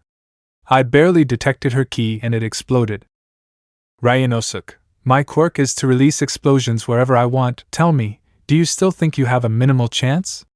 Snapping his fingers, causing several nomas to appear, destroy them. The nomas addressed each one, who were separated. Aiko, destroying a noma, let's end this. We don't need that foreigner, we are the protectors of this land. Ryanosuke, oh gentleman, appearing next to her, do you really believe that? Snapping his fingers, causing several explosions to appear in different places. I just blew up your companions. Several of the guards were injured but remained standing. Ryanosuke, I guess you are the strongest one here. Snapping his right finger, let's see how strong your mind is. Aiko, what? Turning back to see Toshikazu there. Toshikazu, you have to get away from here, you are not safe here. Toshikazu, calm down, I'll be. A spear appeared in his abdomen, making him spit blood. Aiko, Toshikazu. Behind Toshikazu were his companions, some of them missing limbs and others dead, guys trying to move but couldn't. Why can't I move? Seeing his dead companions, I am still very weak, with small tears in his eyes. Someone, please, someone help me. Ryanosuke, dodging an electric shock and an ice cut. I knew they weren't going to give up so easily, snapping his fingers and generating an explosion next to Ayaka, but his partner is dead. Snapping his fingers. Gun. Izuku appeared and destroyed the explosion, and then launched himself at Ryanosuke and hit him in the cheek. Izuku, hey, what do you think you're doing to my teacher? Aiko, strange, shaking her head. Izuku. Ryanosuke, you? Are you still alive? Izuku Midoriya. Izuku, looking at Ryanosuke, and a wave came out of his body, destroying the illusion. If it had been a fair fight, Aiko would not have lost. Ryanosuke, shaking his head, what does it matter if you're still alive? I just have to kill you and everything will be easier. I've heard that they are the strongest in the country. But look at her, she couldn't move and was shaking, turning to the right and watching how the others destroyed a Nomu. If they couldn't regenerate, she would have lost a long time ago. Izuku, you dared to attack the homes of many innocent people. I will not forgive you. Ryanosuke, yes, in the end that won't matter. Appearing in front of Izuku, you're going to end up just like that girl. After all, we're all afraid of something. Touching Izuku's head. Izuku, what the hell? I didn't feel his ki. Looking in front of you to see himself. What? Izuku, crying, I'm very weak. Izuku, looking over the other's shoulder and seeing everything. Surprised girls, boys. All of her friends were massacred. The girls showed signs of having been abused, and the boys had some of their limbs missing. Izuku, watching a boy get his arm turned off. Bakugo. Behind that illusion, 2 men had appeared, one with a straw hat and the other with a spear. Ryanosuke, I see, just like that girl, you are afraid of losing your loved ones, but I don't recognize those 2 shadows. Shishishi, scratching his nose for an illusion. It looks very realistic. Seeing the Izuku of the illusion. Gomu Gomu nose, stretching his arm, pistol, destroying the illusion. Izuku, huh? Shaking his head, I hadn't realized, or maybe I wanted to deny it, but I'm afraid of being weak and not protecting my loved ones. The 2 shadows positioned themselves behind him, but I'm not a weak person anymore. The shadows behind smiled. Ryunosuke, I see, you've gotten stronger, huh? But that doesn't change anything. Izuku had launched himself. Izuku, I will defeat you right now, stretching his arm towards him. Chapter 21. Forest. A girl in armor dodged a punch that was aimed at her, but a stone pillar emerged from the ground. Ayaka, shit, leaning on it, it's harder than it looks, trying to jump, but saw that her foot was covered in ice. What? Nomu, with his eyes shining. Ayaka, does he have more than one quirk? Turning to her right so that an explosion hits her in the face. Rock zone. Yoshio, burying a stick which generated several metal barriers. I have to find a way to defeat it. Turning to his right to see how his wall began to melt acid. Nomu, raising his mouth to spit a ball and it will explode, generating more acid. Yoshio, what was that?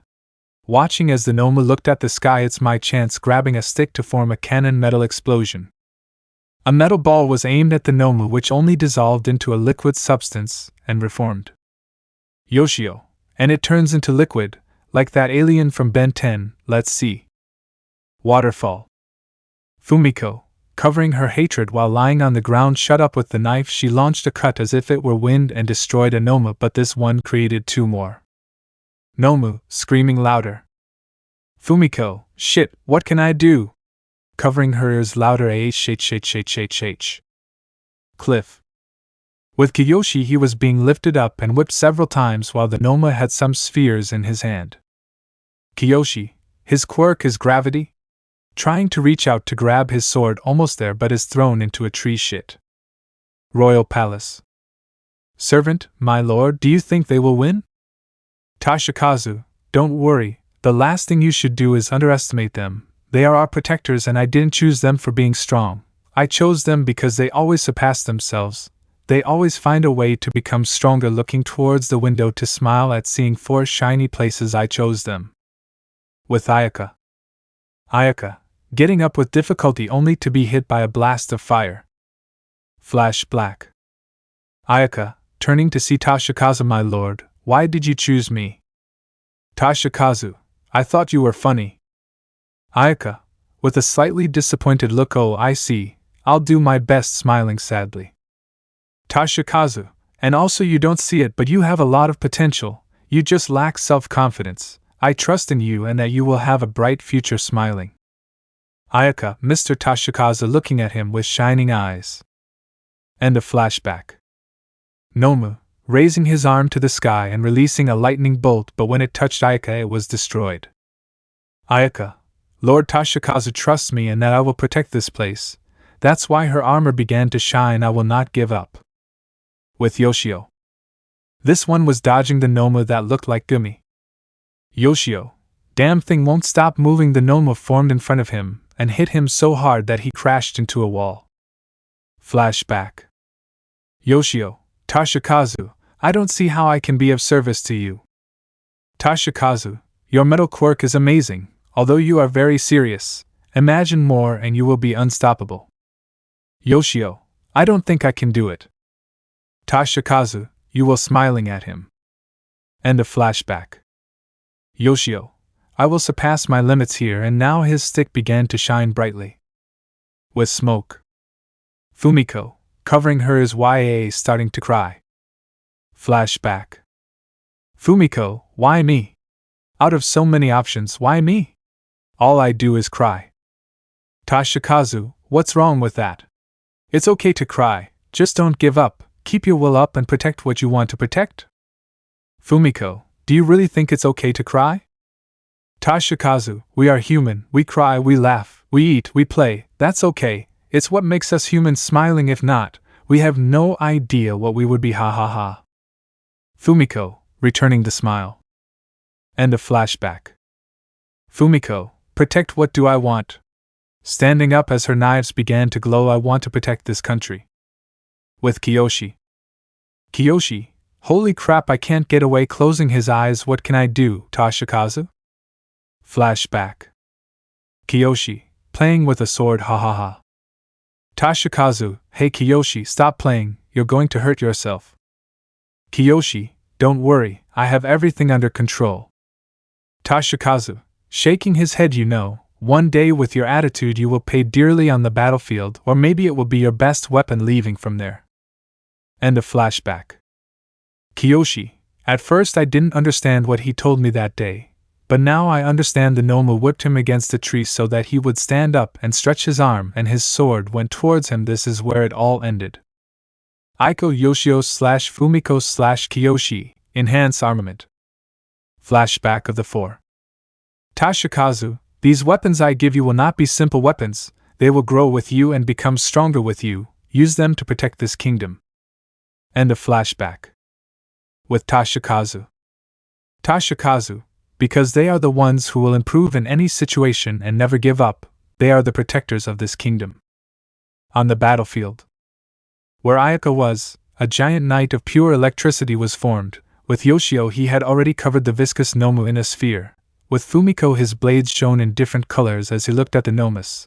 With Kiyoshi he had buried his sword in the ground from where more swords came out directed at the Nomu. Everyone had taken a great step. They surpassed their limits to protect their home. Aiko Yoshio / Fumiko / Kiyoshi.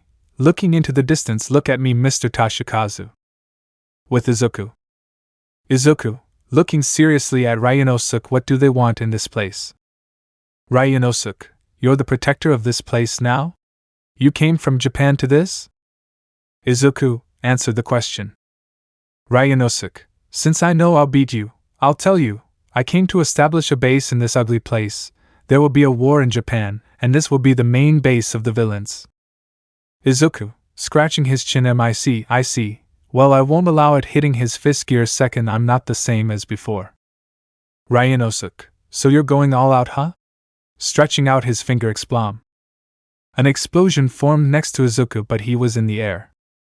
Izuku, I warned you I'm not the same as before, stretching out his fist, hitting him on the cheek. Ryanosuke, coming out of the smoke, don't think too much of yourself for dodging a pathetic attack, snapping his fingers, making several places explode. Survive that, imbecile. Izuku, coming out of the smoke screen, these explosions are nothing, remembering Bakugo, his explosions are stronger, disappearing and appearing in front of Ryanosuke. Jet bazooka. Ryanosuke, huh? Looking for Izuku with his eyes, where did he go? Izuku, appearing next to him, jet pistol, disappearing again, stamp. Izuku's foot hit Ryanosuke in the head, missile. Both of Izuku's feet hit Ryanosuke in the back. Pistol. When his fist was about to connect with Ryanosuke, he grabbed him. What? Ryanosuke, your attacks haven't changed at all. Get ready, because All for One sent me prepared. Izuku, what do you mean? Ryanosuke, his body began to widen, to have more muscles than before. With this, opening and closing his fists, with this, you will no longer be able to keep up with me. Ryanosuke appeared behind Izuku and punched him in the back, sending him flying into the sky. He then stretched out his finger and generated an explosion where Izuku was waiting below to receive him with a horizontal kick. Ryanosuke appeared behind Izuku's back and punched him, burying him in the ground. Aiko, Izuku running towards Ryanosuke with her hand on the handle of her katana cut off, she launched a cut of darkness that Ryanosuke dodged. Ryanosuke, your people are very pathetic. At least they will serve us as slaves or something else, appearing in front of Aiko and hitting her abdomen. Aiko, spitting blood, I can barely detect his ki. He's so fast, grabbing her katana again, thrust. A wave headed towards Ryanosuke, who dodged it, and the wave destroyed a house. Ryanosuke, if that thing hit me I would be dead. Walking towards Aiko, what were we talking about? Izuku, slowly getting up to breathe heavily, hey, your opponent is me, pointing at himself. Ryanosuke, you? Really? You're pathetic. Midoriya starting to laugh. First you die and now you haven't even gotten stronger. Do you think you can defeat me? With Toshikazu. Toshikazu, do you think I can do it? Brook, we've only trained, but on the battlefield is where one develops the most. Toshikazu, you're right, watching as they slowly defeated the Nomus. Back with Izuku. Izuku, throwing his Huaraches to start taking a lot of air and start inflating his arm with Haki Kinika Fusion. His body began to inflate and surround himself with a red aura and then begin to expel steam, and marks will begin to come out of his body. Gear Fulworth bound man. Ryanosuke, this is all you've done here? 4 months for that? Covering his face to laugh, you can't even stay on the ground, how stupid, lol. Izuku kept bouncing until he launched himself at Ryanosuke. Aiko, seeing Izuku who left very quickly, I can't follow his ki. It's much faster than before, so this was gear 4th. Izuku, Gomu Gomu no retracting his left arm Kongun, the attack hit Ryanosuke in the abdomen, causing him to destroy several houses and trees in his path. Ryanosuke, what the hell? His blows became stronger, turning to look at his abdomen, noticing that it was sunken puaj spitting blood. Izuku, pushing off with his feet, Gomu Gomu no appearing in front of Ryanosuke Leo bazooka. With the palms of his hand, Izuku gave another blow to Ryanosuke's abdomen, causing him to fly out of there. Ryanosuke, grabbing the ground, how the hell did you get stronger? Izuku, culverin, his right arm was aimed at Ryanosuke, but he dodged it. Ryanosuke, heh, you didn't give me. Izuku, you think so? Izuku's arm bounced in the air several times to hit Ryanosuke several times.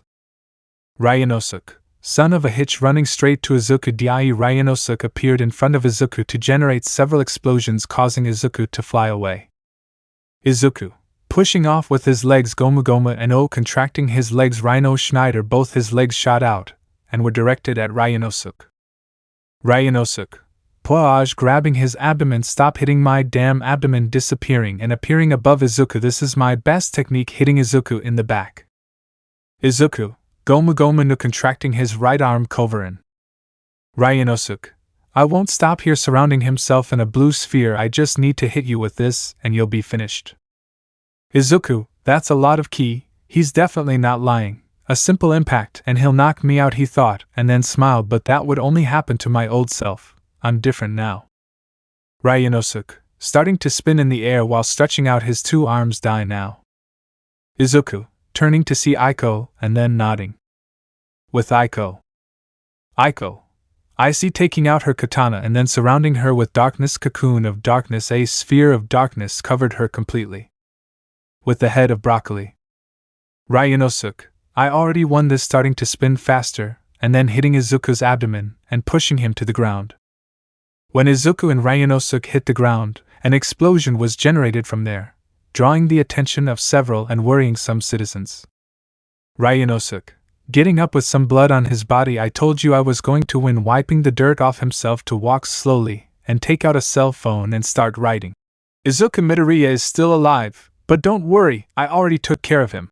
A tremor began to be felt. What is that?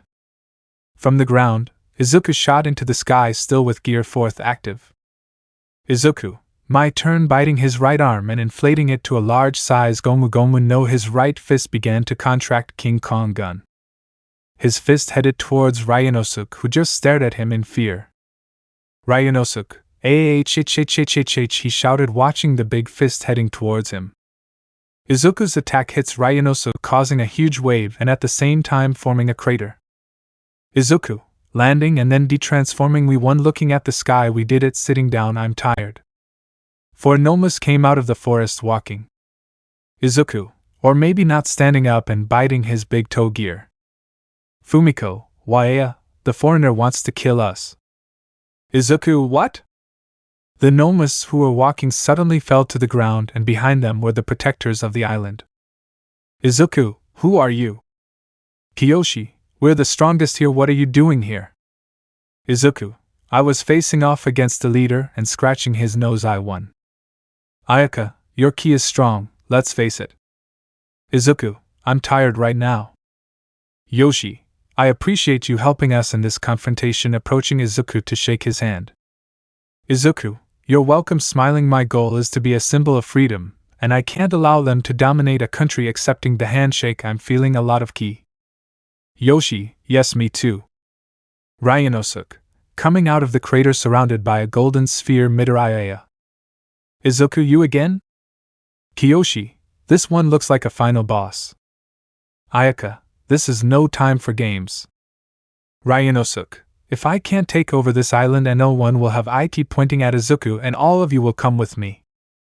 Yoshio, not if we're here. Looking at his companions who took out their weapons or activated their weapons. We're very tired, but we can still protect this place. Stranger, would you like to help us? Izuku, standing next to them, you didn't have to ask, getting into a squatting position. Aiko, walking next to them with her katana surrounded by darkness. Don't worry guys, I'll take care of it. Ryanosuke, hey you? What a pity, I'll have to take some beauties like you then. Aiko, everyone has surpassed their limits so far. Remembering the lights that appeared and Izuku's gear forth, it's my turn, raising her katana in order not to be left behind. I've been practicing a new technique. Everything around her began to surround herself with darkness. I will surpass my limits here and now. Secret technique, end of the Shadow Reaper. A cut was directed at Ryanosuke, and when it hit him from Ryanosuke's perspective, everything went dark, and without knowing where it came from, several cuts hit him. Izuku, watching how Ryanosuke fell unconscious with blood. That is a very strong technique. Aiko, tucking a strand of hair behind her ear. Thanks, I've been practicing a lot. Yoshio, smiling, we all pushed our limits today. Toshikazu, approaching them clapping, you did very well, you surpassed your limits, and defended this place. Turning to see Izuku, you did well Izuku, your training here has not been in vain, I thank you for defending this place. Izuku, I would have to thank you Toshikazu, if you hadn't taught me ki I wouldn't have been able to defeat him. Toshikazu, grabbing his shoulder, no problem, we're friends right? Smiling at him. Izuku, smiling yes. Toshikazu, good, putting his two palms together, this is not over, we have to rebuild everything at once. Walking towards Ryanosuke, find out why he came here. Izuku, I heard they wanted to set up a base here. Aiko, now that you mention it, I mentioned something about All for One. Izuku, opening his eyes in surprise, All for One? Does it have to do with Tamura? Aiko, Tamura? Izuku, a bastard who attacked me and my friends in Japan. Toshikazu, scratching his chin, I see, it's interesting. Turning to look at Yoshio, help me take him to the interrogation room. Kiyoshi, yes sir boss. Toshikazu, don't call me boss, call me by my name. Kiyoshi, okay boss. Toshikazu, scratching his head, it's okay now. Turning to see Izuku, come with us, I have a feeling this is the start of something big. Izuku, yeah, me too. Aiko, I'll accompany them. Izuku, smiling, okay, let's go. Aiko ran to stand next to Izuku and the four of them went to the interrogation room. Kiyoshi, Aiko is weird. Fumiko, maybe she fell in love with Izuku. Ayaka, watching it seriously, the great serious Aiko. In love? Fumiko, you have rejected several, I don't think a foreigner will take her heart. Fumiko, if you're right. And so the three disappeared to help the population. Interrogation room. Izuku, seeing how Ryanosuke was sitting, are we going to ask him questions? Toshikazu, we don't do that here. Turning to look at the door to see a girl with a ponytail enter. Meet Akino. Her quirk allows us to see the memories of the person we want. Izuku, wow, that's a very useful quirk. Akino, burying Izuku's arm in her breast, so you are the famous foreigner, you are very strong. Izuku, thanks, I work out every day. Akino, touching Izuku's chin, you are also very cute. Izuku, thank you. Akino, could it be that you are my ideal guy? Smiling, blushing. Aiko, Ajum coughing. Miss Akino, what did you eat for please? Akino, oh yeah, approaching Ryanosuke and then touching his forehead and having a sphere in her hand. Are you ready?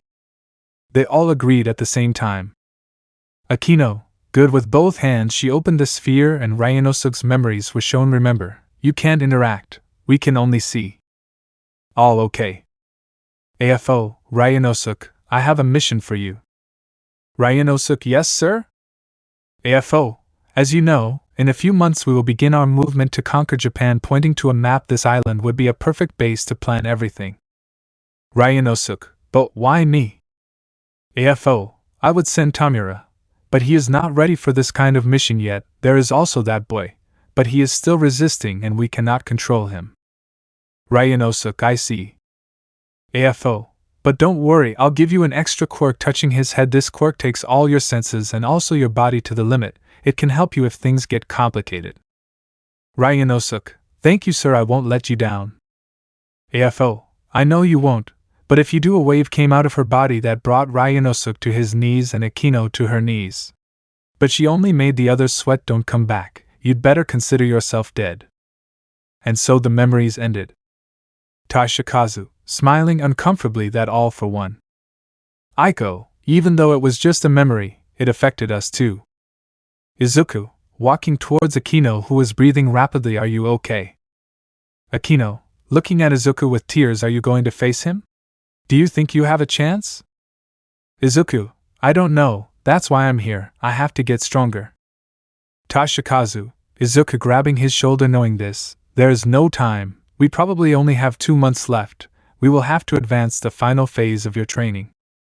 Izuku, Toshikazu? What do you mean?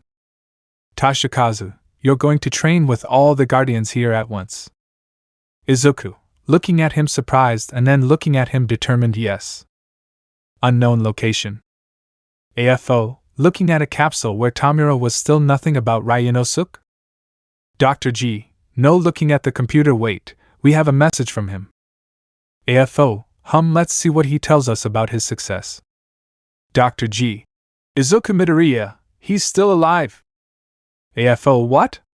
Looking at the doctor in surprise, and Tamura grimaced, how is this possible? There have been no traces of him in 4 months, he was already presumed dead. Dr. G, it seems you failed in your mission. AFO, yes, it seems so, I would have sent the boy, he would have beaten Midoriya. Dr. G, I wasn't ready back then, but now, he's the best we have against Midoriya. AFO, you're right, Izuku Midoriya. When you come back, you won't know what awaits you, lol. UA Academy. Gym. Kirishima, covering himself with his Quirk, come on, Ida, hit me harder. Ida, Kirishima, we should take a break. Kirishima, Izuku and Katsuki, they wouldn't do it, we have to get stronger. Turning to see his companions, everyone is hard, especially them turning to see a group that was practicing hand-to-hand combat. Miku, Hikari hitting the ground, I give up, I give up. Hikari, getting up, you have to practice more. Miku. Miku, I know, but I feel like I've made a breakthrough. Momo, that's true, helping Miku to get up. It's my turn. Hikari getting into a fighting stance. Hikari, come on, Momo. Nijire, arriving, hello, are you late? Nino, they are just starting. Nijire. Nijire, good, after this I'll continue. Yatsuba, Nijire, why don't you and I practice? Nijire, it's okay, let me just stretch. From afar. Denki, this is a breast fight, watching them fight, I want to see them fight. Miku and Hikari was exciting. Ojiro, where are you looking? Hitting him with his tail. Invention workshop. Yuta, Melissa, what are you doing? Melissa, reading some plans, everyone is working hard for what is coming. I won't have a quirk, but I want to help, that's why showing the plans to Yuta. Yuta, is this it? Melissa, it's a drone that can communicate with everyone and I can see everything from the air. Smiling, I may not have a quirk, but I want to help everyone, like Izuku. Yuta, hey, you're right, that's what Izuku would do. Time skip 2 months. Cliff. Izuku, hooded, it seems like it's about to start. Seeing a large crowd of heroes, are you ready, Aiko? Aiko, even the question offends, Izuku smiling at him while grabbing his katana. Izuku, it's time, let's go jumping with Aiko. Chapter 22. Izuku, come on, Aiko jumping. Aiko, yes. City, Jaka Hospital. Dr. Garaki, it won't be long before Tamura wakes up, and with that boy on our side, the heroes won't be able to beat us. Endeavor, walking in a menacing manner, so you are the human trash maker of Nomus, and also the right hand of AFO, give up, villain. Dr. Garaki, starting to run, how the hell did they find me? Stumbling, ugh, haha. Endeavor, as we had thought, there was a discrepancy in the quirk registration. Mandalay, speaking to the communicator, we have evacuated everyone in case there is a conflict with the Nomus. Extra hero, but wouldn't it be better to secure the area without conflict? The Nomus are programmed to move at the command of a specific person. Mirko kicked down a door, and now that we have their creator, they're just empty shells. Aizawa, looking menacingly at the doctor, so many people you played with and pushed aside, now it's our turn to take everything from you. Dr. Garaki, you're wrong, let me go. Smiling, let me go. Endeavor, Mirko. Mirko, Endeavor, smiling, the Nomus are moving. Endeavor, grabbing the doctor who was falling apart twice. Quirk? Dr. Garaki. Elsewhere I'm worried about my masterpiece seeing a container with Shigaraki. I've left everything to my copy. Didn't you know that leaving Shigaraki and starting to run? I don't want to leave this hospital. I have everything here, my life's work, everything, that all for one, and I have done arriving with a Nomu. It's a shame that everything ended like this. Do it. Teleport Shigaraki and me. Mirko, destroying the wall with a kick and entering with remains of Nomus. You are the real one, right? Dr. Garaki. Yes, it's me, the real one. Mirko, I'll find out with a kick in your ass. Dr. Garaki. Before the kick reached him, a horde of Nomus Gamma attacked Mirko. Come on, Nomus, finish them off. Mountains. Miku, looking at the big mansion that was far away. That's our goal, right? Ichika. Yes, turning back, although, won't it attract attention to all the heroes who are here? Namuri, grabbing Ichika's shoulder. No, I think we even need them. Ciro, approaching Mineta. Get up, grape juice, it's time. Mineta, weren't we going to take care of cleaning up after the first line? Nino, seeing him get up now, taking a photo of his suit. Izuku, wherever you are. Momo, turning to see her friends and nodding. Momo. Mika. Nino, lend us your strength. At the UA. Melissa, Yuta. I turned to look at the aforementioned. Are you seeing that? She pointed at the camera. Yuta, staring at the camera. Two hooded men? What are they doing? Melissa, staring at them so that they would disappear from one moment to the next. What happened? Yuta, I don't know. Back with the others. Jairu, they're on the move. Commander, just because we have gathered a large number of heroes, it doesn't mean we should be careless looking at the students. In other words, we don't know who we're up against, so we must rely on the strength of our numbers. With Izuku. Izuku, looks like they're already moving. Aiko, well, let's go. Standing up. Izuku, hey wait, stopping her with his hand. Aiko, what the buck? What the hell do you want to wait for? Izuku, a dramatic entrance, watching her. Aiko, you are so stupid. Izuku, sure, you watch, staring at the mansion. Just as they were looking at the mansion, the two's bodies tensed, and they turned to look at the city. Izuku, this key. Aiko, Izuku, is that him? Izuku, no doubt, looking directly at the city. Shigaraki. Tamura, turning to look at the mansion, more nervous. Shit. Aiko, where is all this key coming from? Izuku, holy shit, turning to look at the city that was being destroyed. Aiko, changed plans. You go to the city, I'll take care of this area. Aiko, yes. The two left the ravine where they saw everything. City. Mirio, everybody get out of here. The voice of the first carrier. Nijire, it doesn't stop, it's not a normal impact. Hikari, generating an iceberg. Burning, everyone back off. With Shigaraki. Shigaraki AFO, now that I'm awake, it should have already started speaking to the air. Come here, Makia, and bring everyone. Makia communicator, starting here and now, I will begin to destroy everything. In the mountains. Hero, follow Mount Lady, we still have to get to the hill, capture them at all costs. The hero who was next to him took out a knife and cut the neck of that hero, and continued running, cutting off the arms of the other heroes. Hero 3, what? Dodging a cut, this guy is. With Dabi. Dabi, mister, where are the others? Compress, Dabi, where were you? You're a lieutenant, you know. Dabi, those heroes aren't prepared for a small surprise attack. Looking at Compress, aren't you going to run away? Compress, twice was killed, maybe that's why she looking at the mansion's floor. I tried to stop her, but she wanted to go at all costs. She's on a suicide mission. Looking at Toga. Toga-chan seems to have lost her composure. With Toga. Toga, with her hair covering her eyes. Living is very hard. The heroes were fighting against more villains. A society where living is easy, with only the things I like. Turning to look sadistically at the heroes. You're getting in the way of that. Heroes behind her. A giant hand came out of the ground. Jaka Hospital with Shigaraki. Shigaraki, looking back and forth. So the number one hero is coming against me, huh? Endeavor, Shigaraki. Shigaraki, looking at it seriously. One for all it is. Endeavor. Hellish curtain. A barrier of fire surrounds Shigaraki. You are trapped by a barrier of fire. You have no escape. Shigaraki, leaving the barrier. Endeavor, this guy flying towards him, I mustn't let him take another step. Jet Shigaraki's hand was about to touch his face, but a cloak of darkness enveloped Shigaraki, and Endeavor dodged it. What the buck? Turning to look, brat, go away, you're going to die if you stay here. Aiko, with her katana surrounded by darkness, I'm not a brat, I'm here to help. Endeavor, starting to get angry, get out. Aiko, I come on behalf of Izuku Midoriya alias Joy Boy. Endeavor, what? Midoriya? With the other heroes. Hikari, father with rolling eyes, what name did you just say? Nijire, he's alive? She said as if she didn't believe it. With Melissa. Melissa, it's impossible, we all saw him die, she said, covering her mouth and wanting to cry if it's a joke in bad taste. Yuta, what a bad joke this girl played on us. With Endeavor and Aiko.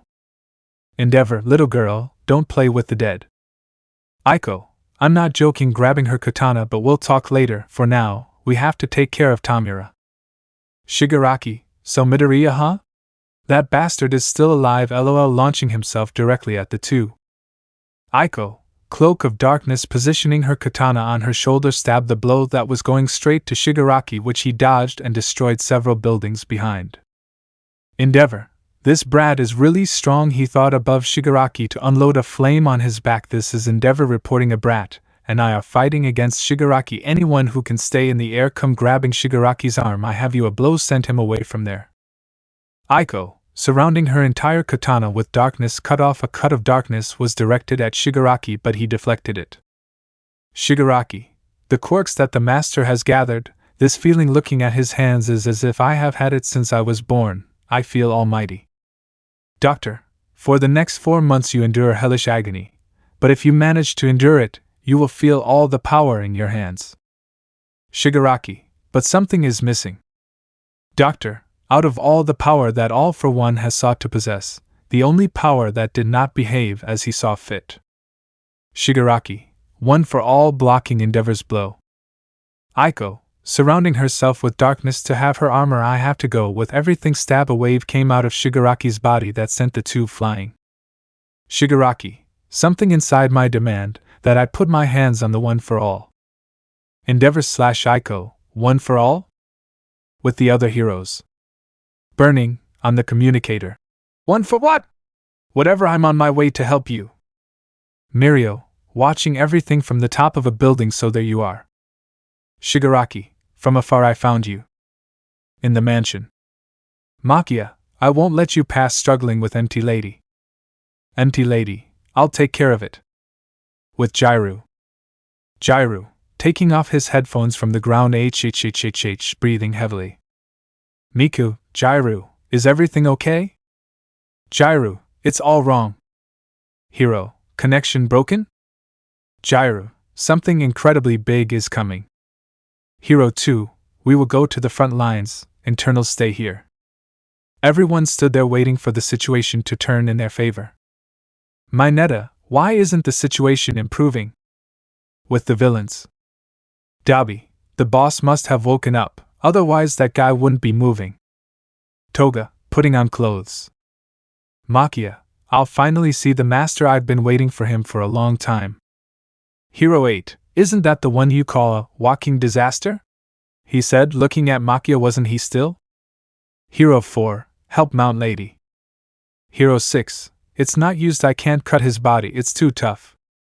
Hero 9, dodging an ice attack while that ice boy is still there? Villain, what's going on? This is a complete mess, a circle of cement formed behind him, what's going on? Cementos, you should put your own neck on the line. Elsewhere. Endig host, dodging a blow from the Nomu. Nomu, you are completely disgusting.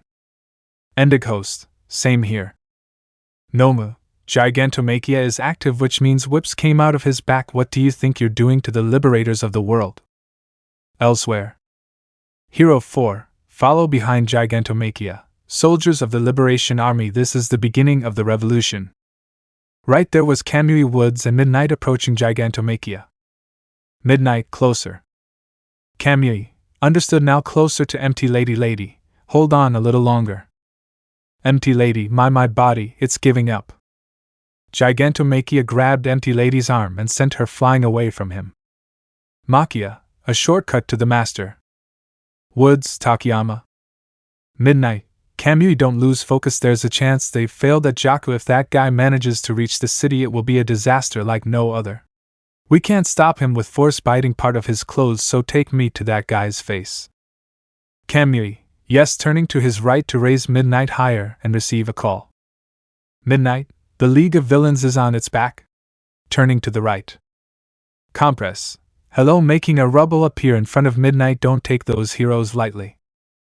Midnight, shit, hitting the rubble and falling to the floor, a quirk that can stop that monster may be majestic. No, that thing is too big, he thought, crawling, this is really pathetic on my part. Creati, are you there? With the boys. Momo, touching her ear, Professor Midnight? Do you understand the situation?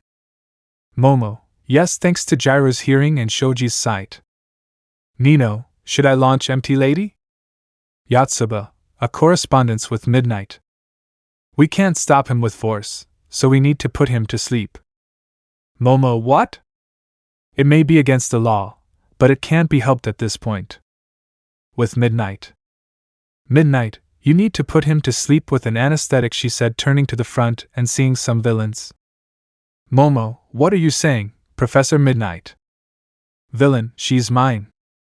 Midnight, if it's too difficult, take the anesthetics to the heroes and then leave that place and evacuate. Looking back and seeing the villains, I'll leave it to you and to your judgment. With Momo. Momo, Midnight Sensei? Without receiving an answer, Midnight Sensei? Nino, what the heck is going on with that report? Miku, she's leaving everything to Yamamo. Mineta, if it's about putting him to sleep, why couldn't Professor Midnight? Genki, Professor Midnight, why? Momo, what should we do? Run or Midnight Sensei? Grabbing her head, frustrated, what should I do, Izuku? Gyro, what should we do, Yamamo? Hiro, we should run with our tails between our legs. Melissa, speaking through the communicator, guys, Gigantomachia is approaching you very quickly, and also Yuta, something very big is above you. Gomu na. Everyone opened their eyes wide upon hearing those words. Moments before. With Izuku.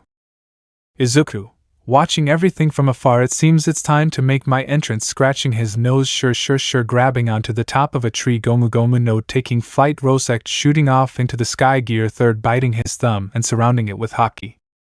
At the moment. Izuku, Gomu Gomu no, his right arm was surrounded by fire red, he fired his arm straight at Gigantomachia ROC. Dubby, let's go, jumping off Gigantomachia's back. Izuku's fist hit Gigantomachia's face, causing him to be embedded in the ground, and a wave came out from there. Jaku Hospital. Everyone, upon hearing the impact, turned to see where it came from and only saw an explosion. Hikari, Melissa touching her ear, what's going on over there? Melissa, it's unable to articulate any words. Yuta, it's Izuku. Hikari, Izuku is alive. When he said that, Hikari's legs turned into jelly. She couldn't stand up due to hearing those words. Nijire, Hikari, he approached her, grabbing her by the shoulders. What happened? Did something happen to the others? Hikari, wiping away the slight tears that were coming out, and no, she said, standing up and smiling, it's just that our idiot likes to make his dramatic entrances. Nijire, ours? She said with doubt. Hikari, Izuku. Nijire, Izuku? Is he alive? Hikari, it seems so. Nijire, yes, once this is over, let's go with him. Hikari, of course. With Aiko and Endeavor. Aiko, watching the explosion, that idiot, he sure likes to make his entrances. Endeavor, brat, don't get distracted, hitting Shigaraki. Shigaraki, ha, Midoriya, you're still alive now, I'll finish you off, poor thing. In another somewhat distant place. In a capsule was a boy with ashen hair making faces, then opening his left eye, which only showed one thing, bloodlust, while the capsule broke. Back with Izuku. Izuku, landing with the boys, let's see, I just took a 5-month break and this whole place is upside down. Mineta, we're safe, everything's going in our favor. Izuku, ha ha ha, yes, Mineta approaching Miku, Nino and Momo girls, sorry for making you wait, caressing each one's head. Nino, you're an idiot, shaking his head while wiping his eyes. Momo, deep inside I knew you were alive, she said, smiling at him. Miku, she was crying and then went to hug the freckled boy. Izuku, smiling, I'm back. Ova 1. You narrate. Izuku. My name is Izuku Midoriya. I am 24 years old. I'm the homeroom teacher for Class A of the second year of UA Girls High School. Huh! Wasn't UA High School co-ed? And I'm also 24 years old? Am I not a sensei? Wasn't I a hero? I hear those comments from somewhere in my head, but anyway, that's how things are now. I would like to show you a little of my daily life. At UA Girls High School, there's a dazzling group of girls. Headed by the beautiful and popular Nijire Hadu, then her best friend Yuta, and finally the Nakano sisters. During the April class redistribution, I ended up being their tutor. To be honest, it's one of my favorite groups. I've been an introverted guy since I was a student. I just tried hard in my studies so I was able to graduate from a prestigious university. But I never had any luck with women, and of course, I'm a virgin. For me, even though they are high school students, the bright and charming aura of those girls is too dazzling. According to rumors, young single senseis who are hired at all female schools are looked down upon by the hiring department with the comment, this guy won't have the courage to touch the female students. Damn it. If there was a co-ed school that would hire me under the same conditions, I would have chosen that one. It's a tough world. My day begins with the torrent of shrill voices of high school girls. Good morning, Midoriya-sensei. As I walk up the long hill from the station to the school, students run alongside me and wave. Good morning. During my student days, I couldn't even look women in the eye and talking to them was difficult. But since I became an adult and started interacting with different people at work, I have managed to have everyday conversations regardless of gender. I greet the students as I arrive at school and enter the school building. Before heading to the staff room, I always make sure to stop by my classroom first. That was a teaching from the sensei with whom I did my teaching internship. That sensei, who was once the homeroom teacher of the class I now teach, felt guilty. After witnessing the shock of the students upon arriving at school the next day to discover that slanderous remarks directed at certain female students had been written on the blackboard after class ended. That sensei's teaching was that you can understand any problems in the class by observing it early in the morning. After becoming a sensei, I began to understand that teaching in some way. When female students are anxious before exams, even when there is no one in the classroom, their belongings are often seen sticking out of their lockers, making it look messy. The day after winning the sports festival, remnants of cheerleading pom-poms are often scattered everywhere in the classroom, recalling the celebratory atmosphere of the previous day. Today, too, to understand the mental state of my students, I visited the empty classroom early in the morning. There is still time before school starts, so it is rare to have students in the classroom during this time. The students I welcomed on the way to school are those who arrive early due to activities in their clubs and or the like. Out of 365 days a year, I work about 250 days. Of those, about 230 days there are no problems in the classroom. However, it appears that today is one of the remaining 20 or so days. I took a quick look at the empty classroom as usual and headed towards the staff room, but I felt something strange and had to look twice inside the place. In our school classrooms, there are balconies next to the windows, and during breaks, students are allowed to go outside. On that balcony, there was a student. The student had her back to me.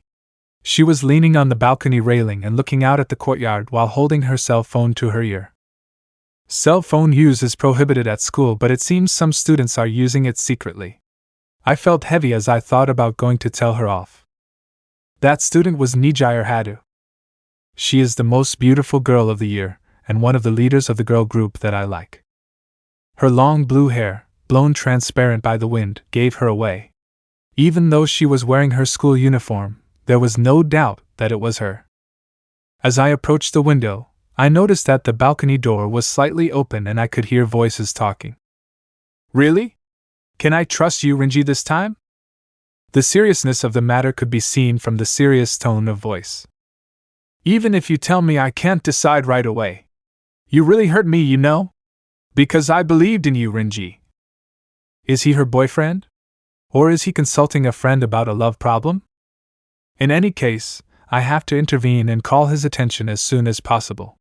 I put my hand on the door and flung it open. With a loud sound, Nijire had to turn to me with impetus. Sorry, I'm going to hang up because my sensei came. She looked at me in surprise and lowered the smartphone from her ear. Taking advantage of that moment, I started to speak. Cell phones are prohibited in school. Why, yes, he replied in a low voice. And then she looked at me with vulnerable eyes, like a child waiting to be reprimanded. So see you in class. Hey! Nijire exclaimed in surprise as I prepared to turn around. Hey! Seeing his surprised expression, I wondered what was going on. Aren't you going to confiscate my cell phone? Do you want me to? Well, since it's your first time, I'm just warning you. Hearing my answer, she smiled with relief. Thank you, Midoriya-sensei, you are very kind. I felt a little nervous at that radiant smile. After all, the title of the most beautiful girl of the year was not in vain. Her big eyes, enhanced by makeup, and her fresh, translucent skin, everything was so dazzling that it was difficult to look directly at her. Every time her hair moved in the wind, a floral or fruity scent could be perceived, which gently caressed my nostrils. When I was a freshman, I was checking Instagram during recess and my PE sensei, Toshinori sensei, confiscated my phone immediately. I couldn't get it back for a week. It was a real problem. Nijire said it innocently. I tried to find the words, being a little bewildered. So, you know, you're not supposed to use your cell phone at school. Why, yes. But it turns out that I woke up early by chance and arrived at school earlier than expected, so I had no choice but to make a call from here. Nijire looked up at the sky with a worried expression.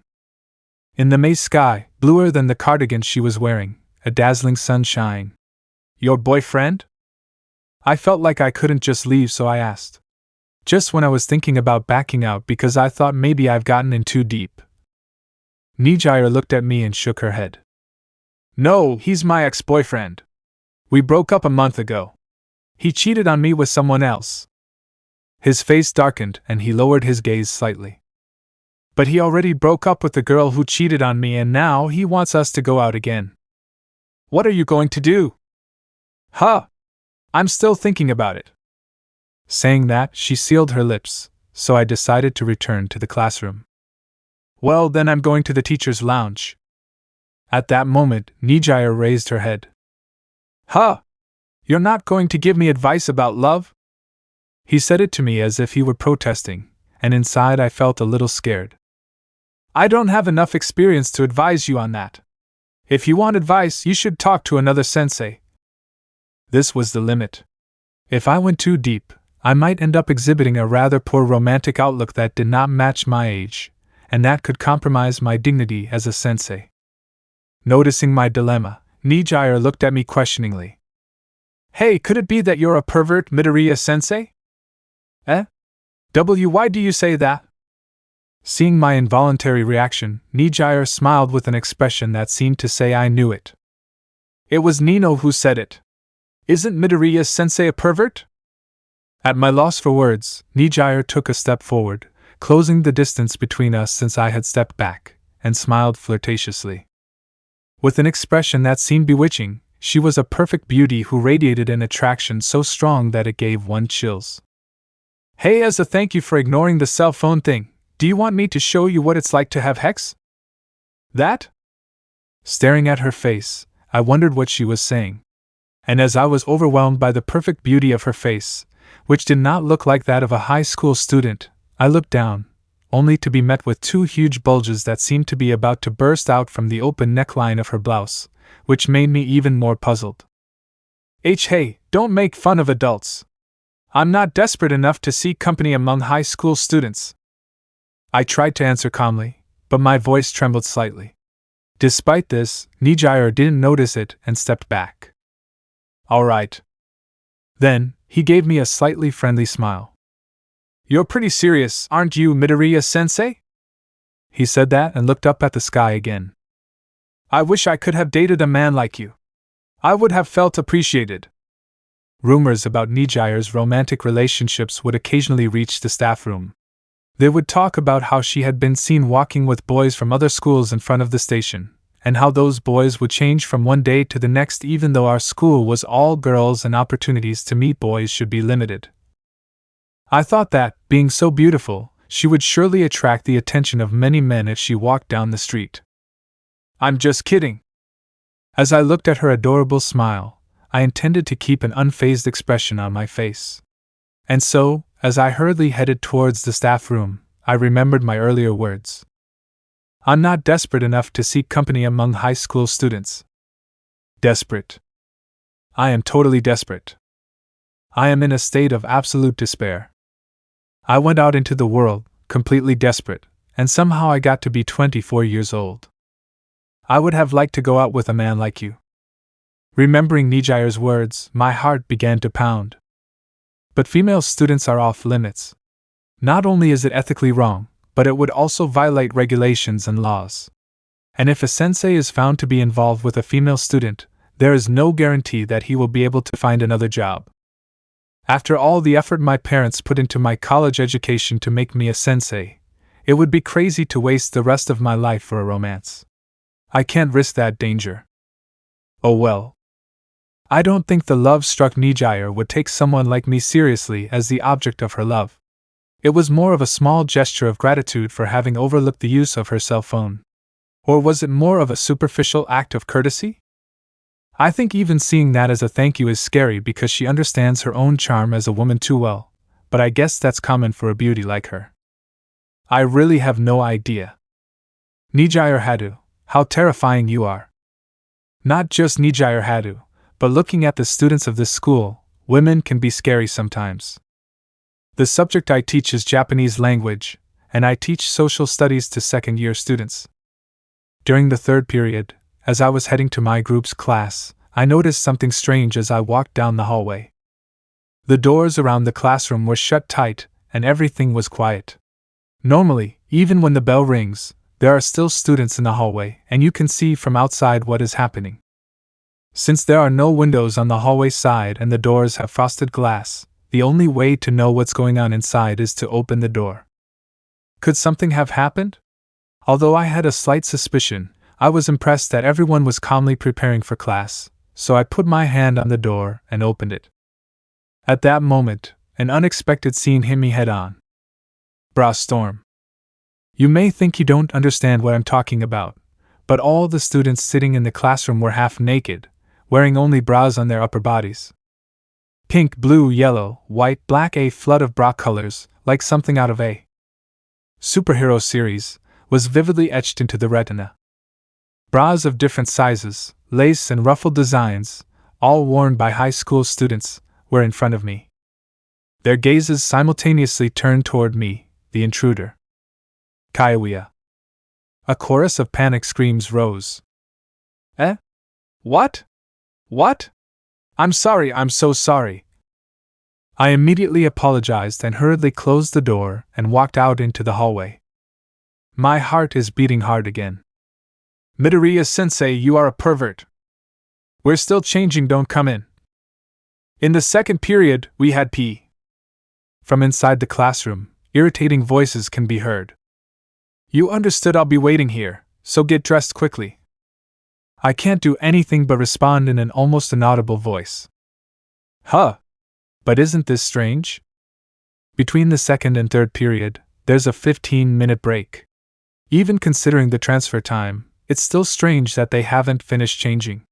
Plus, they're all dressed in just bras as if they planned it, right? Could it be that they've set me up?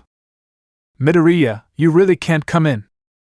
If we continue like this in bras, won't the third period be cancelled? Lucky you, do you want to play with your smartphone? I'm bored. How long are we going to keep this up? It's getting cold. It's still May, isn't it? Maybe it was a little early. If I paid attention, as expected, I could hear the quiet giggles and whispers of my students. I understand because I was a male sensei, they thought I wouldn't enter the classroom if everyone was in their underwear. Hey, are they still there? I tried calling. The response was a lively chorus. H, hurry up, we can't start class. I'm in trouble. They're clearly making fun of me. But what should I do in this situation? If I force my way in and start class, I'll become a perverted sensei who looks at students' underwear. Should I ask sensei to help me get their attention? Although as a tutor, it's embarrassing not being able to control the students in my class. Anyway, being desperate, I could only return to the staff room. Oh, it's you, Deku. The person in the teacher's room was Katsuki Bakugo. He taught physics. He was a senpai from the same university as me. We knew each other since we were in college. I still don't know why he calls me Deku. Bakugo Katsuki is tall and handsome, and still in his 20s, he is single. I have no idea why he was hired at a school for young ladies. Naturally, he is very popular among the students. What's wrong? Weren't you going to class?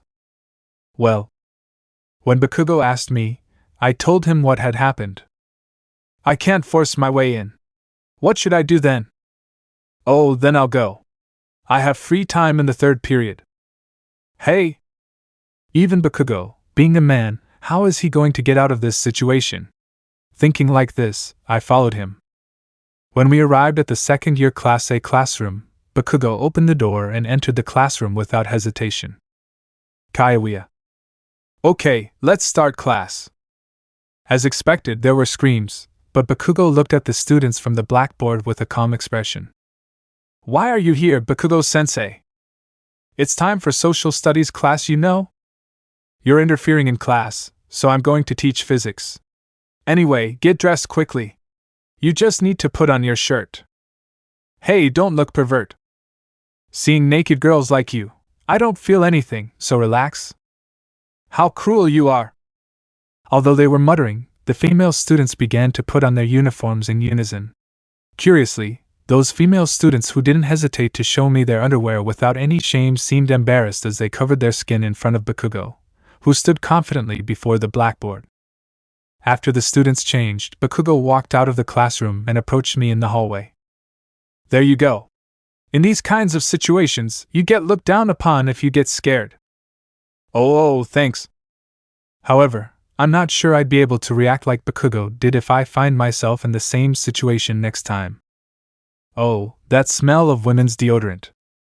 In the classroom where routine had been re-established, as I began to write the content of the class on the blackboard, my mind was disturbed by the distinctive aroma that followed the physical education class, something typical of that moment.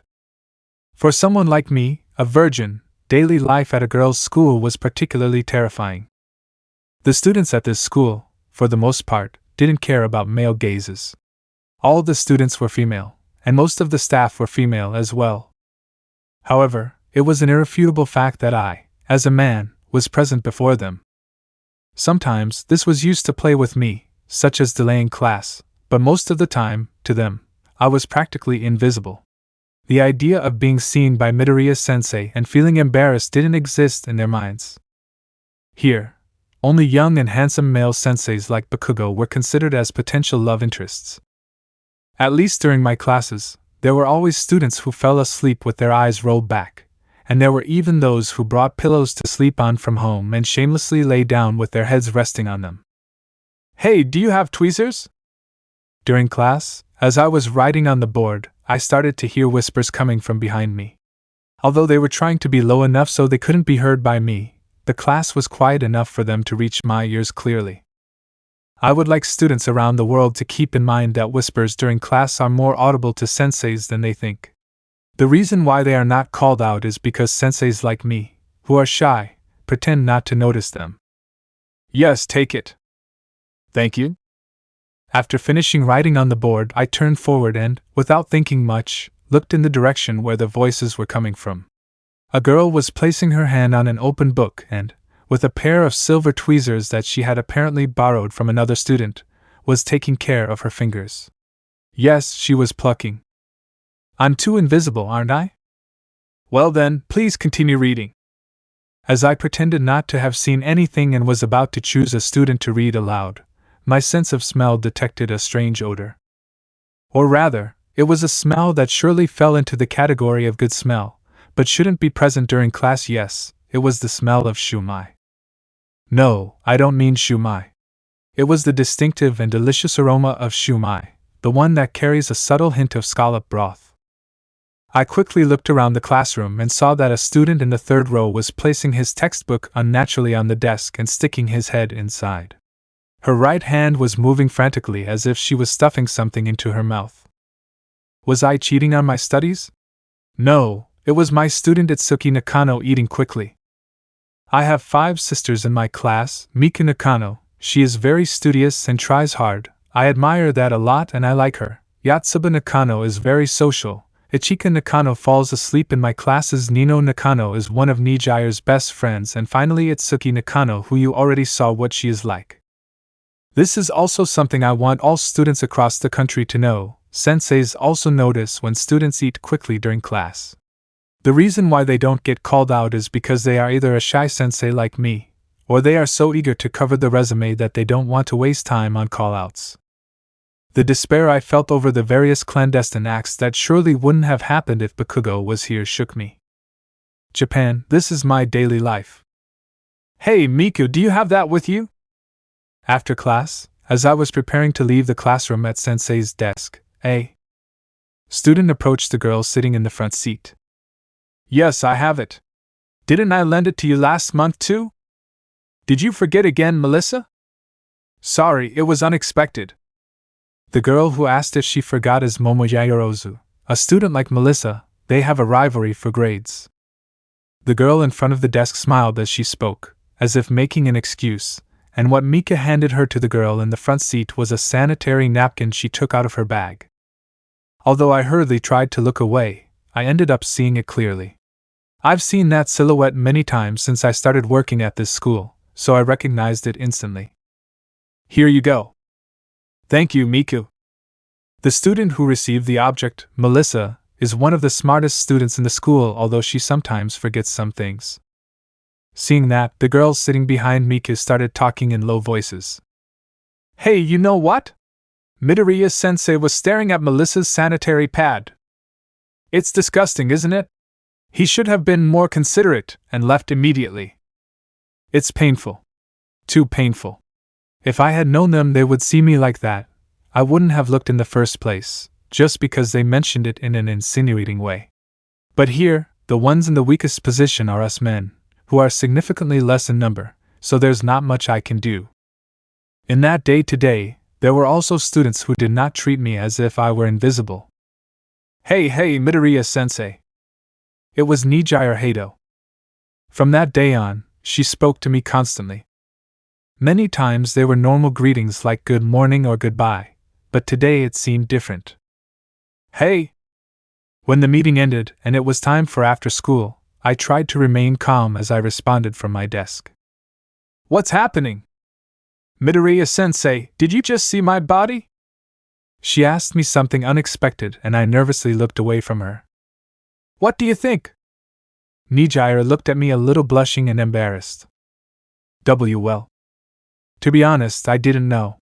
Maybe he was in my field of vision, but I got nervous and ran out into the hallway before I could recognize him. No, I didn't see it. Then, Nijire seemed disappointed for some reason. Huh? Oh yeah? And she whispered softly. Maybe it's a little disappointing. Hey? Confused, I looked at his face. With an embarrassed smile, Nijire told me. Maybe it would have been nice if you saw me, Midoriya-sensei. Hey! Well, bye, sensei. Waving her hand at my bewilderment, Nijire rushed out of the classroom with her bag. Lost in my thoughts, I came back to myself upon hearing the farewells of other students. Bye. I hurriedly prepared to leave as Nijire's words continued to play around in my head. Maybe it would have been nice if you saw me, Midoriya-sensei. What is she saying? What? Is she thinking about me, who is her sensei? I don't think so, but maybe she likes me?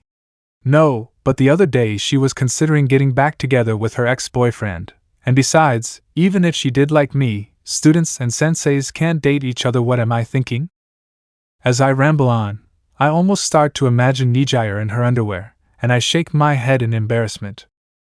Should I go to a brothel or something? For now, I thought I'd calm myself down by immersing myself in the world of fiction tonight. Besides Nijire, there are other gyro girls with unique personalities in the group.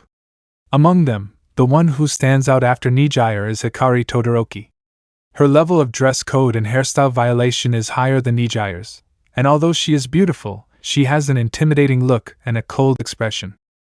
She is of average height and has an imposing posture, so she gives the impression of not being afraid of anything. Nijire and her have been friends since their first year, and they used to spend time together during breaks and after school.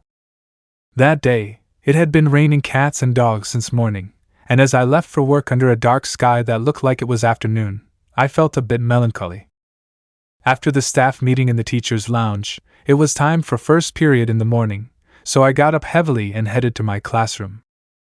Arriving at the classroom of Class A, I opened the door that was near the desk and took a step. Splash! My field of vision was blocked and something cold stuck to my face. Yua! When picking up something white and soaked like a wet rag. That? It turned out to be a loose stocking. Looking up, I saw a coat rack hanging from the door rail. That stocking was hanging there, and seemed to be right in the position of my face. Oh, I'm sorry, Midoriya-sensei. While I was stunned holding the wet stocking, Miki came over and took the stocking from my hands somewhat embarrassed. I got really wet on the way to school, so I was drying him off there. If the front door was closed, everyone would come in through the back door. But I always enter first. Sorry, really sorry, I forgot. Once again, I felt humiliated to see how Mika had forgotten about that. Wouldn't it have been better to hang it there from the beginning? Could be. At my comment, Mika blushed a little. Loose tights take a long time to dry, you know? Yes, seriously, rainy days are the worst. Yuta, one of her friends, also joined in the laughter. At that moment, from the hallway on the other side of the door he had opened, someone appeared, poking their head into the classroom. What's wrong? Trouble in Class A again? It's Bakugo. He was probably on his way to his own class, since he's the homeroom teacher for Class B, which is next to mine. SW.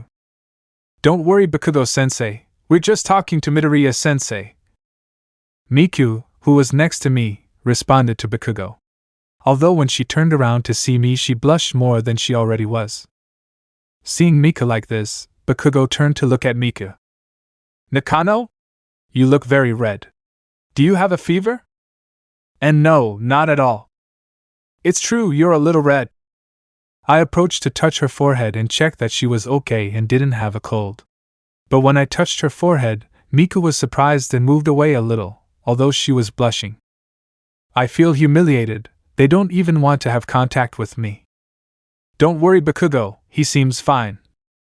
Okay, let me know if you have anything, Deku.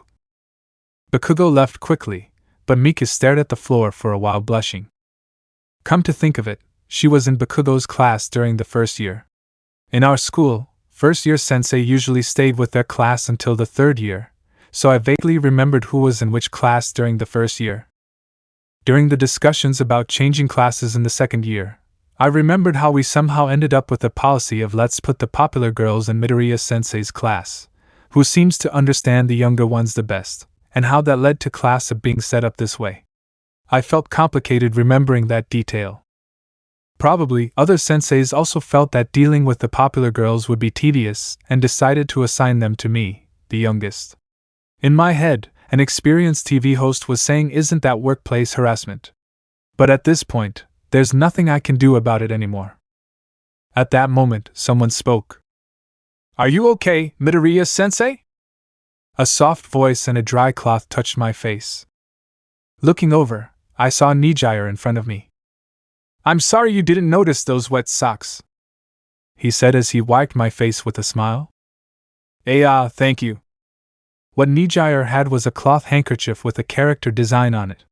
It was decorated with a rather unattractive rabbit that had a face that looked like that of an old man. Do you like this character? Nijire smiled and asked that probably because she was looking at him. As expected, Midoriya-sensei am Omega High? If you say it like that, wouldn't it be High Eyes? The pronunciation sounded strange, and when I corrected him because it sounded like he was talking about expensive omega fatty acids, Nijire laughed in surprise. Yes, that's right, you really are a Japanese language sensei.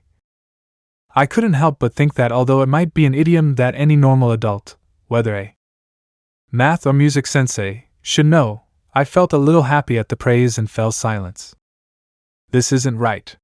When I talk to Nijire, it feels like I'm about to become a man, not a sensei. It's not okay. It's really not okay.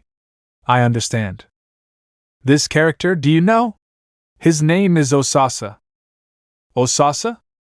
Forks, that's because he's an Asan Usagi in the series. I see. Isn't it cute? Caught by Nijire's shining eyes, I agreed involuntarily.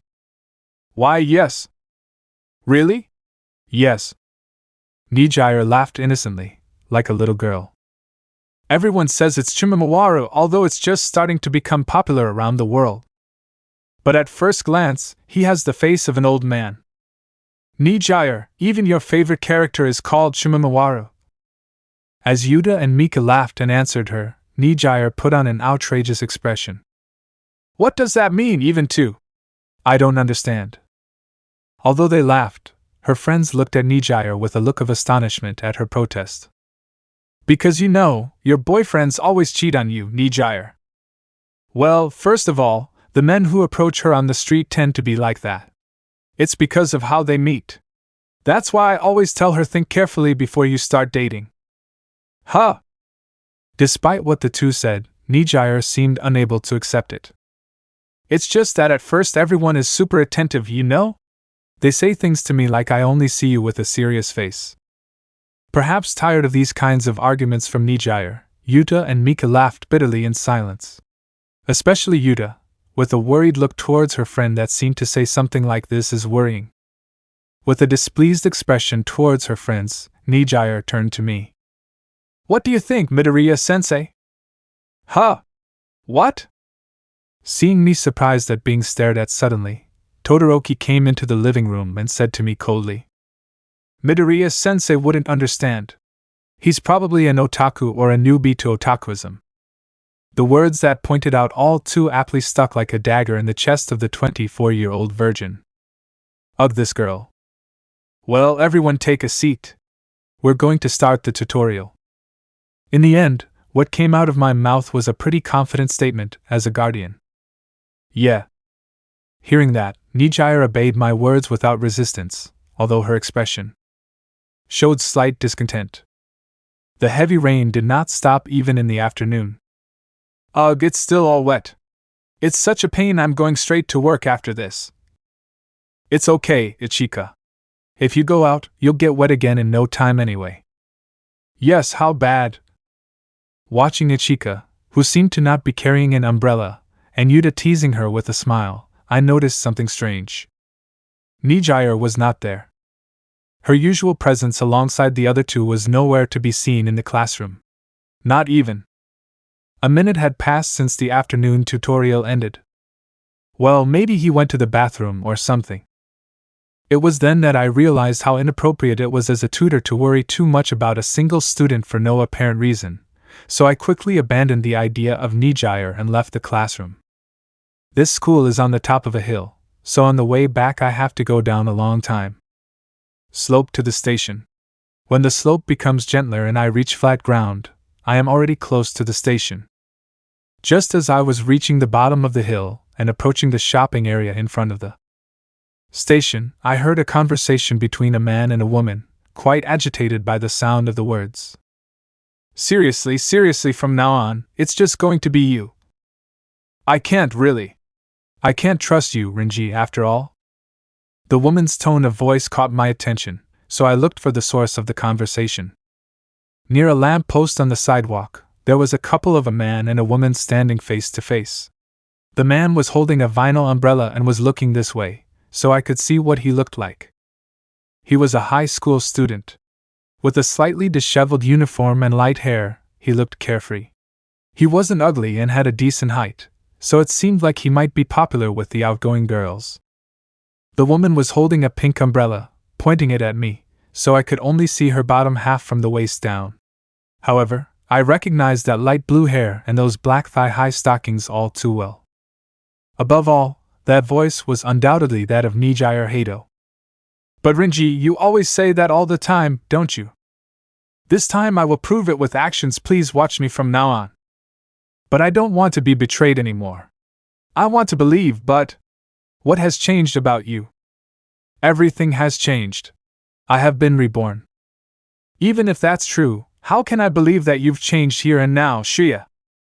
Explain it to me. That's why. At that moment, the man's gaze stopped in my direction.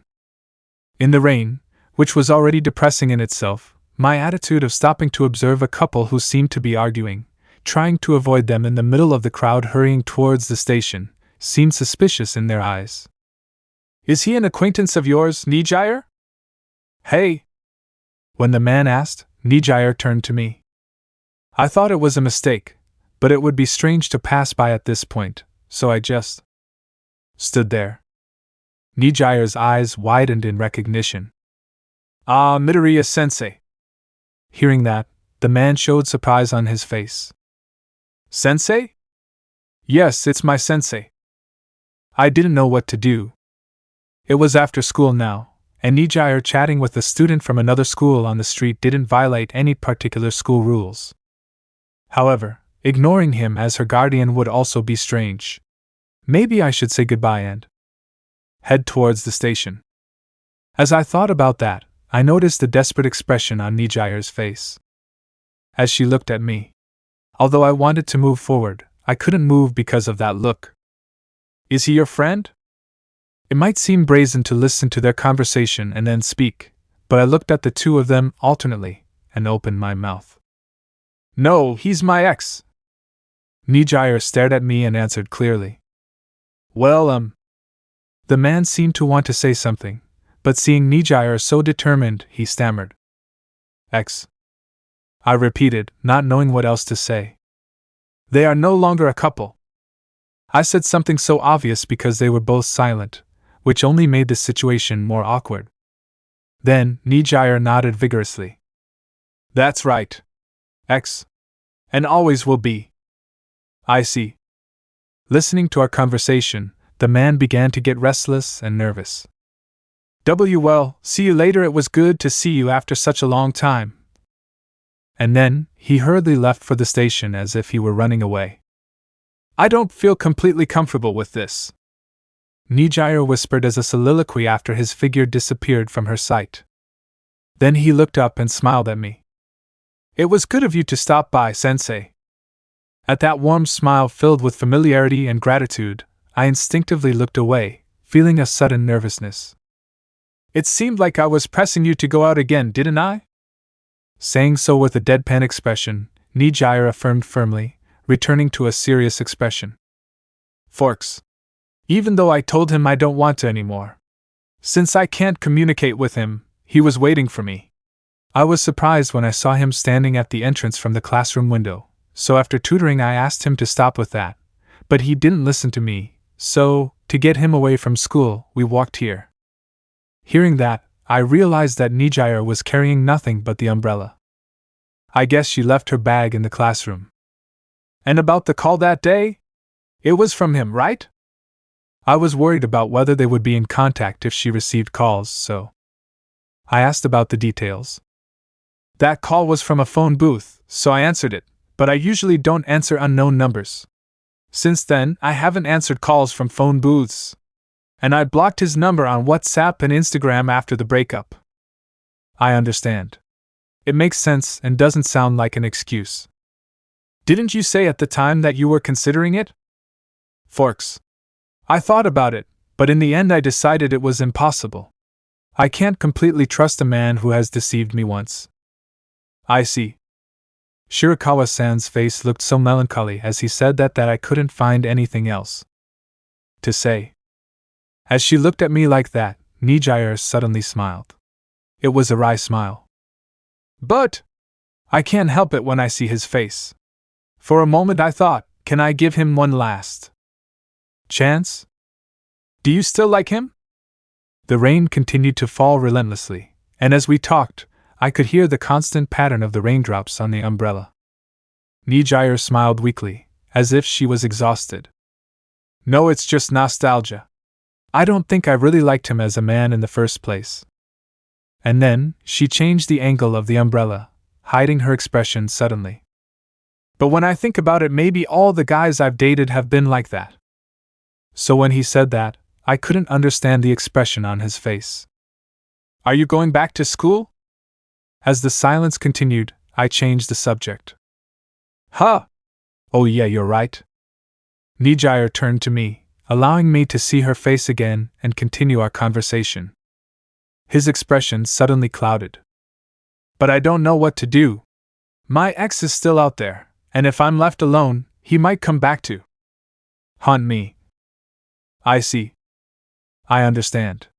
In that case, why don't we go back to school together? My proposal seemed to surprise Nijier. You're sure? Yeah, because if your ex keeps stalking you without you having any intention of reconciling with him, that sounds like a stalker, right? As a sensei, I felt it was natural to protect my student in this situation. I will walk you home today. If he continues to harass you in the future, I think it would be better if we reported him to the police. I'm not sure if that easygoing high school boy would be persistent enough to harass a single woman, but based on what I'd seen today, I couldn't be sure. Nijier looked at me in silence for a moment. Finally, he opened his mouth gently. Thank you, Midoriya-sensei. I saw something bright in his smile and his half-closed eyes, which made me feel uncomfortable. Hey! Was what happened so scary? Although he seemed brave when they were together. Well, come on, we should get back soon. It's getting late. Ah, yes, you are right.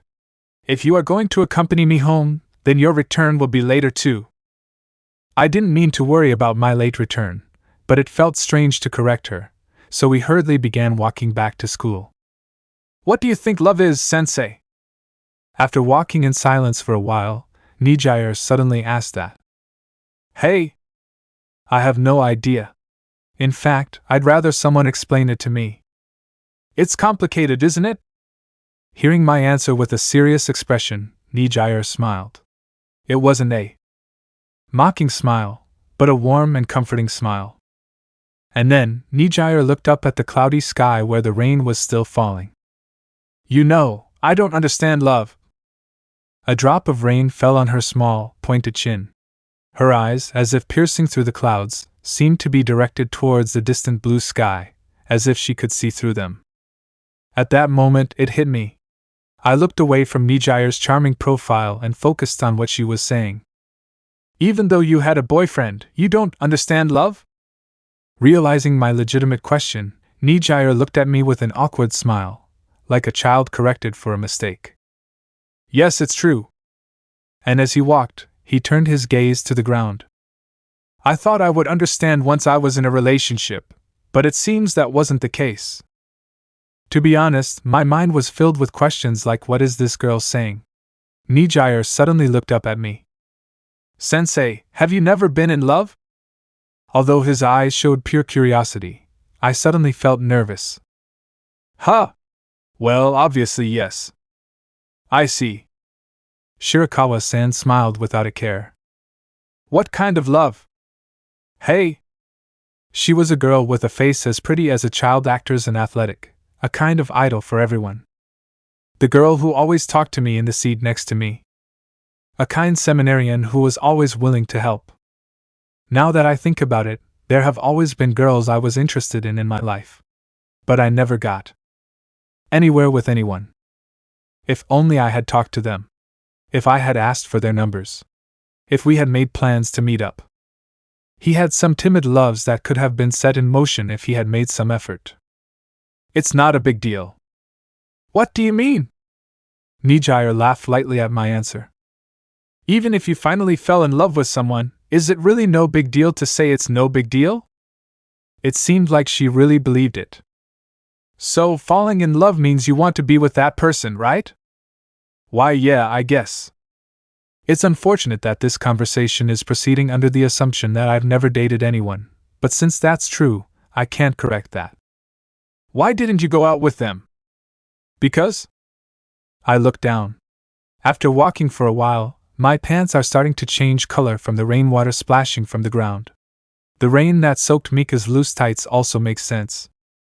Well, it's not like I confessed my feelings to them or anything. So if they had confessed their feelings, would you have gone out with them? Maybe. Maybe? Nijire looks at me in disbelief at my answer.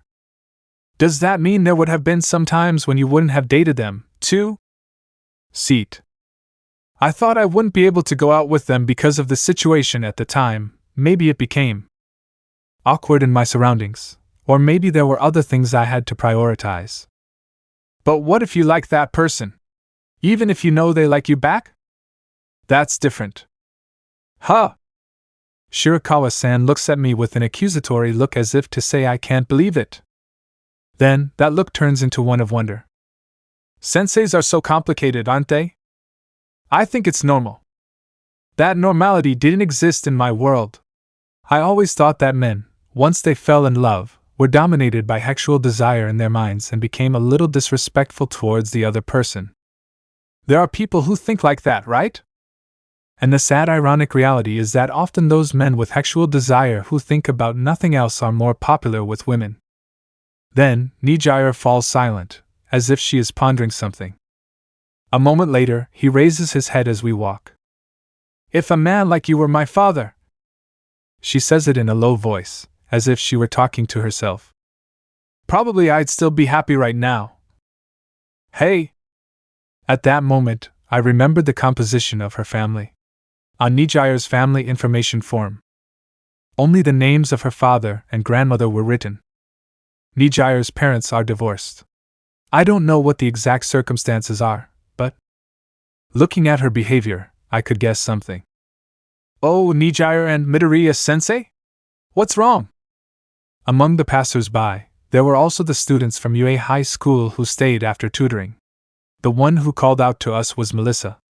Next to her was also Momo, from the same Class A. Momo was a beautiful young woman with an elegant appearance. She was not at all a popular style girl. But she got along well with the popular group, led by Yuta. And that was because Melissa Momo. Nijire beamed with excitement at the sight of them. Hey Momo, can I go to your house today? Huh. Sure, but great, I was scared to go home alone because my ex-boyfriend was waiting for me. Can I stay overnight? You're okay, right? I'll go ask Mom anyway. Thank you, so can you wait for me a minute while I go get my bag from the classroom? We had already reached the top of the hill, and the school entrance was right in front of us. After getting Momo's permission, Nijire headed towards the school building and turned to me. I'm fine now, thanks for accompanying me here, Midoriya-sensei. With a bright and inappropriate smile under the rainy sky, he waved his hand at me. Yes. I almost returned the gesture by waving my hand, but then I remembered my position as sensei and quickly lowered the hand I was about to raise. So you went back to school with Nijire to protect her from her ex-boyfriend? Is that what you were doing, Midoriya-sensei? Melissa told me as if she had just realized. Yes, that's it. Wow, turns out you're a good sensei after all. I was confused by Melissa's condescending but seemingly innocent look, which seemed to have no bad intentions. While I laugh ironically in my mind. Thank you for what you did for Nijire, Midoriya-sensei. Momo, the girl next to me, said that and tilted her head slightly. A soft smile appeared on her well-defined face. Yeah. Well, take care of yourselves on the way back home, you two. With that, I turned around and started down the hill I had just climbed. Momo is Shirakawa-san's half-sister. Unlike Shirakawa-san, Her household form mentions the names of her mother and grandparents. In our school, to ease the burden on parents during observation visits and parent-sensei meetings, twins are assigned to the same class. However, since they do not live in the same household, we consulted the parents' preferences before their admission. Momo's mother expressed her wish to see her two daughters together, while Nijire's father left the decision up to the mother. Therefore, without any special treatment, the two were assigned to the same class as planned. By the time I finished walking down the hill, the sound of rain hitting the umbrella could no longer be heard. Peeking my head out from under the umbrella, I noticed that the rain had stopped. Beyond the thin clouds, the sun, which was already leaning quite far to the west, was beginning to peek out. If a man like you was my dad, I probably would still be happy right now. Remembering the sad expression on Nijire's face, I closed the umbrella and walked carefully toward the station, over the asphalt where rainwater was still collecting. Time skip. I live in Mizurufu, near Shizuoka Prefecture, a typical commuter town in the metropolitan area. Many people commute to work or study in central Tokyo, and when they finish their daytime activities, they return from the city. As a result, the nearest station becomes packed with people during rush hour. That day, I overslept a little longer than usual. Normally, I arrive at the station with plenty of time to prepare my classes, but that day I was going to arrive just in time for the general meeting in the staff room, so I hurried to get on the train that had just arrived. Either way, the crowd trying to get onto the train from the platform was huge, so I ducked into the back of the car, pushing people in while holding the top of the door with my hand, as if I were plugging a plug with my own body. Relieved to see the door close without a hitch, I relaxed my arm. Now, if I just supported my weight, the density of passengers inside the car would equalize with each jolt. It was then, as I vaguely gazed at the scenery of the embankment crossing the Arakawa River, that I felt a strange pressure on my waist. Looking over, I saw a high school student standing next to me. She was squirming in the crowd, as if trying to avoid something, and that discomfort was transmitted to me, who was standing next to her. And furthermore, those high school students were Nino Momo? Now that I think about it, I remembered that Momo and Nino's address was the same as mine, in Mizurufu City. I usually took an earlier train, and with the amount of people traveling at that time, we had probably never met before. I didn't speak to her right away because the car was crowded and everyone was silent, making it difficult to break the ice, and Momo and Nino seemed to have not noticed my presence. Momo and Nino seemed to be constantly worried about what was happening behind them. Is there something wrong? Intrigued, I looked and was amazed. There was a hand that wasn't hers on Momo's thigh and another on Nino's. Upon confirmation, I saw that it belonged to a middle-aged man dressed in a suit, who was standing behind her. A stalker? However, from the outside, the situation looked a little delicate. The man was not touching her skirt with the palm of his hand, but with the back of his hand, and in this crowded train, where people's bodies inevitably brushed against each other, it was difficult to discern whether it was intentional or accidental. However, it was evident that she was trying to escape from that hand. The next station, Station A, was a transfer station, so many people would be exiting the train car. Momo, Nino and I, who were near the door, were forced to get off the train and go out onto the platform along with the stream of people. However, the middle-aged man standing behind Momo and Nino was sticking to them like a shadow and was trying to get back on the carriage. I was almost certain he was a stalker. But what was I supposed to do in this situation?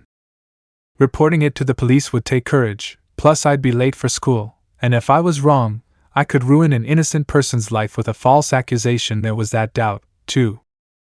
Among the various options that went through my mind in an instant, I decided to first separate Momo and Nino from the man.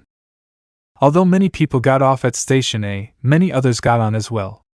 And in the still crowded carriage, the middle-aged man again positioned himself behind Momo and Nini as he had done before. So, I moved a little abruptly inside the train. I pushed my way through the crowd and placed myself between the man and the girls, creating a small space between him and them. Momo and Nino looked back, seemingly surprised by my sudden movement. Our eyes met, and they recognized me. Are you okay? I asked him in a low voice. The two of them nodded silently. During the 5 minutes until we reached Station O, the closest to the school, I kept my distance to make sure their bodies were not in contact with those of strangers. Momo and Nino stood with their backs to me, visibly surprised, but doing nothing. Once on the platform of Station O, I spoke to Momo and Nino again. Maybe they were being sexually harassed? The two agreed slightly. It was just as I thought. So maybe it would have been better to catch him and hand him over to the station staff. I'm sorry. Maybe I should have recorded a video or something. I wasn't sure it was a stalker. With my apology, Momo finally raised her head. No, it's not your fault, sensei. Shaking her head, she glanced at me with a somewhat flirtatious look. Although she is different from Nijire, I also think that Momo is a rare beauty. Thank you for your help. Thank you very much. Nino said that and lowered his head politely. By chance, we ended up passing through the crowded station and headed to school together. The weather today wasn't very good either. Although it wasn't raining, the sky was covered by thick clouds that hid the sun. It could start raining at any moment. Although it's still May, it could be the beginning of the rainy season. Sensei, you see. After walking a bit, Nino opened his mouth with some difficulty. It is not just today that we have been victims of harassment. Hey! I think I look calm because of that, but for a long time now, we tend to get harassed on the train. With sadness and frustration, Momo looked down and said softly while biting her lips. For about 2 weeks now, every day. Every day? Surprised, I let out a scream. Since it coincides with the arrival time of the students, some UA students are scattered around the surroundings. Since this is a rather casual school, it is not uncommon for the students and the senseis to chat while going to school, but when I raised my voice, the students from other years nearby looked at me curiously. Are you serious? Is it the same person every day? Asking a little quieter, Momo nodded gently. Even though I can't see his face some days, he always wears the same watch on his wrist. I understand. If they said so, then that's how it had to be. Have you tried changing to another car? We have tried. But still, it doesn't change. I have tried taking different trains, moving my schedule 2 or 3 trains later. But beyond that, the measures are unrealistic. Besides the criminal act itself, I am scared to think that maybe he is waiting for me at the turnstiles or in other places. Lately, every morning I have been depressed. He's a much more despicable stalker than I thought. I can't find the words. What kind of despicable person is he? If he wants to do nasty things with cute girls so badly, he should at least go to a brothel, play those kinds of eroge games and let off steam. What a nuisance that guy is. As I pondered the voice in my head, I searched for the right words to address Nino and Momo, who were in front of me, being bullied. Does harassment only happen on the K station train? That's how it is. Only in the morning? Yeah. I see. After that hearing, I turned my gaze towards them, who were walking beside me. What do you girls want to do? Hey! I mean, do you want to catch the bully and have him receive some kind of social punishment, or do you just want the bullying to stop? After pondering for a bit, Momo looked down at the ground and calmly replied. I just want us to be able to travel on the train normally. I see. So, it makes sense that I mentioned my proposal. If you want, I can accompany you every morning from now on, like today? Hey! I also live near the station. Today was a bit of a rush, so it would be better to take an earlier train in the future. You're sure? Nino looked at me with his big eyes. Yeah. I guess after a week or 2, the stalker will probably give up on Momo and Nino, and even if it's for a quarter, it wouldn't be such a heavy burden. The two of them didn't respond for a while. When I thought maybe I was bothering him, Nino looked at me again. Why would you do that, Midoriya-sensei? Hey! Nino looked a little perplexed. Maybe, I thought. Maybe she, who has been bullied for so long, is being cautious about displays of affection from grown men. Because I am his guardian. So I answered, trying not to express too many emotions. It is nothing more and nothing less than that. Although my way of saying it sounded a little cold, I wanted to convey only the truth to avoid misunderstandings. She was silent for a moment. And then, bad things. I couldn't hear her voice properly, so I looked at them in surprise. Momo and Nino were looking at me with slightly red cheeks. Thank you so much. And with a little shyness, he said so. Time skip. From the next morning, my life as the girls' bodyguard on the crowded train began. Good morning, Midoriya-sensei. After a week, Momo and Nino began to greet me with a more relaxed smile. I don't know if it was for me, but they always arrived before me. So I started arriving earlier too, sometimes even managing to catch a train earlier than planned. We stood by a pill near the ticket booths, where people were absorbed by the oppressive atmosphere, and without many words we headed to the platform. But today I noticed something different at the station. The next train is arriving about 7 minutes late due to a prior safety inspection, and you have already left the adjacent station. The voices of the station staff could be heard over the loudspeakers. The queue of people waiting for the train was thicker than usual.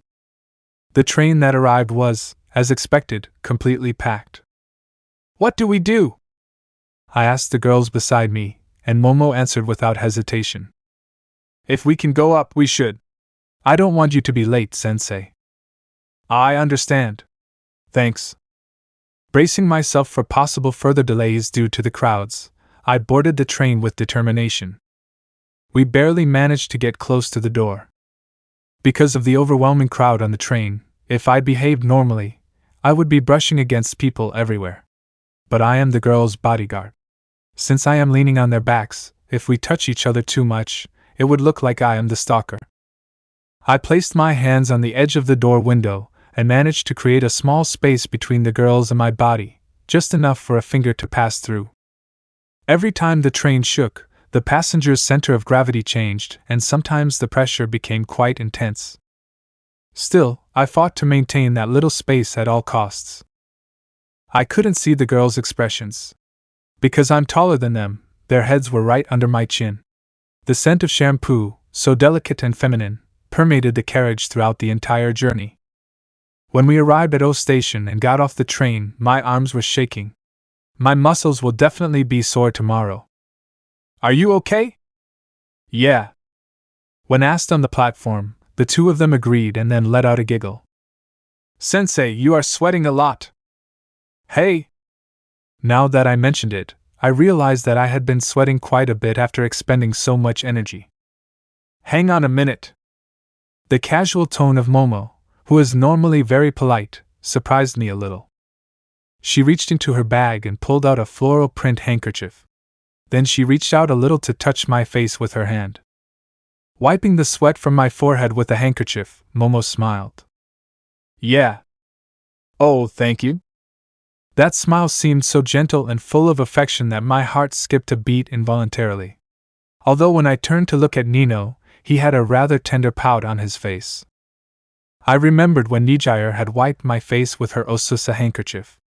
Although they are half-sisters and their facial features are not that similar, that expression reminded me of Nijire's at that time.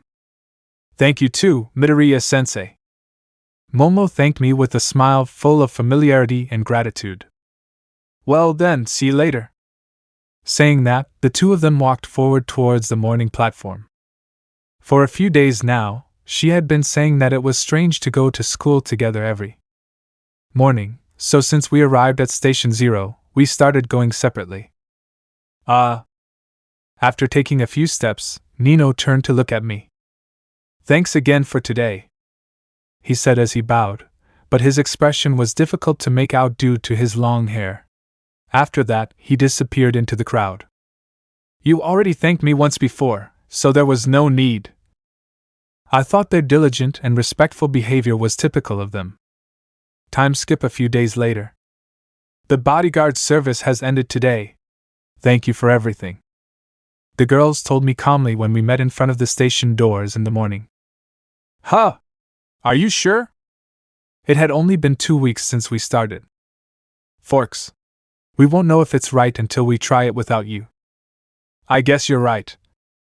Since I started accompanying her, the cases of harassment had decreased drastically, so what she said made sense. Aren't you worried? It's not that we're not worried, but I can't keep you with us forever, and I need to try it on my own, at least once. Everything Momo said was true from beginning to end. I see. So today is the last day, right? When I said that, a shadow briefly passed over Momo and Nino's faces. Yeah. With a little sadness, she agreed. However, it was only for an instant, so maybe it was just a misperception on my part. From K Station, a large number of people boarded the train once again today. My preferred position on the crowded train, depending on the degree of congestion, is basically in the aisle between the long seats. Since there are people sitting on both sides, passengers tend to be more respectful and the density of people is lower compared to the areas near the doors. In other words, sometimes the pressure can become unbearable near the doors. Therefore, it is an area I prefer to avoid, but depending on the moment, it may be impossible to enter there. Today was like that too. Without realizing it, I was pushed towards the area near the opposite door to the one I was entering, and because of the crowd pushing me from behind, I was unable to move. For now, as a measure against stalkers, I placed the girls in the corner of the door, and I also leaned against the glass and the wall, facing each other so that our bodies did not touch. Confirmation of muscle pain for the second time when getting on the train. This position is strong against the pressure I get from behind, but the gravity acting from the opposite side, that is, when the jolt makes me wobble as if my toes were lifting, I tend to stagger backwards. It's because I'm not holding on to anything. Well, I figured if I tilted my center of gravity forward from the start, I generally wouldn't wobble as much. That's what I thought. The driver may be new, but the train shook a lot today. Also, the door we got on was close to the junction between the carriages, which is already a place prone to movement. When the train shook especially hard, I felt like I was going to be dragged backwards. Oh! I yelped lightly and tried to straighten up. Momo and Nino wrapped their arms around my waist and held me up to keep me from wobbling. Thanks to her, I was able to stand without wobbling too much. However, even after I regained my posture, the two of them continued to hold my waist. Thank you. You are welcome. They responded in a soft voice to my thanks. The two remained motionless. Even when we reached the next station, the two of them were still hugging me, with their faces buried in my chest. From the other passengers' point of view, this clearly looked like the behavior of a couple. Worried that someone from UA school would see us and misinterpret the situation, I looked around nervously. Girls? There you go. But if it moves again, I'll be worried. So we will support him. Momo and Nino respond while still hugging each other, as always. This is the last time.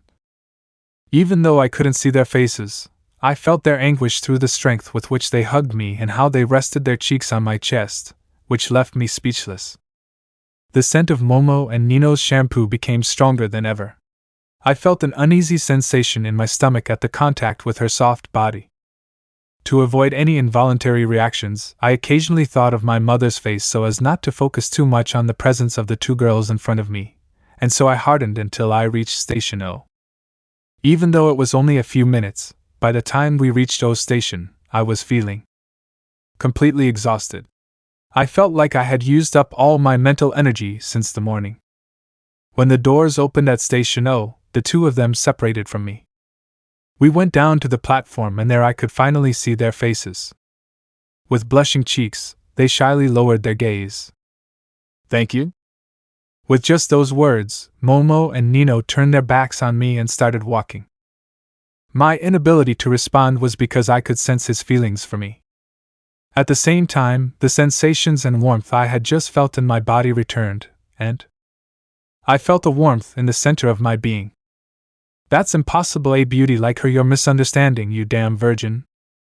I hastily scolded myself and forcefully changed the subject, heading towards the turnstiles. In my mind, I mentally slapped myself for feeling like I was searching for the residual scent of the two around me. Time skip. Even after I finished my bodyguard duties, I would sometimes see Kuro-san on the way to school. One morning, as I was walking up the hill to school, I saw Momo and Yuta up ahead. One of the things that surprised me when I started working here was that, surprisingly, there was no school hierarchy at the girls' school. When you think of an all-girls school, you often imagine complicated human relationships, but if you think about it, that's mostly due to the attention of the gentlemen, and in an all-female community where there are no men to compete for, it could be surprisingly peaceful anywhere. And so, the atmosphere in my Class A was particularly peaceful, largely due to the kindness of Nijire, who would undoubtedly have reigned at the top of the school hierarchy had it been a coeducational school. Good morning. I heard a familiar voice from behind, and looking back, I saw Nijire. She was talking to a couple of students from Class A. They were serious, rule-abiding students who came to school without makeup and with their black hair tied back in a ponytail. Good morning, Nijire. Good morning. The two of them responded with a bright smile to Nijire, seeing the lively conversation among them, which was not common during classes. I felt Nijire's popularity. Hey, listen, I made fried eggs for breakfast this morning, but Nijire lined up with the two students and began to tell her story. I was still half asleep and accidentally spilled the entire contents of the egg and then cooked the shell and the bread. Oh, really? That happens often. What happened to fried eggs then? I made another egg to replace it. I didn't tell my grandmother, otherwise she would scold me. How funny. Nijire, you're awesome. The two burst out laughing at Nijire's story. If someone passing by who didn't know them were to see these three right now, they would probably think they were a trio of inseparable friends who were always together. Glancing back to see her reaction, I noticed that Nijire and I had exchanged glances at that moment. Oh, hello, Midoriya-sensei, good morning. With a radiant smile, Nijire greeted me with a wide wave of her hand. The other two also noticed my presence and greeted me with a good morning. Good morning. I waved back at the three and turned around to face forward. And then I realized my heart was twisting in pain. I'm nothing special after all. Nijire is kind to everyone, and everyone loves her. I would have liked to go out with a man like you. Maybe it would have been nice if you saw me, Midoriya-sensei. After he told me that, my ego inflated a little and I felt a little happy. I was deeply ashamed of myself for thinking what he would be thinking about the students. Then I saw Momo and Nino walking uphill in front of me. I remembered the warmth of when she hugged me. I shook my head quickly to cool my mind and body, which were beginning to heat up. Those beautiful girls are too dazzling for me. Time skip. With the protection of Momo and Nino over, I returned to the routine of being invisible to everyone. I did it. I arrived just in time for the first class. One day, during social studies class in Class A's classroom, Ichika burst into the classroom, opening the door. You're late, Ichika. What a pity, Ichika. Miku and Hikari said from their seats. Ichika is a peculiar girl even within the group of those girls. She always seems to be busy with something related to her work, neglecting her studies. At her friend's words, Ichika turned to me, who was in front of the blackboard, with a surprised expression. But Midoriya-sensei is here, isn't he going to take attendance? It's first period social studies class. Did you forget the schedule? Listening to Miku, Ichika finally seemed to understand. Oh, I see. Well, there's nothing to be done. With that, Ichika took his seat. This morning, when I was on the train, A stalker tried to take advantage of me and I caught him then. The stalker's wife came to the station staff office with candy and we settled out of court and I received 500,000 yen. Hey! Really? Don't tell me. Next time you guys bully me, I'll catch you too. Ichika's carefree statement caused not only Yuta, but the entire class, to murmur in amazement. But Mom confiscated the money. I told her, it's my achievement, so I want to share, but she scolded me, saying, more importantly, don't do dangerous things like catching stalkers alone. It was the worst. Ichika seems dissatisfied. But it's true. Ichika, you are too strong. I wasn't afraid. I can never say stop. At the girls' school, about once every 6 months, a student comes along who catches a bully and becomes a hero in the class. It seems that there are more students who have been victims, but reporting an adult as a high school student is an act that involves great defiance. Hey, how did you catch it? Let me try. A female student said that and hugged Ichika from behind. Hey, why are you hugging me from behind? Hey, you have very big breasts. The student grabbed her breast. I looked away. This was not my business. I should stop this. Well, we'll hear what Tanakita-san has to say later. For now, everyone go back to your seats. We're in class. I said that and took a casual glance at Momo and Nino. They didn't participate in the recent commotion at all. They just focused on the social studies book as if nothing had happened. There are all kinds of girls in the world. Just like there are all kinds of guys. I first learned this when I became a tutor at a school for young ladies, where I am destined not to be popular. In today's social studies class we are studying Kokoro by Natsume Soseki. It goes without saying, but Kokoro is a novel that takes place in Meiji-era Japan and consists of 3 parts: Sensei and I, My Parents and I, and Sensei and the Suicide Letter. Usually, high school books include the last part, Sensei and the Suicide Letter, which you describe the contents of the will received by the narrator, who calls the author Sensei.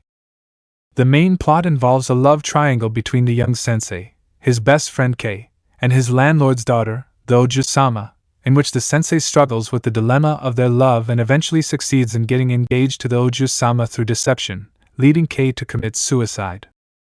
Although the modern literary style novel, which can already be considered a classic, might be difficult to understand for today's young people, the theme of love and the love triangle between best friends could be attractive for high school students. SW. As I wrote on the board with chalk, I said, "Why do you think Sensei told Kei that those without mental ambition are fools?" When I asked this kind of question, about 20% of the students in the classroom were looking at my face. Among them was Nijire. It was something unusual, I thought.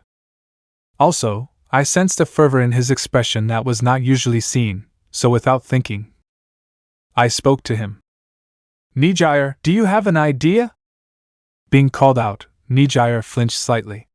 Since she had been staring in my direction for a while, I wondered if she should be so surprised. Usually, students who don't want to be called out tend to avoid Sensei's gaze. "Huh! Why, yes." Although she showed slight nervousness, Nijire spoke. "Why do you want Kei to give up on Oju-sama?" Since he got it right, I was impressed with his attention to detail and thought he was paying attention in class. "Then why did Sensei want Kei to give up his love for the Oju-sama?" "Hey! And because Sensei was also in love with the Oju-sama. Like you know." "If that's so, why did Kei think those words meant he should give up on the Oju-sama?" At another question, Nijire seemed even more confident. Well, from what Kei said earlier, that's why. That's how it is." Not wanting to pressure her further, I walked over to the board. For some people today, perhaps love is like something that elevates and improves them. That's why I think there are many who don't understand Kei's thinking. While I am technically part of the people nowadays and have nothing against love as an obstacle in the road, I wonder why I am still single, as I draw with chalk, leaving a trail of confusing thoughts in my mind. What I want you to notice here is that Kei was the son of a priest. According to the teachings of Buddhism, Attachment to women, that is, a man's love for a woman is seen as an obstacle to asceticism. While it is true that Kei's family was part of the Jodo Shinshu sect, which allowed marriage, Sensei writes that Kei differed from his family's sect only in relation to gender issues. That is, Kei was someone who personally did not approve of romantic love. For him, focusing on study and spiritual development, without being carried away by feminine charms, was considered seeking spiritual improvement. This is how Kei viewed a life of mental ambition. After finishing writing on the board and looking back, I noticed that many of the female students were staring at me with wide eyes. There seems to be a huge discrepancy in perceptions around here. Yeah. Then, a voice was heard and I looked over to see that Mika had her hand raised. She is usually an exemplary student and often answers correctly when asked a question, but it is rare that she raises her hand on her own. What's wrong, Mika? When I asked, Mika opened her mouth hesitantly. But even if you know it's wrong, what should you do if you fall in love? His statement resonated as if he were in that very situation, desperately searching for an answer. Apparently, the other students also thought the same, as mocking voices were heard that were not appropriate for a class. Huh! Does this mean Mika has a boyfriend? Who is he? Tell us. We want to know. Is this a forbidden love? Is he handsome? Since he's Mika's boyfriend, he must be a handsome boy of national level. Why you don't have any photos? Since there is not much male presence in everyday life, getting overly excited about one's friends' love stories is a typical experience in girls' schools. I remembered how I touched his forehead to check if he had a fever, and he moved away from me blushing. Stupid, she doesn't have that kind of feelings towards you. It's true that I'm a sensei and Miku is a student, so to her, I'm someone she shouldn't like. Miku, under the siege of questions from her classmates, shrank and remained silent with an expression of anguish. At that moment, I felt a gaze and met the gaze of Nijire, Nino and Momo. He wasn't looking at Miku but at me, and his gaze seemed to be filled with inexplicable concern. That surprised me. Hey, it's time for class, everyone, quiet please. I am aware that as a sensei I lack authority, but since the students are generally good, my words temporarily stopped the questions towards Miku. Well, so, back to your question, Miku, it's about Kei, right? As she asked with her heart pounding, Miku nodded shyly with a red face. I tried not to think about her too much and looked down at the book on the desk. Despite knowing that it was wrong to fall in love, what should Kei have done? Yes. Even though I have little real-life love experience, as a Japanese language teacher, I have to think about the content of the material. It's not just about Kei, right? When we're young, we all tend to chase after ideals. Remember when you were younger and dreamed of becoming idols or famous YouTubers? Most people, when they grow up, see the reality and look for more attainable paths, right? The students' faces twisted into wry smiles, either because they found it uncomfortable to have their teenage experiences referenced or because they thought it was cheesy. After spending more than 2 years in an all-girls school, it didn't affect me as much anymore, so I continued. Although Kei had a noble ideal of living a dignified life, in a certain way, it was a childish path, and unrelated to reality. However, for him, who was experiencing for the first time a serious love for a woman close to him, the possibility of growing up arose, that is, having an ordinary life, such as getting married and starting a family. By those throwing words, Sensei was trying to take that option away from Kei. Perhaps because of the casual tone of the conversation, the students were paying attention with quite a bit of interest.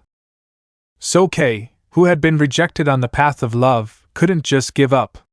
And the subsequent development, you know how the story unfolds from the beginning, right? Kei hears the news of the engagement between Sensei and Oju-sama, and he decides to take his own life. Kei, who had discovered love, could no longer concentrate on his discipline as he had before, nor could he live a practical life in realizing his love. I think this was one of the reasons that led him to make that decision. I continued speaking, including my personal opinions as well.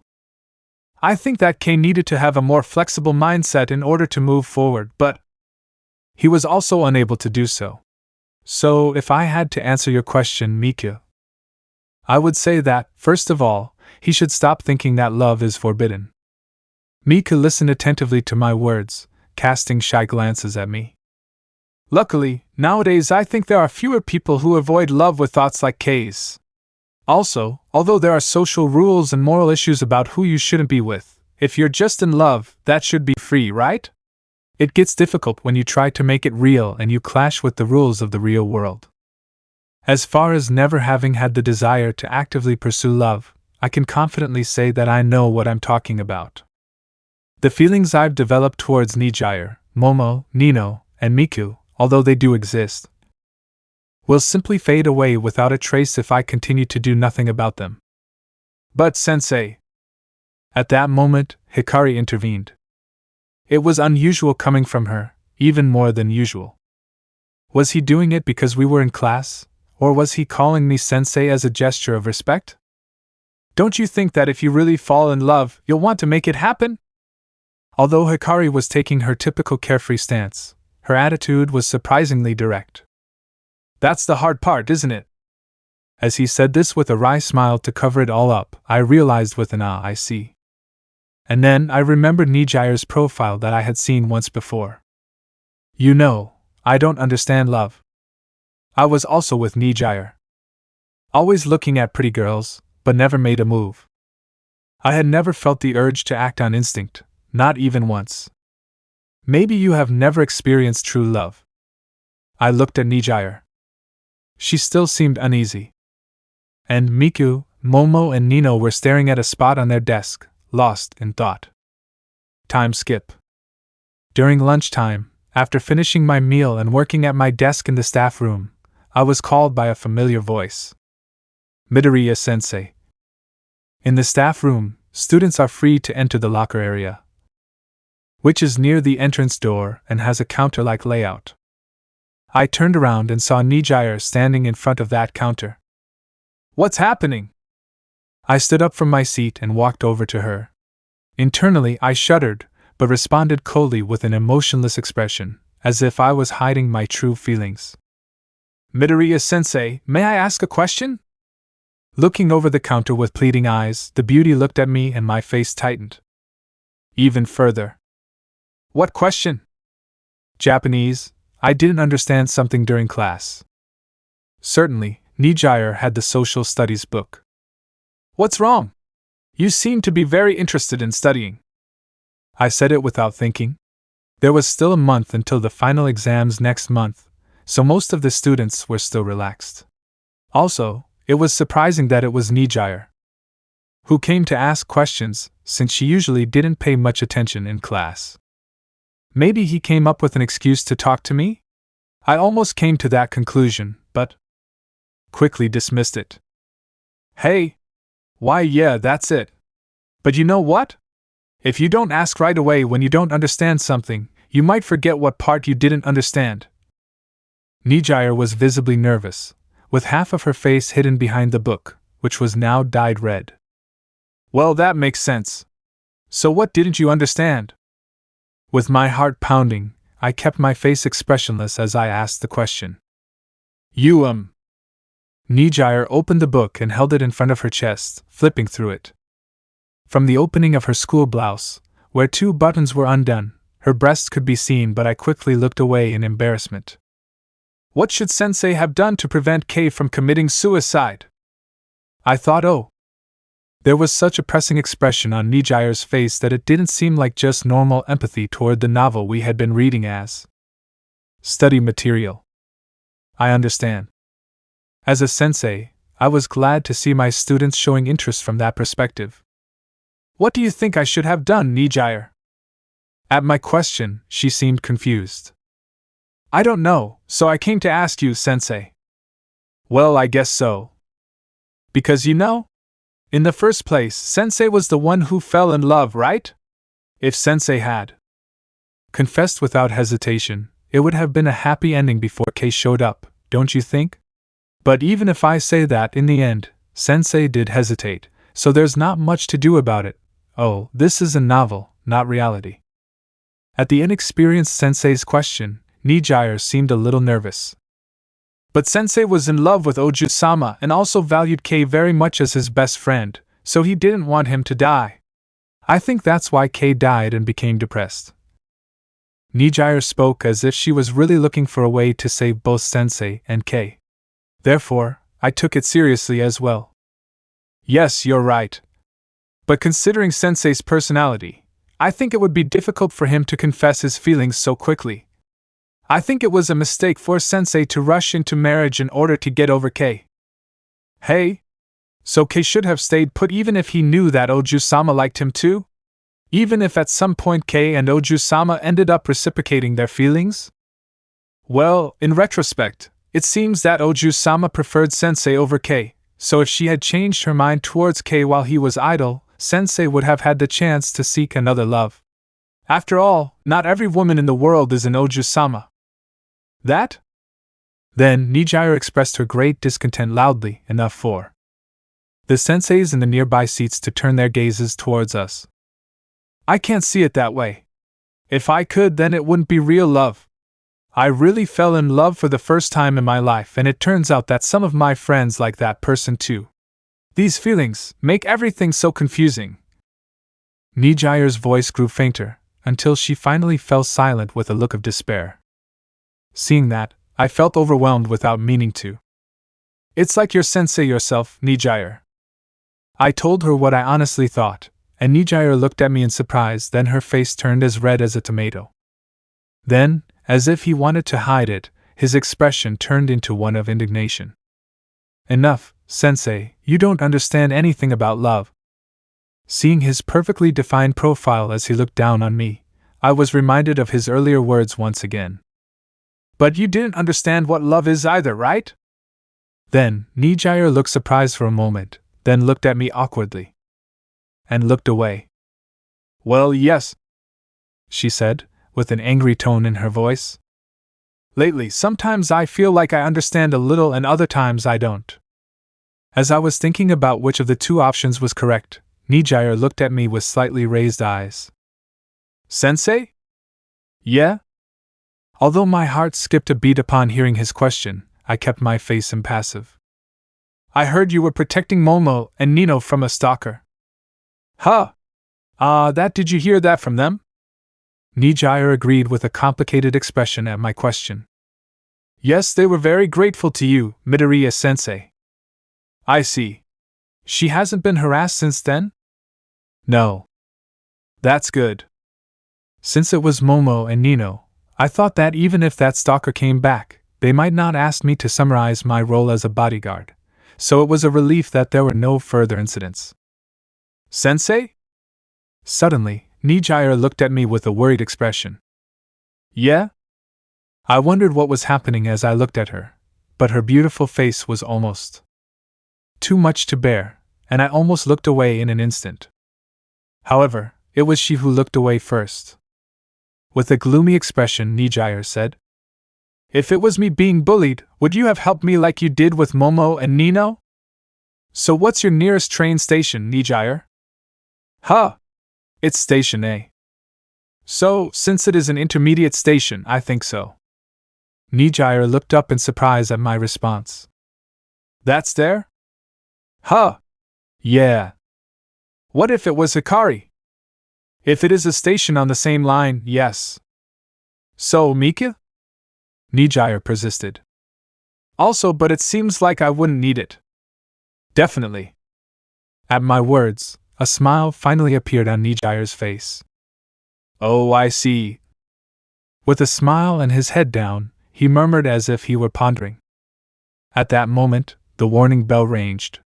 It was the bell announcing that there were 5 minutes left until the end of lunchtime. Oh, lunchtime is over. Was that the only question you had? Forks, thank you, sensei. In the end, although I couldn't give her a satisfactory answer, Nijier seemed to have a highlighted expression for some reason. After sending her off with a smile as she happily walked out of the staff room, I wondered if she really wanted to talk about feelings after all. Sensei? I heard you were protecting Momo and Nino from a stalker.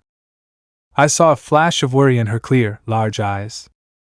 What was it that worried her? If it was me being bullied, you would have helped me like you did with Maria. What if it was Hikari? And Miku? Every time I asked him, I felt his expression gradually brighten. It was as if I wanted to know if Momo and Nino weren't special people to me. Why? I really fell in love for the first time in my life, and it turns out that some of my friends also like that person. These feelings make everything so confusing. Remembering Nijire's bewildered expression, I became alarmed. Hey, Deku? What are you doing standing there? Class is about to start. Bakugo's voice brought me out of my thoughts. Oh, yes. I responded hastily, preparing for the next class and getting up from my seat. Then I scolded myself for indulging in absurd fantasies in broad daylight. It didn't make sense. It couldn't be that any of the girls were in love with me. Even for a fantasy, this is a little cheeky. Time skip. My days off are basically a complete void. I don't have any social plans like barbecues or get-togethers with close friends, and I don't even have an agenda to meet people. I always wake up later than usual, sort out the pile of clothes, go shopping for groceries, and then spend the rest of the day playing video games until bedtime. After 2 days, it's Monday. However, something quite unusual happened today, Sunday. I went out into the city alone during the day. Hey Izuku, do you want a ticket to the museum? Museum? Yes, the one in Ueno. Do you remember that I was in the art club in high school? I had bought advance tickets to see the head of Dionysus, which I used to draw a lot back then. But because I was really busy with work, I could only go once. I was persuaded by Mirio, a friend from high school, to accept the ticket. Furthermore, the exhibition deadline was about to expire, so I decided to venture out on an unusual weekend trip. The museum was crowded, and although I tried to catch a glimpse of the famous Venus through the heads of the crowd, I could barely see it. Still, I managed to follow the route to the end and admire the statue of Dionysus that Nishi mentioned, although I could only see it through the glass. By the time I left, it was already afternoon. I had come in the morning to avoid the crowds on the last day, but looking back at how crowded the museum was, I realized that my plan hadn't been much used. Anyway, it was lunchtime. I was hungry. I figured all the restaurants near the station would be packed due to the amount of people, so I pulled out my phone to look for some ramen place where I wouldn't feel uncomfortable waiting alone. As I walked through the grounds of Ueno Park, a wide path lined with leafy trees and evenly spaced benches, I was suddenly aware of a sense of familiarity in the scenery passing before my eyes as I absent-mindedly glanced at my phone. Looking up from my phone and out at the landscape, I nearly dropped the device as I recognized what I was seeing. On the bench, Nijire was sitting. He seemed to have noticed me before I realized it. She opened her big eyes wide and looked at me in surprise, her eyes trembling. It just can't be. Nijire was alone on the bench. She was wearing an off-the-shoulder blouse and ripped denim shorts. On his knees was something that looked like a bento wrapped in a napkin. Midoriya-sensei? With a voice that seemed like she was dreaming, Nijire murmured. Nijire. I was equally surprised by this chance encounter, but given how impressed Nijire was, I tried to remain calm and approached her. Sensei, why are you here? Nijire looked up at me with dreamy eyes. Why? Well, a friend gave me a ticket to the museum. Nijire's expression clouded at my words. A friend or a girlfriend? Friend. Where is? Nijire said, looking around, and I finally understood the intention of the question. He just gave me the ticket. I went to see him alone. Hearing that, Nijire nodded understandingly. I understand. And you, Nijire? Asking back, she suddenly looked nervous. Hey? After hesitating, she looked at me with pleading eyes. Could you please not judge me? Well, without knowing what it is difficult to say anything about it. At my honest answer, Nijire pursed her lips. Oh, you're so serious, Midoriya-sensei. He simply said that and smiled lightly. Then, keeping that smile, he gently lowered his gaze. I thought I might find you here, sensei. Hey! I was surprised and involuntarily took a step back. Nijire looked at me accusingly when I mentioned that. Oh, how bad. This is terrible. But it was a joke, right? Really, but let me tell you, I'm not a stalker or anything. I don't know anything about your house or your plans, sensei. Then why? I don't know exactly, but I just had this feeling. Today, when I woke up in the morning, I knew that today is also your day off, so I thought. I wouldn't be able to see you when I thought about that. I don't know why, but I imagined myself walking with you on this path. At that moment, Nijire stopped and looked at me with pleading eyes. Do you think I'm a dangerous person? A bit. But what worried me the most was not what Nijire thought, but how I felt, nervous about what she had said. Can I tell you something even more disturbing? Please. Here is a bento. I made it thinking that maybe you could eat it, sensei. Hey! I looked at the package on Nijire's knees. From a distance it looked like a bento, and indeed, it was. And what's more, he wanted to eat with me. Could it be that you just imagined that I was eating it? At my question, Nijire nodded with a red face and her eyes downcast, as if she was holding her breath. Yeah. Oh, really? If what Nijire said was true, he would be so worrying that he would rather run away. But, seeing her in front of me, with her cheeks flushed and her eyes cast down, too embarrassed, I just couldn't feel that way. And that part of me, which was not that of a sensei but simply that of a man, I found him incredibly adorable. I'm sorry, it's a little strange, isn't it? It's okay, I'll take it and eat it at home, Nijire said as she tried to stuff the bento on her knees into the backpack beside her. No. Without thinking, I said it. I'm going to eat it. I was just hungry. Hey! Nijire raised her chin in surprise. Are you really going to eat it? Yes, because didn't you do it for that purpose? Well, yes, but aren't you scared? Even I think it's a little strange.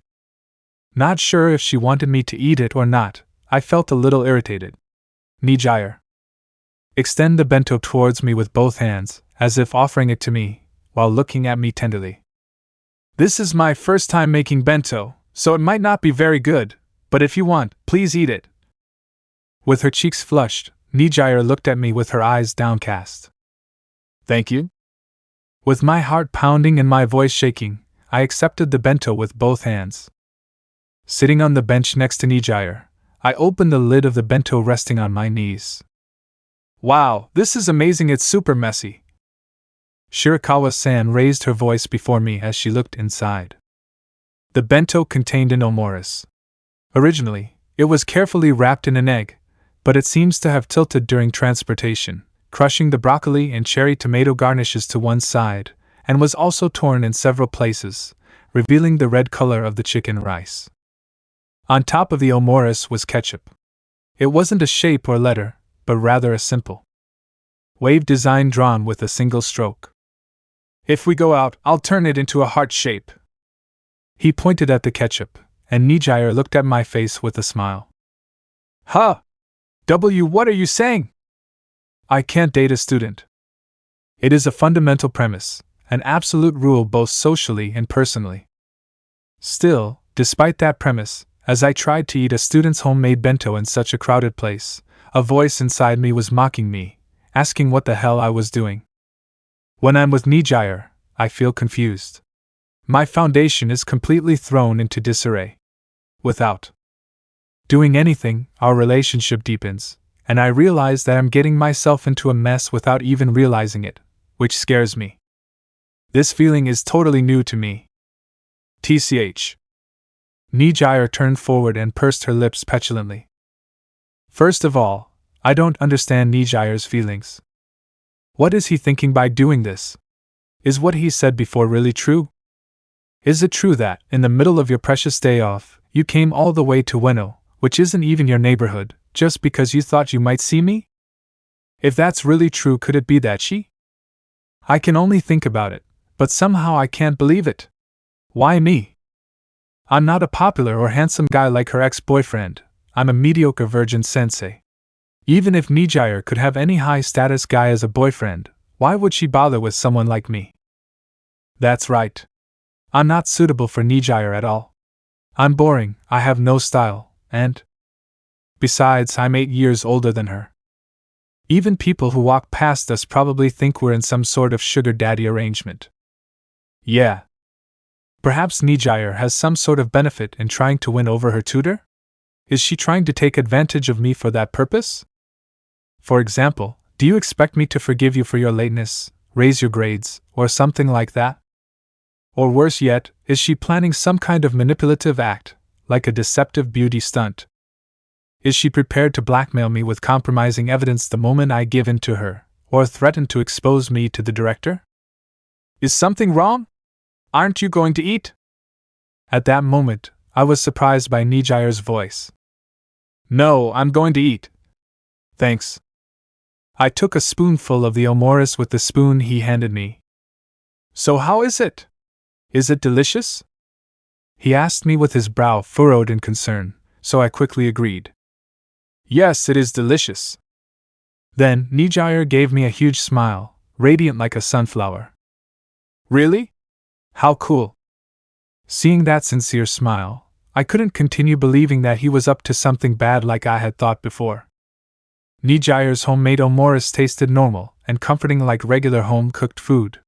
There was nothing particularly outstanding about it, so I ate the whole lunch. Thank you for the meal. After closing the lid of the bento and putting it back, Nijire looked at me and smiled sweetly. I felt a little nervous thinking that his eyes might be reading something more than just familiarity, so I quickly looked away. Hey, sensei. As he put the bento into his backpack, Nijire approached with a cheerful expression. Can I call you by your name? You are my student, so I prefer you call me sensei whenever possible. Nijire laughed at my disgusted expression. Of course. Then he stared into space as if he was thinking about something. Despite being the rainy season, the day was surprisingly sunny. The temperature was warm enough to wear short sleeves, which explained the large number of people in the area. Izuku-sensei? It's a bit long, isn't it? How about I call you Aizawa-sensei? It's the first time I've been called that. Really? That's great. Even though he was just stating a fact, Nijire seemed pleased for some reason. And then she looked at me with her cheeks flushed and shiny. I want to have many first times with you, Aizawa-sensei, he said in a somewhat playful tone. That warm feeling I felt in my chest and between my legs when I heard his playful voice. It was a secret I would take to the grave. Time skip. Hey, how about we go by boat? As we got up from the bench and headed toward the station, Nijire told me that. By boat? It's been a long time since I was last here, so I was taking a walk by myself and found a boat dock on the pond over there. Now that he mentioned it, he vaguely remembered something like that at Shinabaza Pond when he was a teenager. Anyway, I'm going home. It would be embarrassing if someone saw us, as if we were on a date. Huh? Nijire let out a sigh of disappointment. Even though you ate my bento? She muttered under her breath, but she didn't seem happy. She looked at me with questioning eyes. As a thank you for my bento, please join me on the boat. That? How could I say that here and now? Well, it was true that he had accepted her bento, so technically he had received something worth a few hundred yen in ingredients and Nijire's effort. I didn't think she was really serious when she said that, but still, I felt uncomfortable. Turning her down and going home after she proposed to me. It's okay. Just 11. So I ended up going on a boat with Nijire. Since it was a gesture of gratitude for the bento, I accepted the cost. If I considered it as the price of a ramen, it was quite worth it. Besides, from a certain point of view, a homemade bento made by a Jiraiya girl was even more valuable than a ramen. We opted for a foot-powered pedal boat. I thought it would be difficult to see from a distance because of the roof and columns. It moved smoothly thanks to the pedaling, and since I could steer it with the tiller, even I, who was more of a homely type, was able to quickly steer it into the middle of the lake. Although the skyscrapers across the lake were a common sight in the city, they felt strange when viewed from the nature of the park. It reminded me a bit of myself and Nijire at this moment. "Hey, Aiza-sensei." While I was absorbed in those thoughts, Nijire called out to me excitedly. "Yeah?" I looked at her, and she looked at me with eyes full of emotion. "Can I kiss you?" For a moment, I didn't know what to say to that. "Hey!" I let out a bewildered cry for a moment, but I wasn't sure if this was the right answer. "No, I can't do it. You should know that." "Because?" "Because we are sensei and student." "Oh, really?" Although I gave her a pretty obvious answer, Nijire seemed dissatisfied. Her lips, slightly taut, were naturally colored, exuding a moist and attractive shine thanks to some cosmetic product. Shirakawa-san always said strange things, and I found myself distractedly staring at her lips, but quickly looked away. "So, how about we get married after I graduate?" "That?" Nijire didn't give up, thrusting her lips forward towards me with her eyes closed. "A kiss on the condition that we get married after I graduate."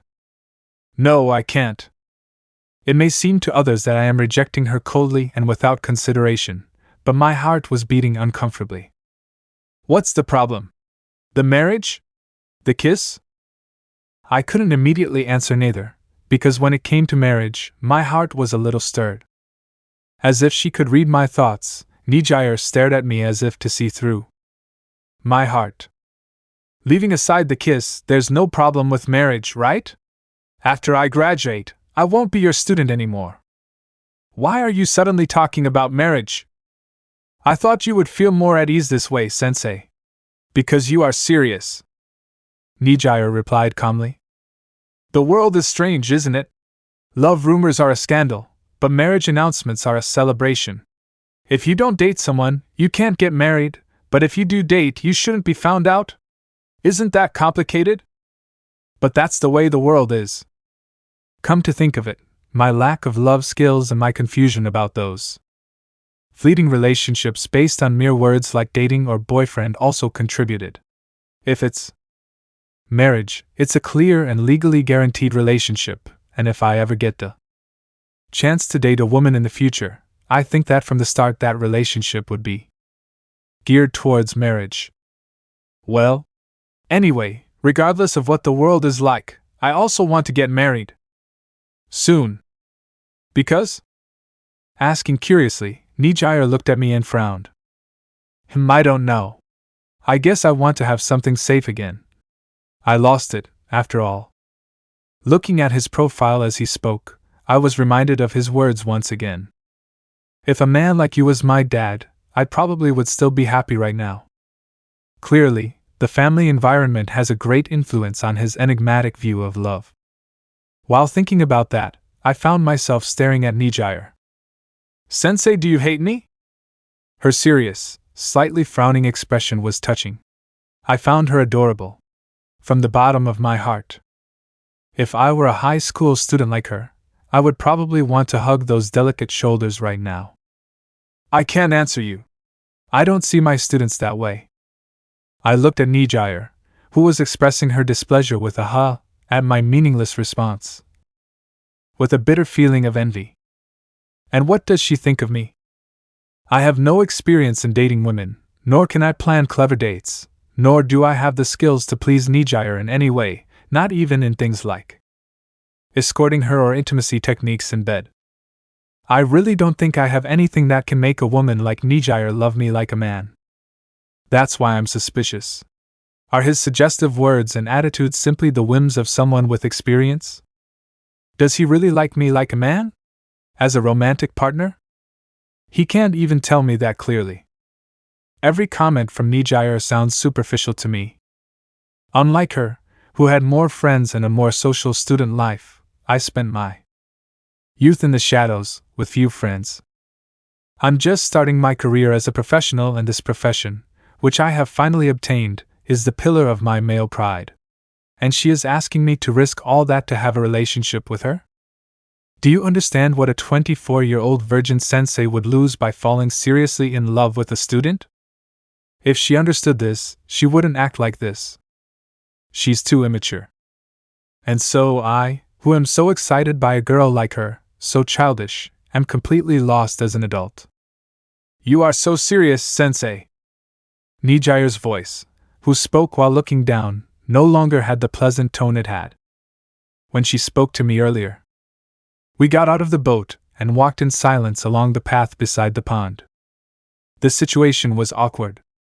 Until now, I had had a few opportunities to walk with women I knew, and each time I felt a nervous awkwardness, but this awkwardness was completely different. Nijire walked to my right in silence, and I had no idea what she was thinking. Maybe she could have started talking about trivial things to lighten the mood. But my indecision disappeared in an instant. I felt the warmth of a hand on my right hand. Our fingers gently intertwined, feeling the touch of another person's fingers.